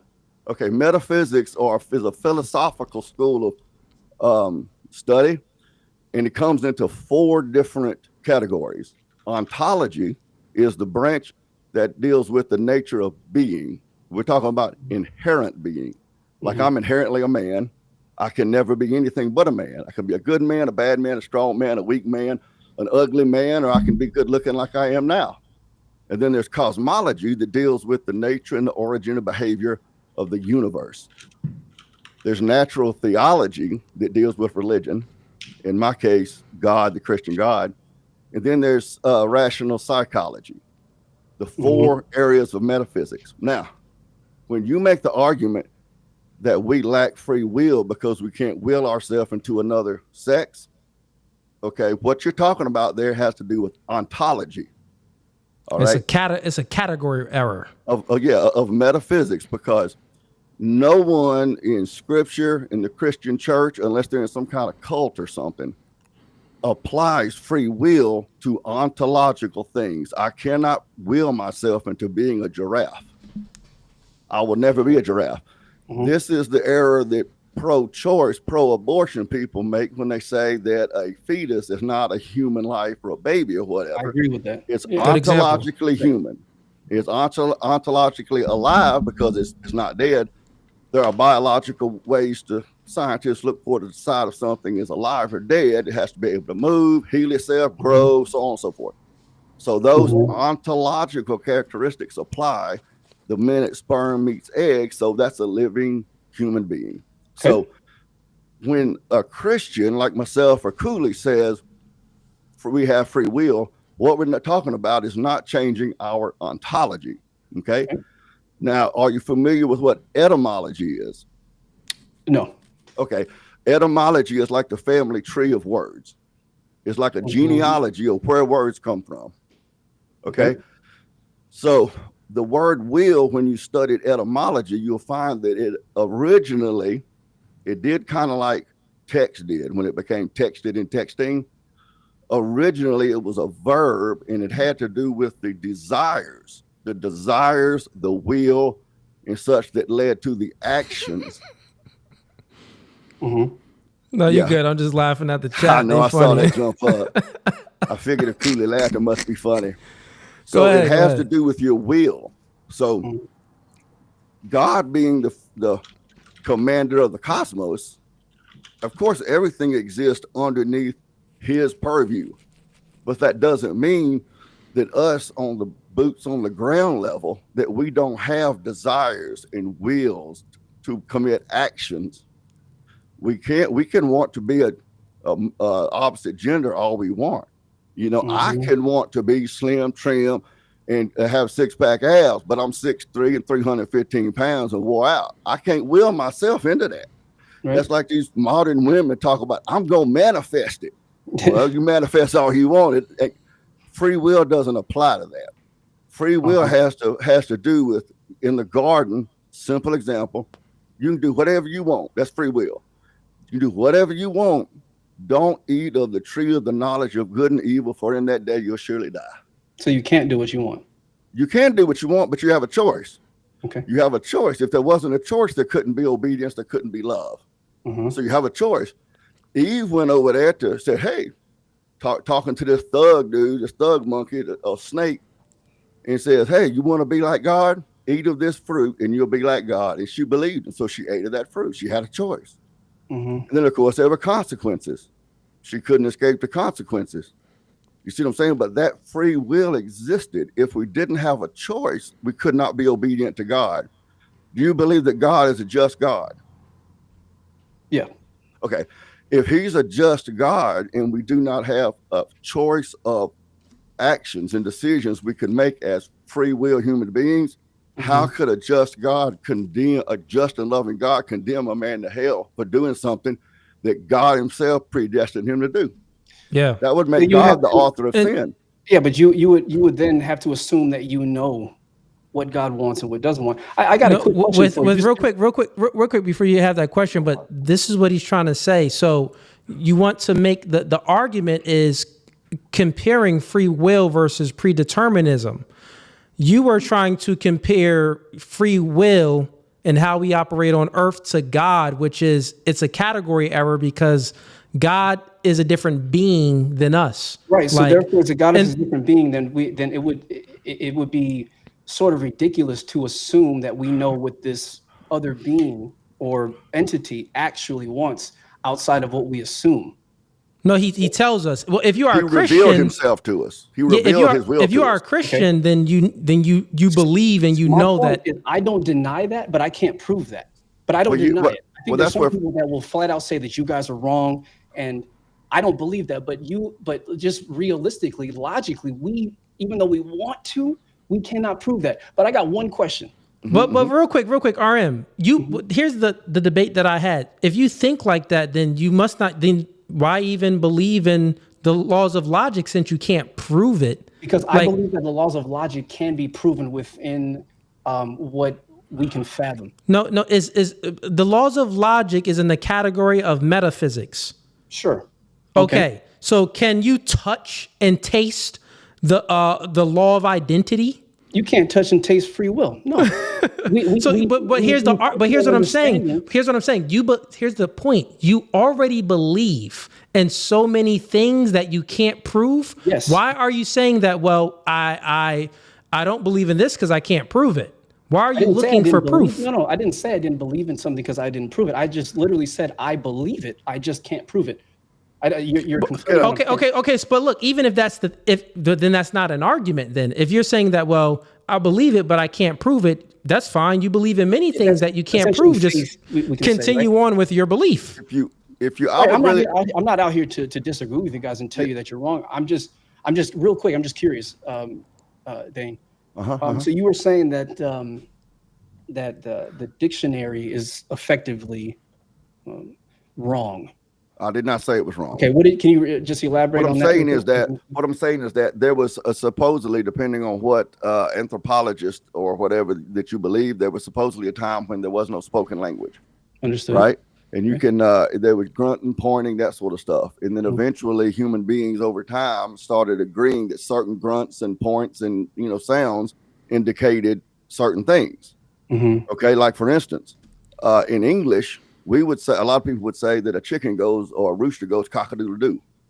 In most of your Spanish speaking communities, they say that a chicken goes chickadee-dee. Right. See, and both of those are true. Neither is wrong. See, because language evolves depending on how human beings use it. And so dictionaries record how people use the different phonetic strings that we call words. Where the phonetic string da is a canine, right? A little canine. But when we say dog, we're not talking about a wolf. We say dog, we know we're talking about, what we think of as a dog, but we don't look at a wolf and say there's a pack of dogs out there in the wilderness or whatever. It's the way human beings use language. And then the dictionary gives us a common place to go say, look, like if I hear someone use the word Davenport, we don't use that word in Alabama. That's up around Michigan and stuff. Use the word Davenport. What the heck is a Davenport? Well, what they mean is a sofa, a couch, something like that. But if I don't know what Davenport means, well, I have a dictionary and I can go look it up. And that's like a guidebook to the language that human beings use. It records how people use language. Got you. So two things. Number one, do you disagree fundamentally with the two definitions, or I'm sorry, the three descriptors of free will that I read earlier? Do you disagree with that at all? I don't necessarily disagree with the definition. I disagree with the way you're understanding it and applying it to the argument. Okay. So my interpretation of it. So I got another question. So who then is the authority of what words actually mean? Well, ultimately it would be reality. It would be what words actually mean would end up being. For instance, like what Cooley and I were talking about earlier, if to a human, they really believe that they can be a third gender, whose authority? Who's the authority of what that actually means then? I don't understand what you mean by means. I mean, their belief religions would disagree with you. So therefore, who would be the authority? Not saying that, I'm not inferring that your ethics, Christian ethics, are wrong by any stretch. I'm just saying, then, who is the authority? I think that God is the authority, and I think that we cannot fathom. Ultimately, in the Christian ethical system, we go back to divine command and divine authority. So, like that person, I'm saying, who is the authority? Who is well, the that authority? would be God, Jehovah Jireh, That's Adonai, Elohim. Yeah. So do we really? And we are attempting to interpret what we think God means, what we think God is saying. So all I'm saying is, like, I do not disagree. I believe that in good, in the way that, for instance, Christian ethics puts it, but we still are not the authority as to what God is actually saying. We can imagine that's a bit of a straw man, because neither Cooley nor I have claimed that we're the authority. I apologize. Yeah, we never claimed. So that's not what you guys are saying. That's my interpretation. So here's the authority of what is actually true. Yeah. So here's the thing. It's very simple to understand, because you're not dumb, but you miss certain things and certain concepts, and you conflate a few things, but you understand the laws of logic, right? Yeah. And in order for us to, operate and even make sentences, we need to process things in a logical way and operate in a logical manner. If not, we can't make even sentences. We can't even walk in a straight line. Things is going to be very upside down and backwards in our thinking abilities. But logic is that God created logic. This does not mean that we are subordinate to logic, right? No, I don't think we are. We use logic to operate in a manner where we can make sense of things here on earth. But what we are subordinate to is God. So the way that you're arguing this debate is saying that, well, things are fixed and God made things this way, and you can never change yourself from a man to a woman. So therefore, we can't choose to do anything outside. You can't choose to do anything outside of the creation. So therefore, we don't have. Yep. So therefore, we don't have free will. This is a category error. This is an ontological category error, because God is its own being, right? Which is different than man. Men and women is its own being, which is there's distinctions between things, but you're trying to conflate a bunch of it, which then it makes it a little difficult for you to hear what we're saying or understand it. Right. So I'm saying this whole time I've been saying that we are bound by God's creation. Yeah, no one argues that. Okay. And God is outside of that. So what I'm saying is that just using us as it's defined, with both of you agreeing to a certain extent of the definition, unless I'm misinterpreting it by your guys' standards, even though that would assume that you two would be the authority of what this actually means. I'm just saying it would apply that. I'm not saying you are, it just would apply that. What I'm saying is the way that I'm interpreting this is that we as humans cannot make choices that aren't determined by prior cause. And the way that I view prior cause is the creation itself. We can't do anything that was not determined as a result of the creation. I think you're making another language error there when you say that we can't do anything that's not determined by nature itself. To say that nature determines something is to imply that nature has a personality and a will to determine something. And nature doesn't determine anything. Nature is an inanimate. Determines it. The creation has determined. But it hasn't. But it hasn't. No, the creation can't determine anything. The creation is a machine created by God. Okay, well then God determined. Yeah. Scripture says the heavens declare the glory of God, and the firmament showeth forth His handiwork. So God is revealed to us in creation. So the work of God. But we're a part of what we can and cannot do.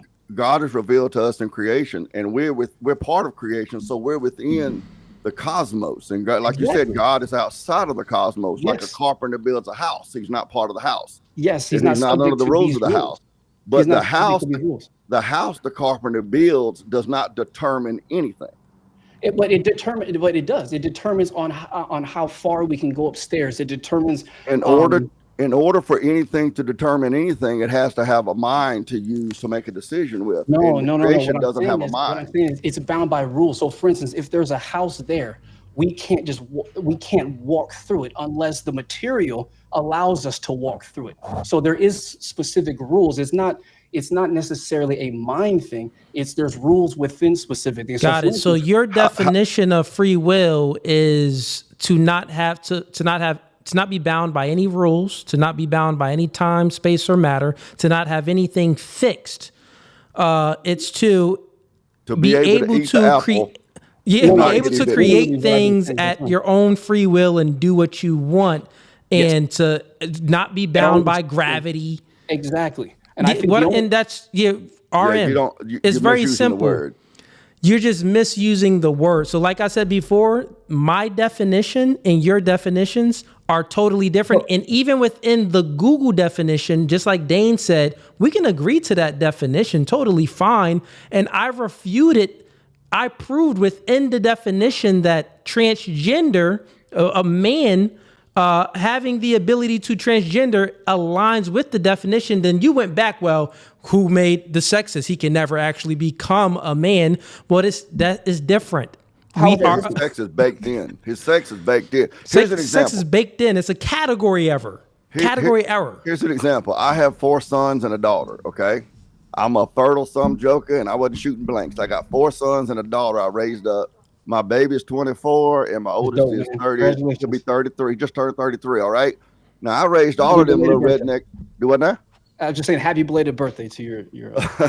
But I raised all them little rednecks in my house, and I raised them. You know, I treated them like adults as much as I could. So I believe if you treat them a certain standard, they're gonna rise to that. So they had a lot of latitude in my house, but it was all under Daddy's purview. So I wasn't walking around prescribing every step they do, and there was no way that I could plan out every day of their life and them never be able to make their own decisions at all. They had a lot of free will in my home, but it was all underneath Big Daddy's house. This is where Cooley and I actually agreed, which is what I may have said earlier or not. I am in agreement with Cooley that I don't view God controlling what we do. Again, like a video game. He doesn't. Up, down, left, and I'm in agreement with that. All I'm saying is what we can do, what we're limited to do, has been determined by what God has created, which has allowed us to. We're not God. I know we're not God, and that's why I'm saying that the only entity that is outside who can act at their own discretion, who can make choices that were not predetermined. But you're creating a false dichotomy there. To choose what to do. That's a false dichotomy. I mean, a false dichotomy is you're saying that we can't have free will unless we are omnipotent and omnipresent and omniscient. Unless that's what you're saying, man. That's what you've been saying. I never said. I'm saying that the only way that we would be able to do whatever we wanted to, that's not free will. Is through divine intervention. That's not free will. Have been available. It would have had to been an option at the start of the creation. That's all I'm saying. I never said that I want to be a God. I actually, I don't. I literally believe that God. I believe that it's in my best interest to. Something you're struggling with here is like what Scripture says: man was created in God's image and likeness. That means that we're little bitty images and likenesses of God. Let me give you an example real quick. We create. We can think up something that doesn't exist, and we can cause it to come into existence. We just have to use materials that already exist, whereas God creates out of nothing. We can be an image and likeness of more than one place at a time. We can be in our living room watching a horror movie, and then when the bad guy jumps out, we jump like we're in danger, even though we know we're not, because mentally we're in more than one place at a time. We have an image and a likeness of the characteristics of God. Okay. In that way, yes, we have free will, an image and likeness of what you're talking about, which is actually being an all-powerful, limitless, infinite God. No, what I'm saying is we are not that. Because we're the image and likeness of that. I'm literally saying we are not like that, though. We cannot be. Yeah, we know at the same time. So I mean, again, we can't be what now? We can't. We be everywhere at the same time. We know that. We can't. But we can be an image and a likeness of it. And that's fine. I can show you a picture of me that is not me. I can hold up a picture that is not me. That's an image and a likeness of me. But it's really just paper and ink and chemicals. Right, we're an image and likeness. Require which is bound by the constraints of necessity. You need to have that picture. Here's an example. Here's an example. I don't know what state you're in. Can you tell me what state you're in? California. Unfortunately. California? Oh, I'm sorry. I'm a pray for you, brother. And fellas, we're gonna give this 2 more minutes because the chat asking to wrap up with this combo. I'm in Alabama, about a mile from the Gulf of Mexico. That's how far south in Alabama I am. But I'm also in California in your living room. Why? Because I have the image and likeness of God. So man created the technology where I can be in Alabama, I can be in California, and I think Cooley's in Philadelphia, right? Yeah, around there. Around there. Up there in New England, where the Yankees are at. So really, I'm in 3 places at once. But I'm really not. But I'm an image and likeness of everywhere. So we have an image and likeness of God's omnipotence to do whatever we want to do, but we can't. We're not omnipotent to where we can do whatever we want. Right, and to me, that just, I don't know. Maybe I'm just misinterpreting. Well, this is what I'll say to you, because we either have free will and can do these things, or we can't. I mean, it's that simple. But you just misunderstand it though. But I would encourage you to do this, man. I've enjoyed the conversation, but the chat over here, they're not nearly as smart as us, so they're getting bored. Yeah, they're getting a little bored. I would encourage you, man, to stick at it, man. read some of the moral philosophers, starting with Aristotle, Plato, and Socrates. Check out some Hume. Look for Descartes, Rene Descartes. He's the guy you probably heard who said, "I think, therefore I am." Dig into some of that, man. Get into some metaphysics stuff with ontology, cosmology, those sorts of things, because I can tell you really want to know, and I can tell you have the intelligence to process it, the horsepower in your head, but you need the fuel, man. You need the fuel. You need the foundations, because the mistakes that most keyboard philosophers make is they just want to go off of whatever they look up on Google, but they don't have the philosophical underpinnings to understand what they're reading. Okay. Yeah. Fair enough. I've enjoyed it, man. No, I just good have combo. one question, RM, and I'll then- leave you with the last statement. Go ahead, so we can wrap up. I appreciate the back and forth. There's a lot of immaturity in the chat, which is whatever. It's a part of the game. I just have one question, and that's it. In relation to the authority and what's right and what's wrong, can you 100% say that there are no logical fallacies or laws that anything in the Bible that conflicts with the laws based off of our understanding of it, of the Bible? I'm not sure I understand what you're asking. In other words, are there certain is the Bible 100% accurate? I'm not saying it's not. I'm just asking you, is it 100% accurate? Like a dictionary is not 100% accurate. I don't think the scripture is flawed, if that's what you're asking. Is it just our interpretation that may be flawed?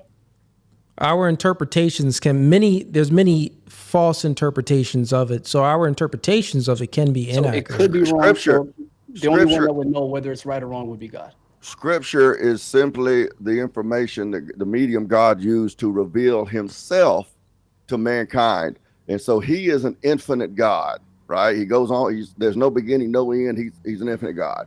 We are not infinite people, and we don't have an infinite mind. So we're taking an infinite God and we're trying to put it into these marks on paper in such a way that it will fit into our finite minds. And so we struggle. We're essentially trying to understand something that we really aren't equipped to understand. That's why it's so important that we have a relationship with God. And this is where prayer and revelation from God comes in, because you can't simply study scripture and know everything. Just like my wife, I've been married. I've been with my wife 36 years, right? Thank you. She couldn't just, she got me fat, so another woman would take me, so I couldn't go nowhere. I mean, you got to take accountability for that, bro. But if she wrote down everything that she knew about me and gave it to someone else, they still wouldn't know what she knows, because she's been sleeping in my drool for 36 years. So you can't know everything about God and the universe and everything just by reading scripture, because you're taking infiniteness and you're putting it into a finite head. It's similar to the dictionary, right? Well, similar to it, but that's why it's so important that reasonable, intelligent men like me and you and Cooley engage with one another, and we can slug it out. Scripture says, like iron sharpens iron, one man sharpens another. So we sharpen and we grow, and we don't have to make apologies about, oh man, I don't mean to hurt your feelings, but I'm not saying that you're stupid, but the only way get in there and we grind it out. The only way that would work on both ends is that you would also have to be willing to adhere to or to accept my point of view. Man, I tell you what. Yeah, we did. Cool. If I'm wrong, if what I believe, we understand your point of view. I'm gonna tell you this, bro. Like, I appreciate your channel, man. Like, it's rare to see online now honesty. You know what I'm saying? And like in actual a really good faith debates, bro. That's one of the reasons why. When it comes to this, man, I have one goal, man. I have one goal. See, I'm Scotch Irish, and the Scotch Irish are famous for arguing with. We'll argue with a light pole, okay? But I got one purpose in my argument, and that is to know truth, know that it's true, and to live in truth. So if what I believe is not true, I want you to come at me with all your cannons firing and convince me. But you're not going to be able to convince me with an emotional argument, with a thin argument, social scorn, ridicule, insult, sass, all that woman stuff. You got to come at me. Let's go at it like Tyson and Holyfield. Yep. Because if I'm wrong, I want you to convince me. It ain't going to hurt my pride, because I'm going to grow. Yeah. Hey, fellas, we're going to go ahead and wrap up. I appreciate both of you for coming in. We're just going to wrap up this conversation. Is not the end of debate night. So chat, don't go anywhere. We still rocking. RM, you want to go ahead and shout out your channel? I don't have a channel. You just rocking, coming in. And, you know what I'm saying? Listen, man, I appreciate the love and support. Dane, you want to go ahead and shout out your channel? I can. It's not real developed yet. I'm still playing around with it because, you know, I'm old and I'm trying to figure out all that techie stuff. But you can, on YouTube, you can just look up Big Daddy. That's what my wife calls me. All right, man. Good convo, fellas. And you know, RM, you know, we understood what you were saying, man. Trust me, don't think that we didn't understand what you were saying. I understood you too. This is why we were speaking past one another, because a lot of you were conflating. I think like Dane said, if you like look, and everyone needs some research, man. I'm not the best, you know, philosopher. Well, you know, I don't have all the knowledge of the philosophy books out there, but read some philosophy books, learn the difference of ontology and epistemology and things like that. And then at least you'll understand that you was making a category error. That was the main thing. It was an entire category error. Right, from your point of view. Yeah, I agree from your point of view. Not just from my point of view, from what philosophers know as well, it was all a category error. You are comparing us with the creator, which we're two different entities, two different beings. Our nature is different, but fair enough, man. But I think Dane came in here. You gave some good insight to the chat and to RM as well, a much different perspective than I did by, you know, going to the metaphysics of things, which is very, very good. But yo, good conversation, man, and I'll definitely have you up again, RM. Oh yeah, cool, man. Yeah, I'm looking forward to it, bro. All right, man. Have a blessed one. Peace, Dane. Thanks, hey, Dane, Julie. man, I shipped out your shirt too, man. It'll be coming. I saw that. I got the email today, man. All right, Did cool, you get man. that email I sent back? They had a video in it for you to look at? I didn't check it out, but I will. I got you. Check it out, man. Check it out. I got you, man. Have a blessed one. All right, chat. Let's go ahead and refresh the channel. Bring some more people up.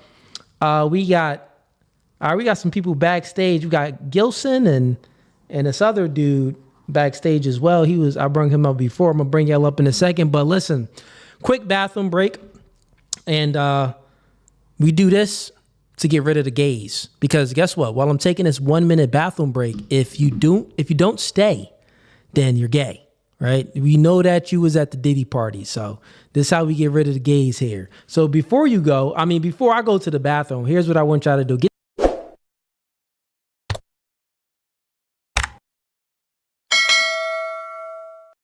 Get them likes up for me real quick, and I'm gonna head to the bathroom. I just need 1 minute. I'll be right back.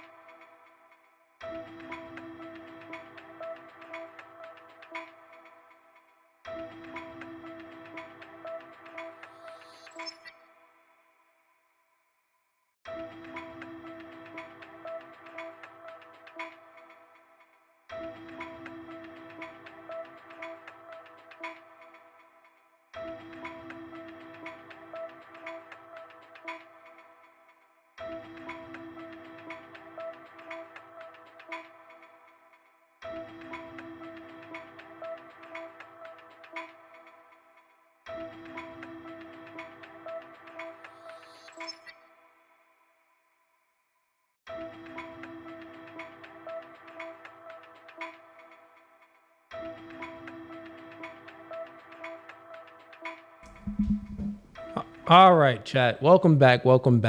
Quick little bathroom break. Let me get to some of these super chats real quick. It's good back and forth, man. It's a good back and forth, you know.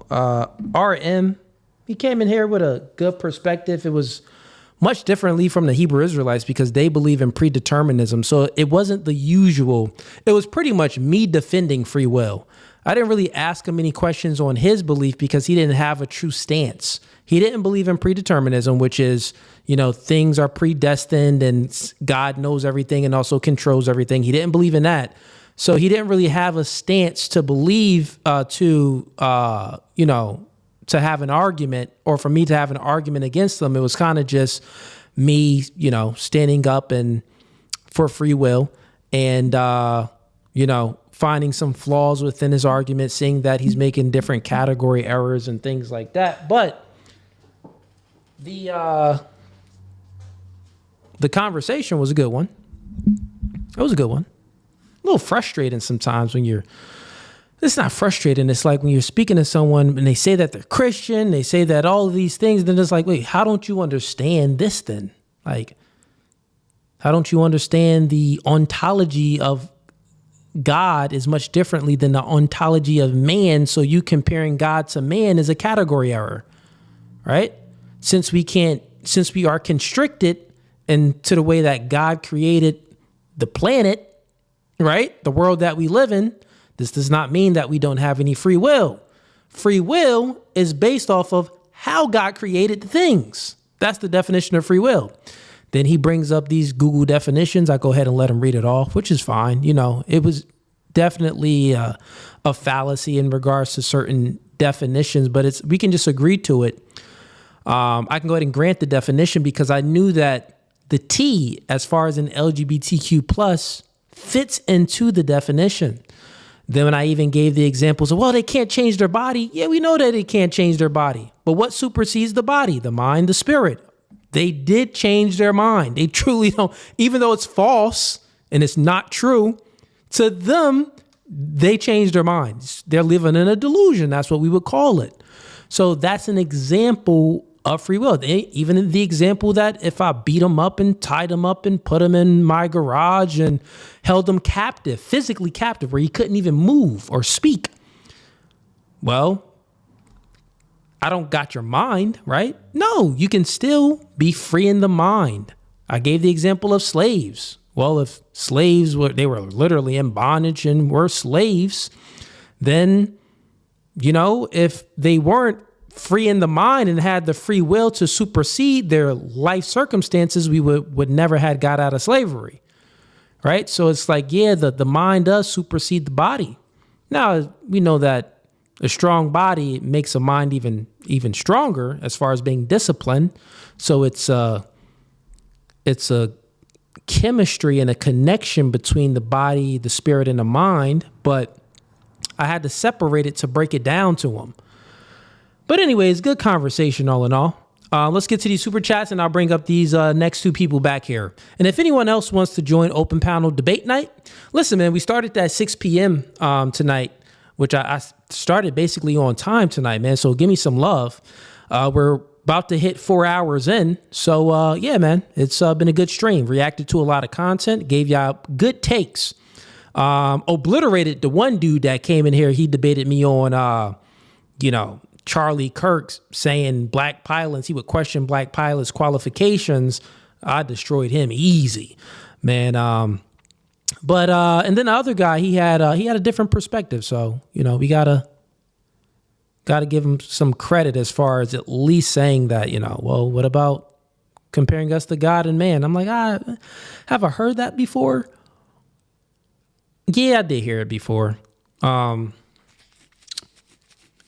And I think even Dane pointed it out. A lot of if you take that ideology and you take it to the furthest extents, you actually believe that you are God, which then you believe that we create our own morality. God doesn't set the standard of morality of good and bad. We create our own standard of good and bad, meaning that morality is all based off our preferences. And I debated many people that have that worldview. Those would be a lot of feminists and a lot of, left-leaning liberal type of ideology. That's what it leads to, at least. Well, that's what it can lead to, at least. We got Tyga sends him $5. Jay Prince is either being deliberately obtuse or a complete ignoramus. Next. Yeah, I finished him off easy. We got Jay sends him $10. Shout outs to Perth Amboy. But I'm a pilot and I find these debates about white and black pilots funny. I'm Dominican and I'm like 5% the majority, 5% of the majority white students. Doesn't mean it's racism that stops me. Okay. Okay, I see what you're saying. We got Tyga sends in $10. He says, impressive work from Dane tonight, calling out the definition fallacy. Yep. Incorporating metaphysics and ontology, etc. High tier stuff. All while being respectful and entertaining. Yeah, shout out to Dane, man. We got Tyga against us in $10. This is largely a blood sport space, which is more entertaining to me. But the good faith exchange between Dane and RM was a breath of fresh air. Solid work, gentlemen. I hope to see more of you both. Yeah, solid work, man. And if anyone doesn't know, yeah, man, here at No Fugazi, we do the blood sports debates, man. We be wilding in here. And it kind of just, the blood sports debate, it's kind of just how I speak anyway. And how I articulate myself. I'm not the best person in speaking and articulating myself, but I articulate my points it can be in an abrasive manner. So it goes into like, dang, this nigga is attacking me. Like, I mean, this is how I articulate myself, man. We got, okay, that's it for the super chats. Let's bring up some people, see what we got. Okay, 1 second. Okay, we had this brother in here. Gilson, you next. Welcome to No Fugazi Podcast. State your name. Where you from? My name is, you can hear me?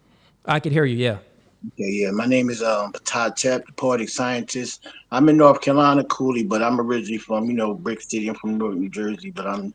Oh, where are you from Newark? Yeah. I've been following you for a minute. I had one time came up on your... when you had two girls up there and they was going in, I think she had curly hair, had glasses on, but I had called up there and, one time I had called in or whatever. But anyway, let me get to it. All right. Yeah. What you want to debate about, man? Sure. Yeah, listen, now don't get a disclaimer, man. I'm real quick, Gilson, you up next. Go ahead. Real quick, I'm just saying, I'm with you, but I gotta destroy you right now, bro. All right, go ahead. Man, okay. Now, first, you're always talking about these are talking points. You're always talking about influence creates thinking, and thinking creates behavior. That's one of your main things you talk about, right?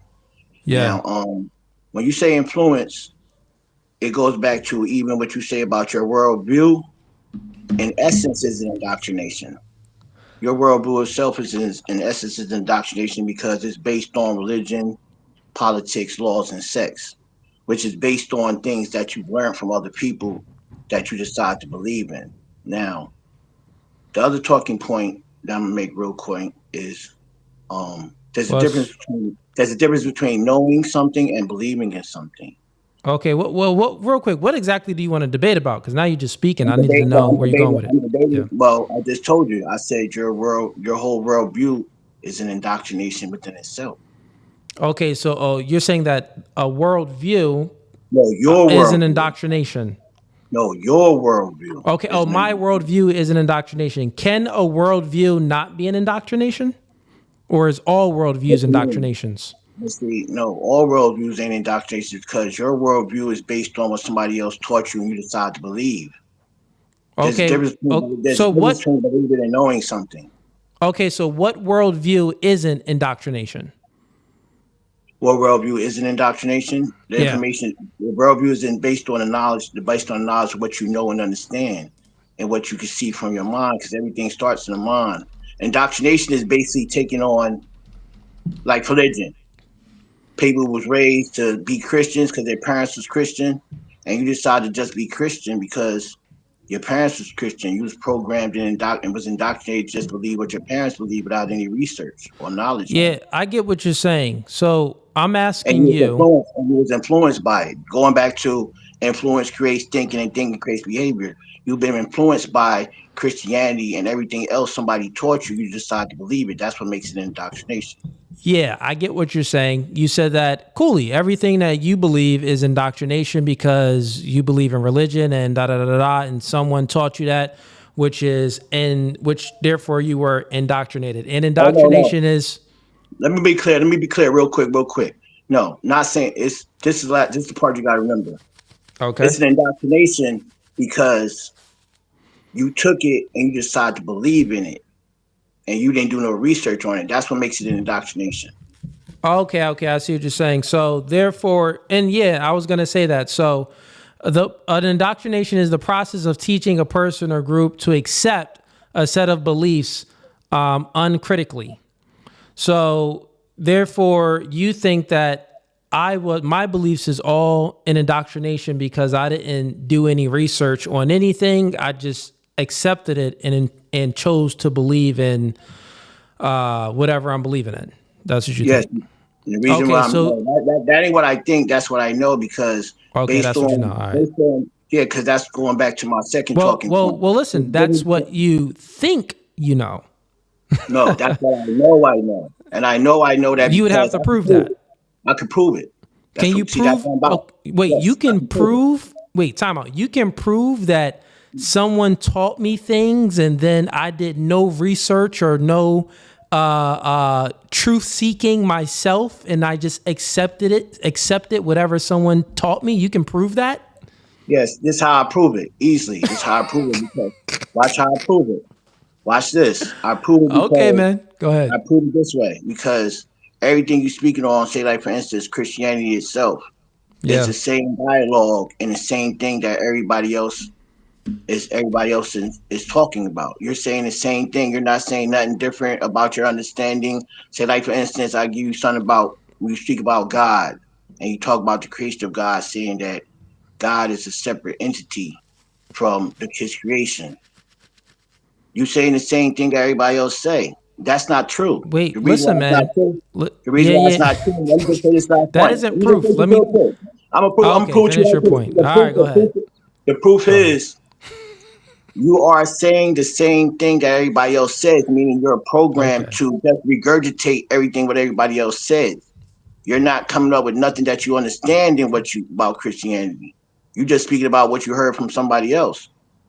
Okay. That's indoctrination. Right.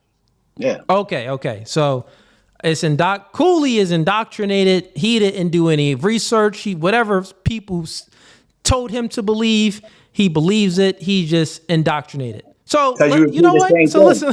No, listen. Look. For the sake of this argument, this is how easy this debate is going to be. I'm going to tell you your demise. First, I'm going to tell you how you're going to lose the debate, and then you're actually going to lose the debate. Okay?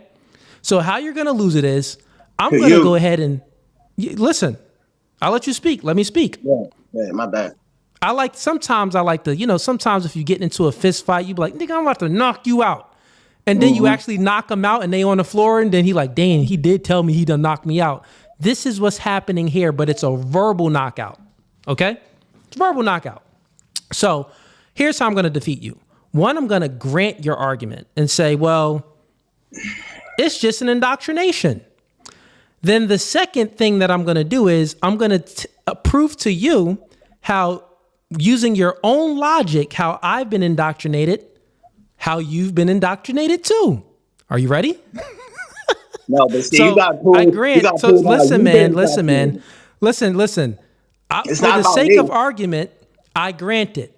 Let's just say I'm indoctrinated, which that's totally false, but I'll just grant it to you. Now, let me ask you a question. Let me ask you a question. Oh, here we go. Yeah, because you know you about to get a spanking right now. You haven't answered mine, so.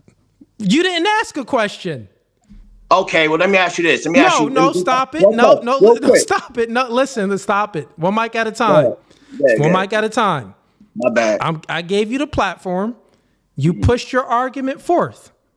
I'm about to refute your argument by proving that if it's the case that under your definition of Cooley being indoctrinated without any proof or whatever the proof that you used, I'm going to use the same proof to prove that you are indoctrinated. Can I ask you a question?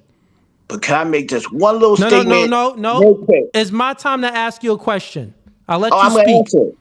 Okay, so let me ask it. So stop it. Listen. Go ahead. Okay. What do you believe in? I don't believe in anything. You don't believe in anything? No, I either know or I don't know. Okay, so you don't believe in anything. You either know or you don't know. Yes, because you can believe it's going to rain out. You can believe it's going to rain outside. That doesn't mean it is. Okay, And fair enough. And if you believe it was going to rain and it didn't, that means what you believe in was false. Got it. So you go based off of empirical evidence. You need evidence of what you do know. So you don't go off of what you believe. You go off of what you know. You don't believe in nothing. You actually go off what you know. So what can be proven? Actually, it doesn't have to be proven. It could everything starts in your mind. Everything begins in the mind. So whatever starts in the mind, you have to make it manifest and show and prove that it exists. Okay, so here's my refutation for your entire argument. Do you know that there are people that share your same beliefs that say that I don't believe in nothing? I know things. You just said that you don't believe in nothing. And I'm telling you, stop it. Listen, I'm telling you that there's people that shares your same ideology. They don't believe in nothing. They go off of empirical evidence, or if not empirical evidence, they go off of what their five senses can observe: seeing, touching, tasting, smelling, and hearing. That's what they go off. And guess what? Do you know what a lot of those people are called? Atheists. Dork. So you were indoctrinated by atheists. Argument refuted, debate over. By your own logic, I was indoctrinated, you were indoctrinated, and everybody on this planet was indoctrinated because you used the definition wrong anyway. No. I mean, you can say that if you want, but what I'm saying is, no Fugazee. What I'm saying to you is the foundation to knowing anything is knowledge. It's not about believing. It's not about believing anything, because guess what? You can say it like this, right? You can say, like, for instance, math. Let's talk about math. Bro, when you say wait, that, real quick, stop. Listen, real quick, man. Let's not move the goalpost to talk about math or any of the other things you're going to talk about. Let me refute you once again. You not gonna give me a chance. In regards to, you did speak a whole lot. I'm making my refutations. I granted. So real quick, I granted it there to fully obliterate you. Now I'm not. You ain't asked me a question. Yes, I did. I said my argument with you is your beliefs and your worldview is indoctrination. And you can't prove to me that it's not, because you believe in things that you have not never said that. You never asked me a question. I said that. Listen, I said that my debate with you is that your worldview, now you lying, man. No, I said you yourself know that you didn't ask me a question. Oh, no. I didn't ask you a question. I didn't. You're right. But what I'm saying to you is, because it started out us saying that, well, my debate to you is your worldview is an indoctrination within itself. And then you turn around and ask me a question before I even got a chance to ask you another question in regards to that. Yeah, actually, Tiger, good job, Tiger. Yeah, actually, it's nihilism, the belief in nothing. Well, if you extrapolate, I was going to he said atheist, and I was like, oh, okay, so he doesn't believe in God. But I'm not an atheist. I didn't say I know who God is. I don't believe, but I know who God is. I don't believe there's a difference. Belief, that's an oxymoron. You can't be and leave at the same time, bro. You know. You believe in non-believers? No, I know. This fully, I know or I don't know. It ain't about believing in anything. People believe in stuff that's not true, that's false. Oh, man. The religion that you believe in is false. Let's have some fun with you. Listen, here, have some fun. The religion that you believe in is false. You was taught that, but what you was taught is not true. It's historically doesn't even exist. Jesus, none of that stuff you talking about don't even exist. Man. Shout outs to With Kid Dreams. Welcome to the channel. You got a question for my man? Yeah, I got a question. So were you taught all this information that you're telling Cooley right now? No, see, but I learned. How'd you learn it? No, I gathered knowledge. How did you learn it? Now I gathered from I do research, my experience, and from what we call DNA, our DNA, what we call junk DNA. I'm quite sure you might have heard this. You have certain information that's within your body that pertains specifically to you and your DNA. But once you open up, learn different things, but then it comes to your chakras, then these DNAs opens up the information to you. Now you either All get right, the let's information. go back to Hold the on, topic real quick. let me just say this last real quick. Let me just say this last Let's real go back quick. to my question. Let's go back to my Yeah. question. How about that? Yeah, answer the question. You read books and you learned all of this, right? This is what No, you no, learned it from somebody else. no, Like you didn't just think of it and then no, all of a sudden you're like, no, hey, this is correct, right? no, no. Look, this is what I did. It's just like anything when it comes to books or anything. You read a book, right? You get the knowledge, which it does come from somebody else, but how you determine whether it's true or not is if you see once you read it, if it applies somewhere else in your life. And you also learn so from you learned it from somebody else. No, like I said, you read the book, right? I get the knowledge from the book that somebody else wrote, right? It doesn't stop there. That's what I'm trying to tell you. So you got the knowledge from somebody else, bro. If someone No, wrote listen. the book, and if Let's you let me read the finish. book to I get don't stop, understand listen. what's so hard about this. Yeah, listen real quick, bro. If someone wrote the book and you get the knowledge from the He's still book, talking. then you got. I know I muted them so you could just understand because you listening to respond. You're not listening to understand. If someone wrote the book, you read it, you got the knowledge from the book. You got the knowledge from the person. It's their ideas that they written on the book. And then when you read it, right, you took those ideas that was written on the book. So therefore, your knowledge still came from someone else. And under your definition of indoctrination, which is wrong, you were indoctrinated. Exactly where I was going with that. That's exactly where I was going with that. Do you understand if you poetic anything science? you learn from somebody else is a type of an indoctrination. You got me muted, right? No, you're not muted, bro. Okay, I just muted now- you for that second so you can Okay, listen. now when he asked me the question, I was about to go further into after I read the book that I got information from somebody else. I take that information, don't And throw take it in it the off. garbage? No, listen, just hear me out for a second. I'm going to be brief. I'm going to be All right, brief. go I'm ahead, going to be go real ahead, brief. Okay. He asked the question. I get the knowledge from like everybody else from the book, from somebody else. The only difference between me and y'all is once I get the knowledge, I take it and try to gather some type of experience from what I learned to see if it exists somewhere else. Okay, Once I get that part. I get that part. Hold on, let me end it with this. And that comes from learning from experience, meaning you take the knowledge that somebody else read and then you go see experience to see that it existed somewhere else to know if it's Right. true And or then you not. apply and then so if it works, you use it, right? Yes, from your So that's experience. being You know how they say indoctrinated. experience? You know how they say no, because that's experience being the best teacher. That's how you learn. Indoctrination is It's learning. No, indoctrination is indoctrination is learning, bro. Indoctrination is taking what somebody else told When you go to and school, just believe it. do you learn, right? Do you know school is a type of indoctrination? No. So what's the difference between What do you mean, indoctrination and no? learning? Bro, it's what's the- all forms of indoctrination, man. Oh my God, this is unbelievable that you can't even realize this. Y'all use the word out of context. Y'all using indoctrination. think you are, Word out of man. context.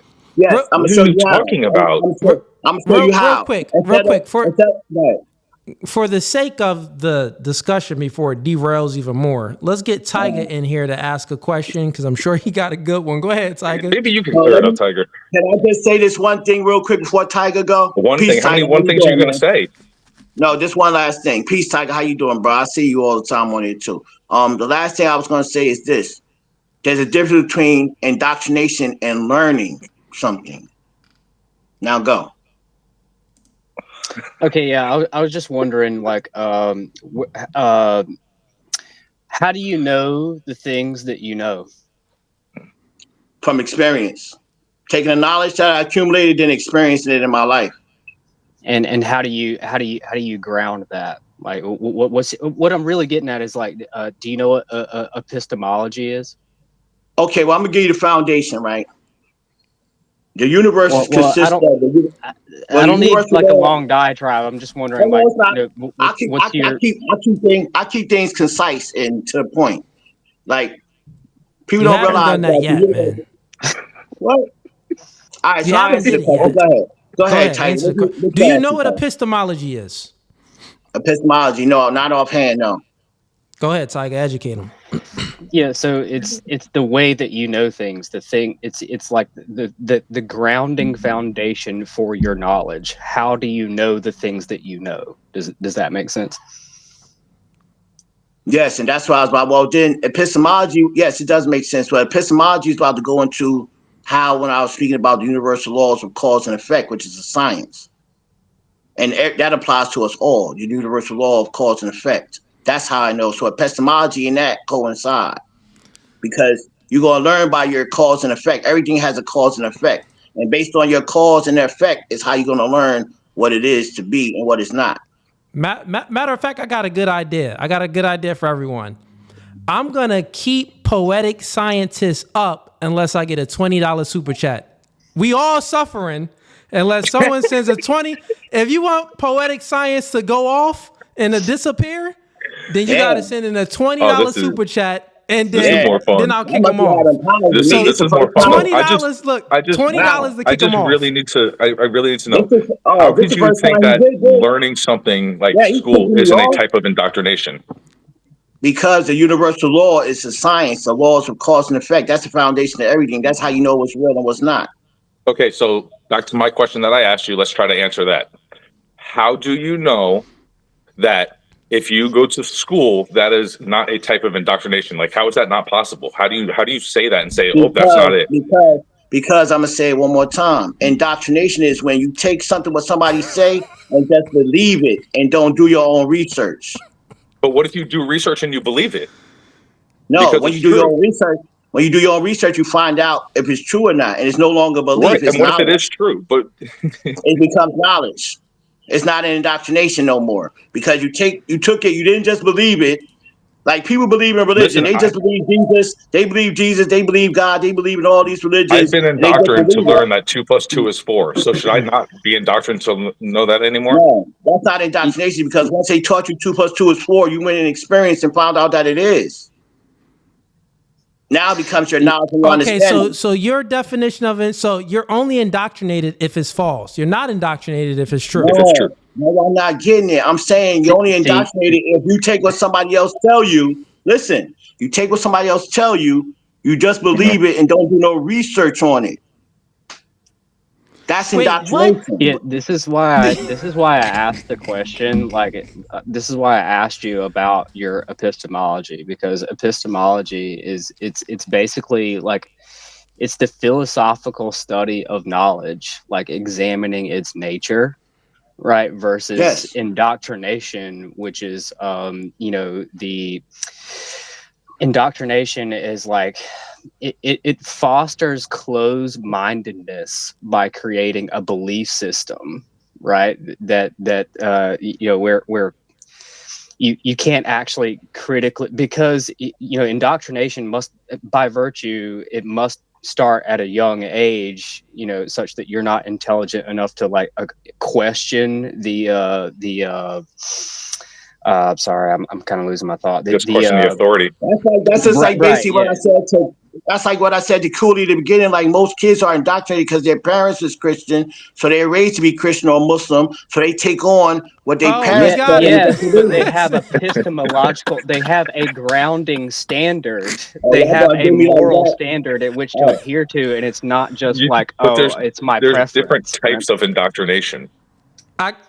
There is. I got one question because you got kicked off by the chat. Don't go nowhere yet, poetic scientist. Yeah, you gonna kick me off? You never did that to anybody else. Well, I don't think we need to. You never did that to anybody else, bro. Poetic science. One question for you. And I support you, bro. I support you. You never did that to nobody else. Well, one, I have. Oh, he's kicked off plenty of people. Yeah. I kicked off plenty of people. Have you ever heard of LD Nation? I'm talking about the chat actually with $20 and chosen kicking them off that way. You never did that. Well, I actually just thought of this today. It's probably a good thing I should always do now, for I can get some more money, right? But one question for you before you go, because we got to boot you up out of here. If I can prove that 1 + 1 = 7, is that indoctrination? You can't prove that. But if I could, hypothetically, was I indoctrinated to that, or? Okay, I got a better one. I got this one. Is real simple. Here's a better one. Well, let's see. I'm gonna prove to you that 1 + 1 = 3. Here's what a guy said to me in a debate. This debate went viral. He said that, well, if a man and a woman gets together, that's 1 and 1. But if they have a baby, then that's 3. So 1 plus 1 can equal 3. Does that make sense to you? That actually makes 1 plus. Yeah, that makes sense, but it's still 2. 1 plus We 2. out of here. We done. Hey, yo, everybody, if you look on the main page of No Fugazi podcast, if you go on my main page, there's a debate that I had with this male feminist. It's the most viewed video that I have. So you'll see it. It's the first video on the page. And that's the argument that that this male feminist used, because he believed that the black woman is God. And he said that men came from women, and everything that we know, all of knowledge came from the woman and from the mother, the black mother or whatever. But I asked him, I said, does 1 plus 1 equals 2? He said, no, 1 plus 1 equals 3, because if a man gets with a woman and they have a baby, it's 3 of them, right? And this dude disagreed with. He said, well, yeah, that makes sense. That makes sense. Then he tried to walk it back at the end, but well, no, it still equals 2. But you did say it does equals 3. So yeah, it's funny. If you watch that debate, it's funny. It's just supposed to be funny, man. But yo, chat, this is the funniest chat today. Y'all are hilarious, man. Gilson, where'd you go, man? Where'd you go for open panel debate, Gilson? I seen you backstage. You was up next. If anyone wants to join the panel tonight, just click the first link in the YouTube description or click the link that's pinned in the comments. I'll bring up like maybe 2 more people. All right, so we got Brian Ross. He sends in $20. He says, appreciate the content. Keep obliterating them. I appreciate the support. We got Curtis Willingford sends in $5. He says, when he say, let me ask you a question, it's the same as Goku dropping a spirit bomb over. Hey, yo, I'll be killing him. With that. Let me ask you a question. He knew it was coming. Like, oh, dang, this nigga charging up his spirit bomb. He knew it was coming. We got Brian Ross again. He's the one. Shout outs to Brian Ross in here supporting. Let me give him a no fugazi. No fugazi. He in here supporting, man. He says, trash. So that was the $20 to get him up out of there. I think that's what I'm going to do for now on when we do these open panel debates, because it's pretty interesting, man. It's pretty interesting. We got a Brian Ross again. He sends in $2. He says, I did that because I knew he was feminine. Yeah, man. All right, let's bring up Gilson back in here. Welcome to No Fugazi Podcast. What you want to debate about? Hello. Yes. Can you hear me? Yes. All right. And what do you want to debate about? Yes, I'm talking about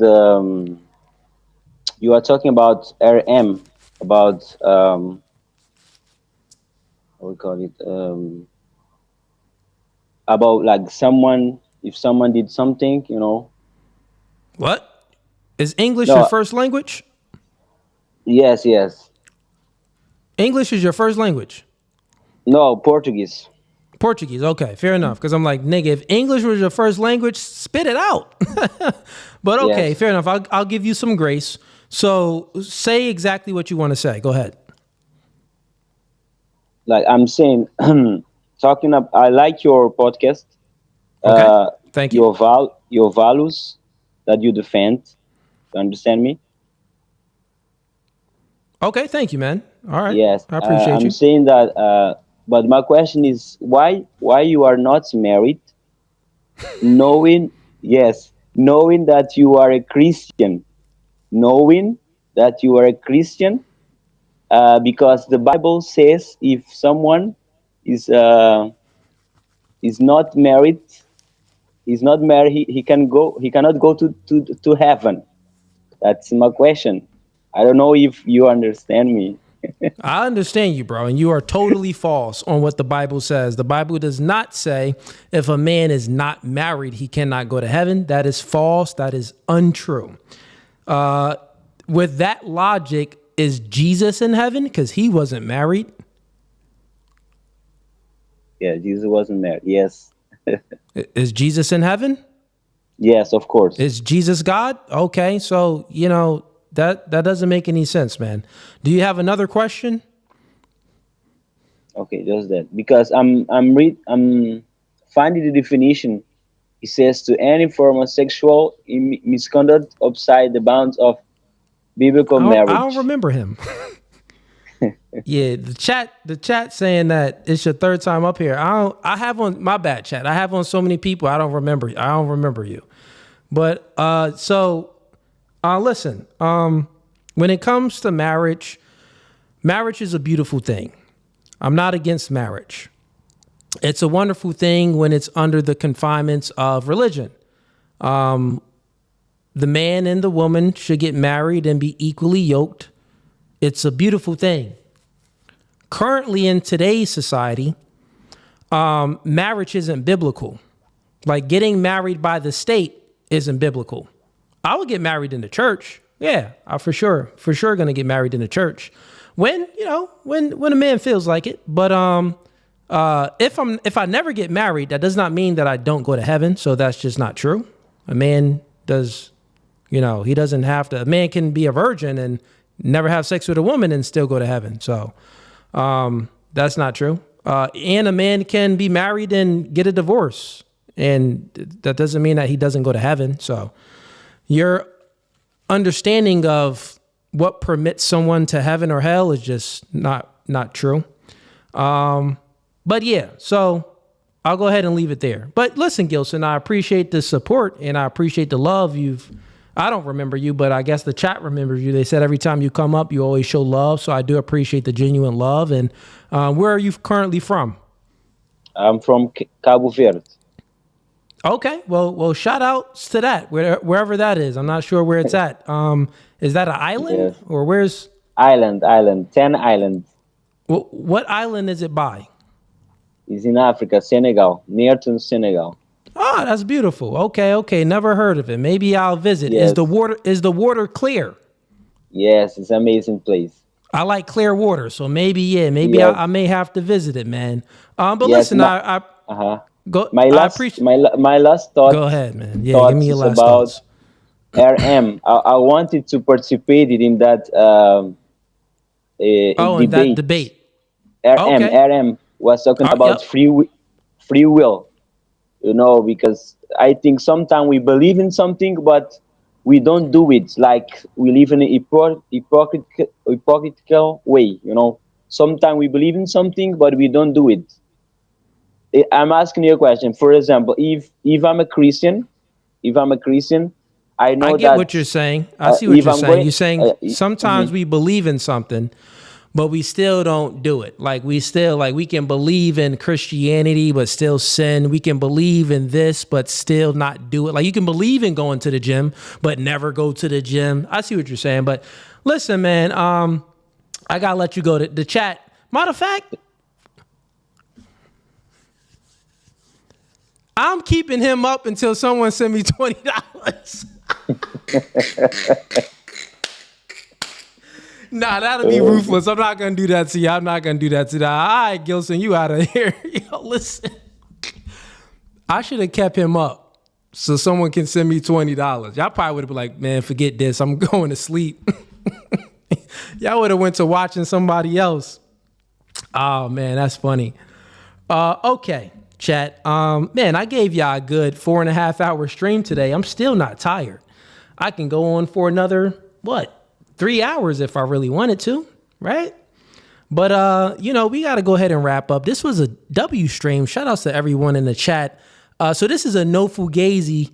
Shout outs to the chat. Got to give y'all no Fugazi. Because the chat was lit today. Not only that, so today's Wednesday. I have a debate tomorrow. So everybody that's tuning in right now, prepare yourself for tomorrow's debate, which I'm going to bring it up for you guys real quick so you can see.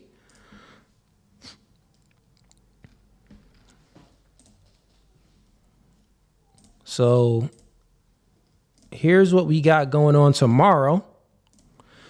So tomorrow, tune in. I'm going to debating this woman here on marriage. She's going to take the affirmative position. I'm going to take the non-affirmative position on, is marriage a partnership and equal? She believes that marriage is a partnership and is equal. So I believe we're going to play a little definition game for a little bit. She's going to have a different definition of partnership and maybe even marriage than what I believe and stuff like that. Once we weave that out, the definition stuff, she's going to be obliterated easily. So yeah, that's the debate tomorrow, and that's going to be at 7:30 p.m. tomorrow. Then Saturday of this week, we are doing a full panel girl show. Full panel girl show. We got about 6 to 8 girls lined up for Saturday's show. That's going to be Saturday at 8 p.m. between 8 p.m. and 8:30 p.m. Eastern Standard Time. So just prepare for that. This Saturday, full panel dating and relationship show. I know you guys love that. And I know you guys love open panel debate night, but tune into the girl show as well. It's going to be a good one. Other than that though, what else we got in store? Next week, we got a debate. I'm going to be debating someone on Modern Day Debate channel. So Modern Day Debate channel, I got a debate set up next week on Wednesday. That's going to be dope. And then a week after that, I got another debate set up. So we got a lot of 1v1 debates set up that's coming forth. And then we got the girls show and a lot more good content for y'all. I'll still be doing open panel debate night at least 2 times a week. Sometimes 3 times a week, open panel debate night and reacting to content. So yeah, man, other than that, man, I've streamed for almost 5 hours. So appreciate y'all. Click the like button before you go. Subscribe to the YouTube channel if you already aren't. And click the bell icon so you are notified of when I go live next. Next live stream is going to be tomorrow, 7:30 p.m. Eastern Standard Time. 1v1 debate. Let's go. I'm out. No Fugazee. Fugazee.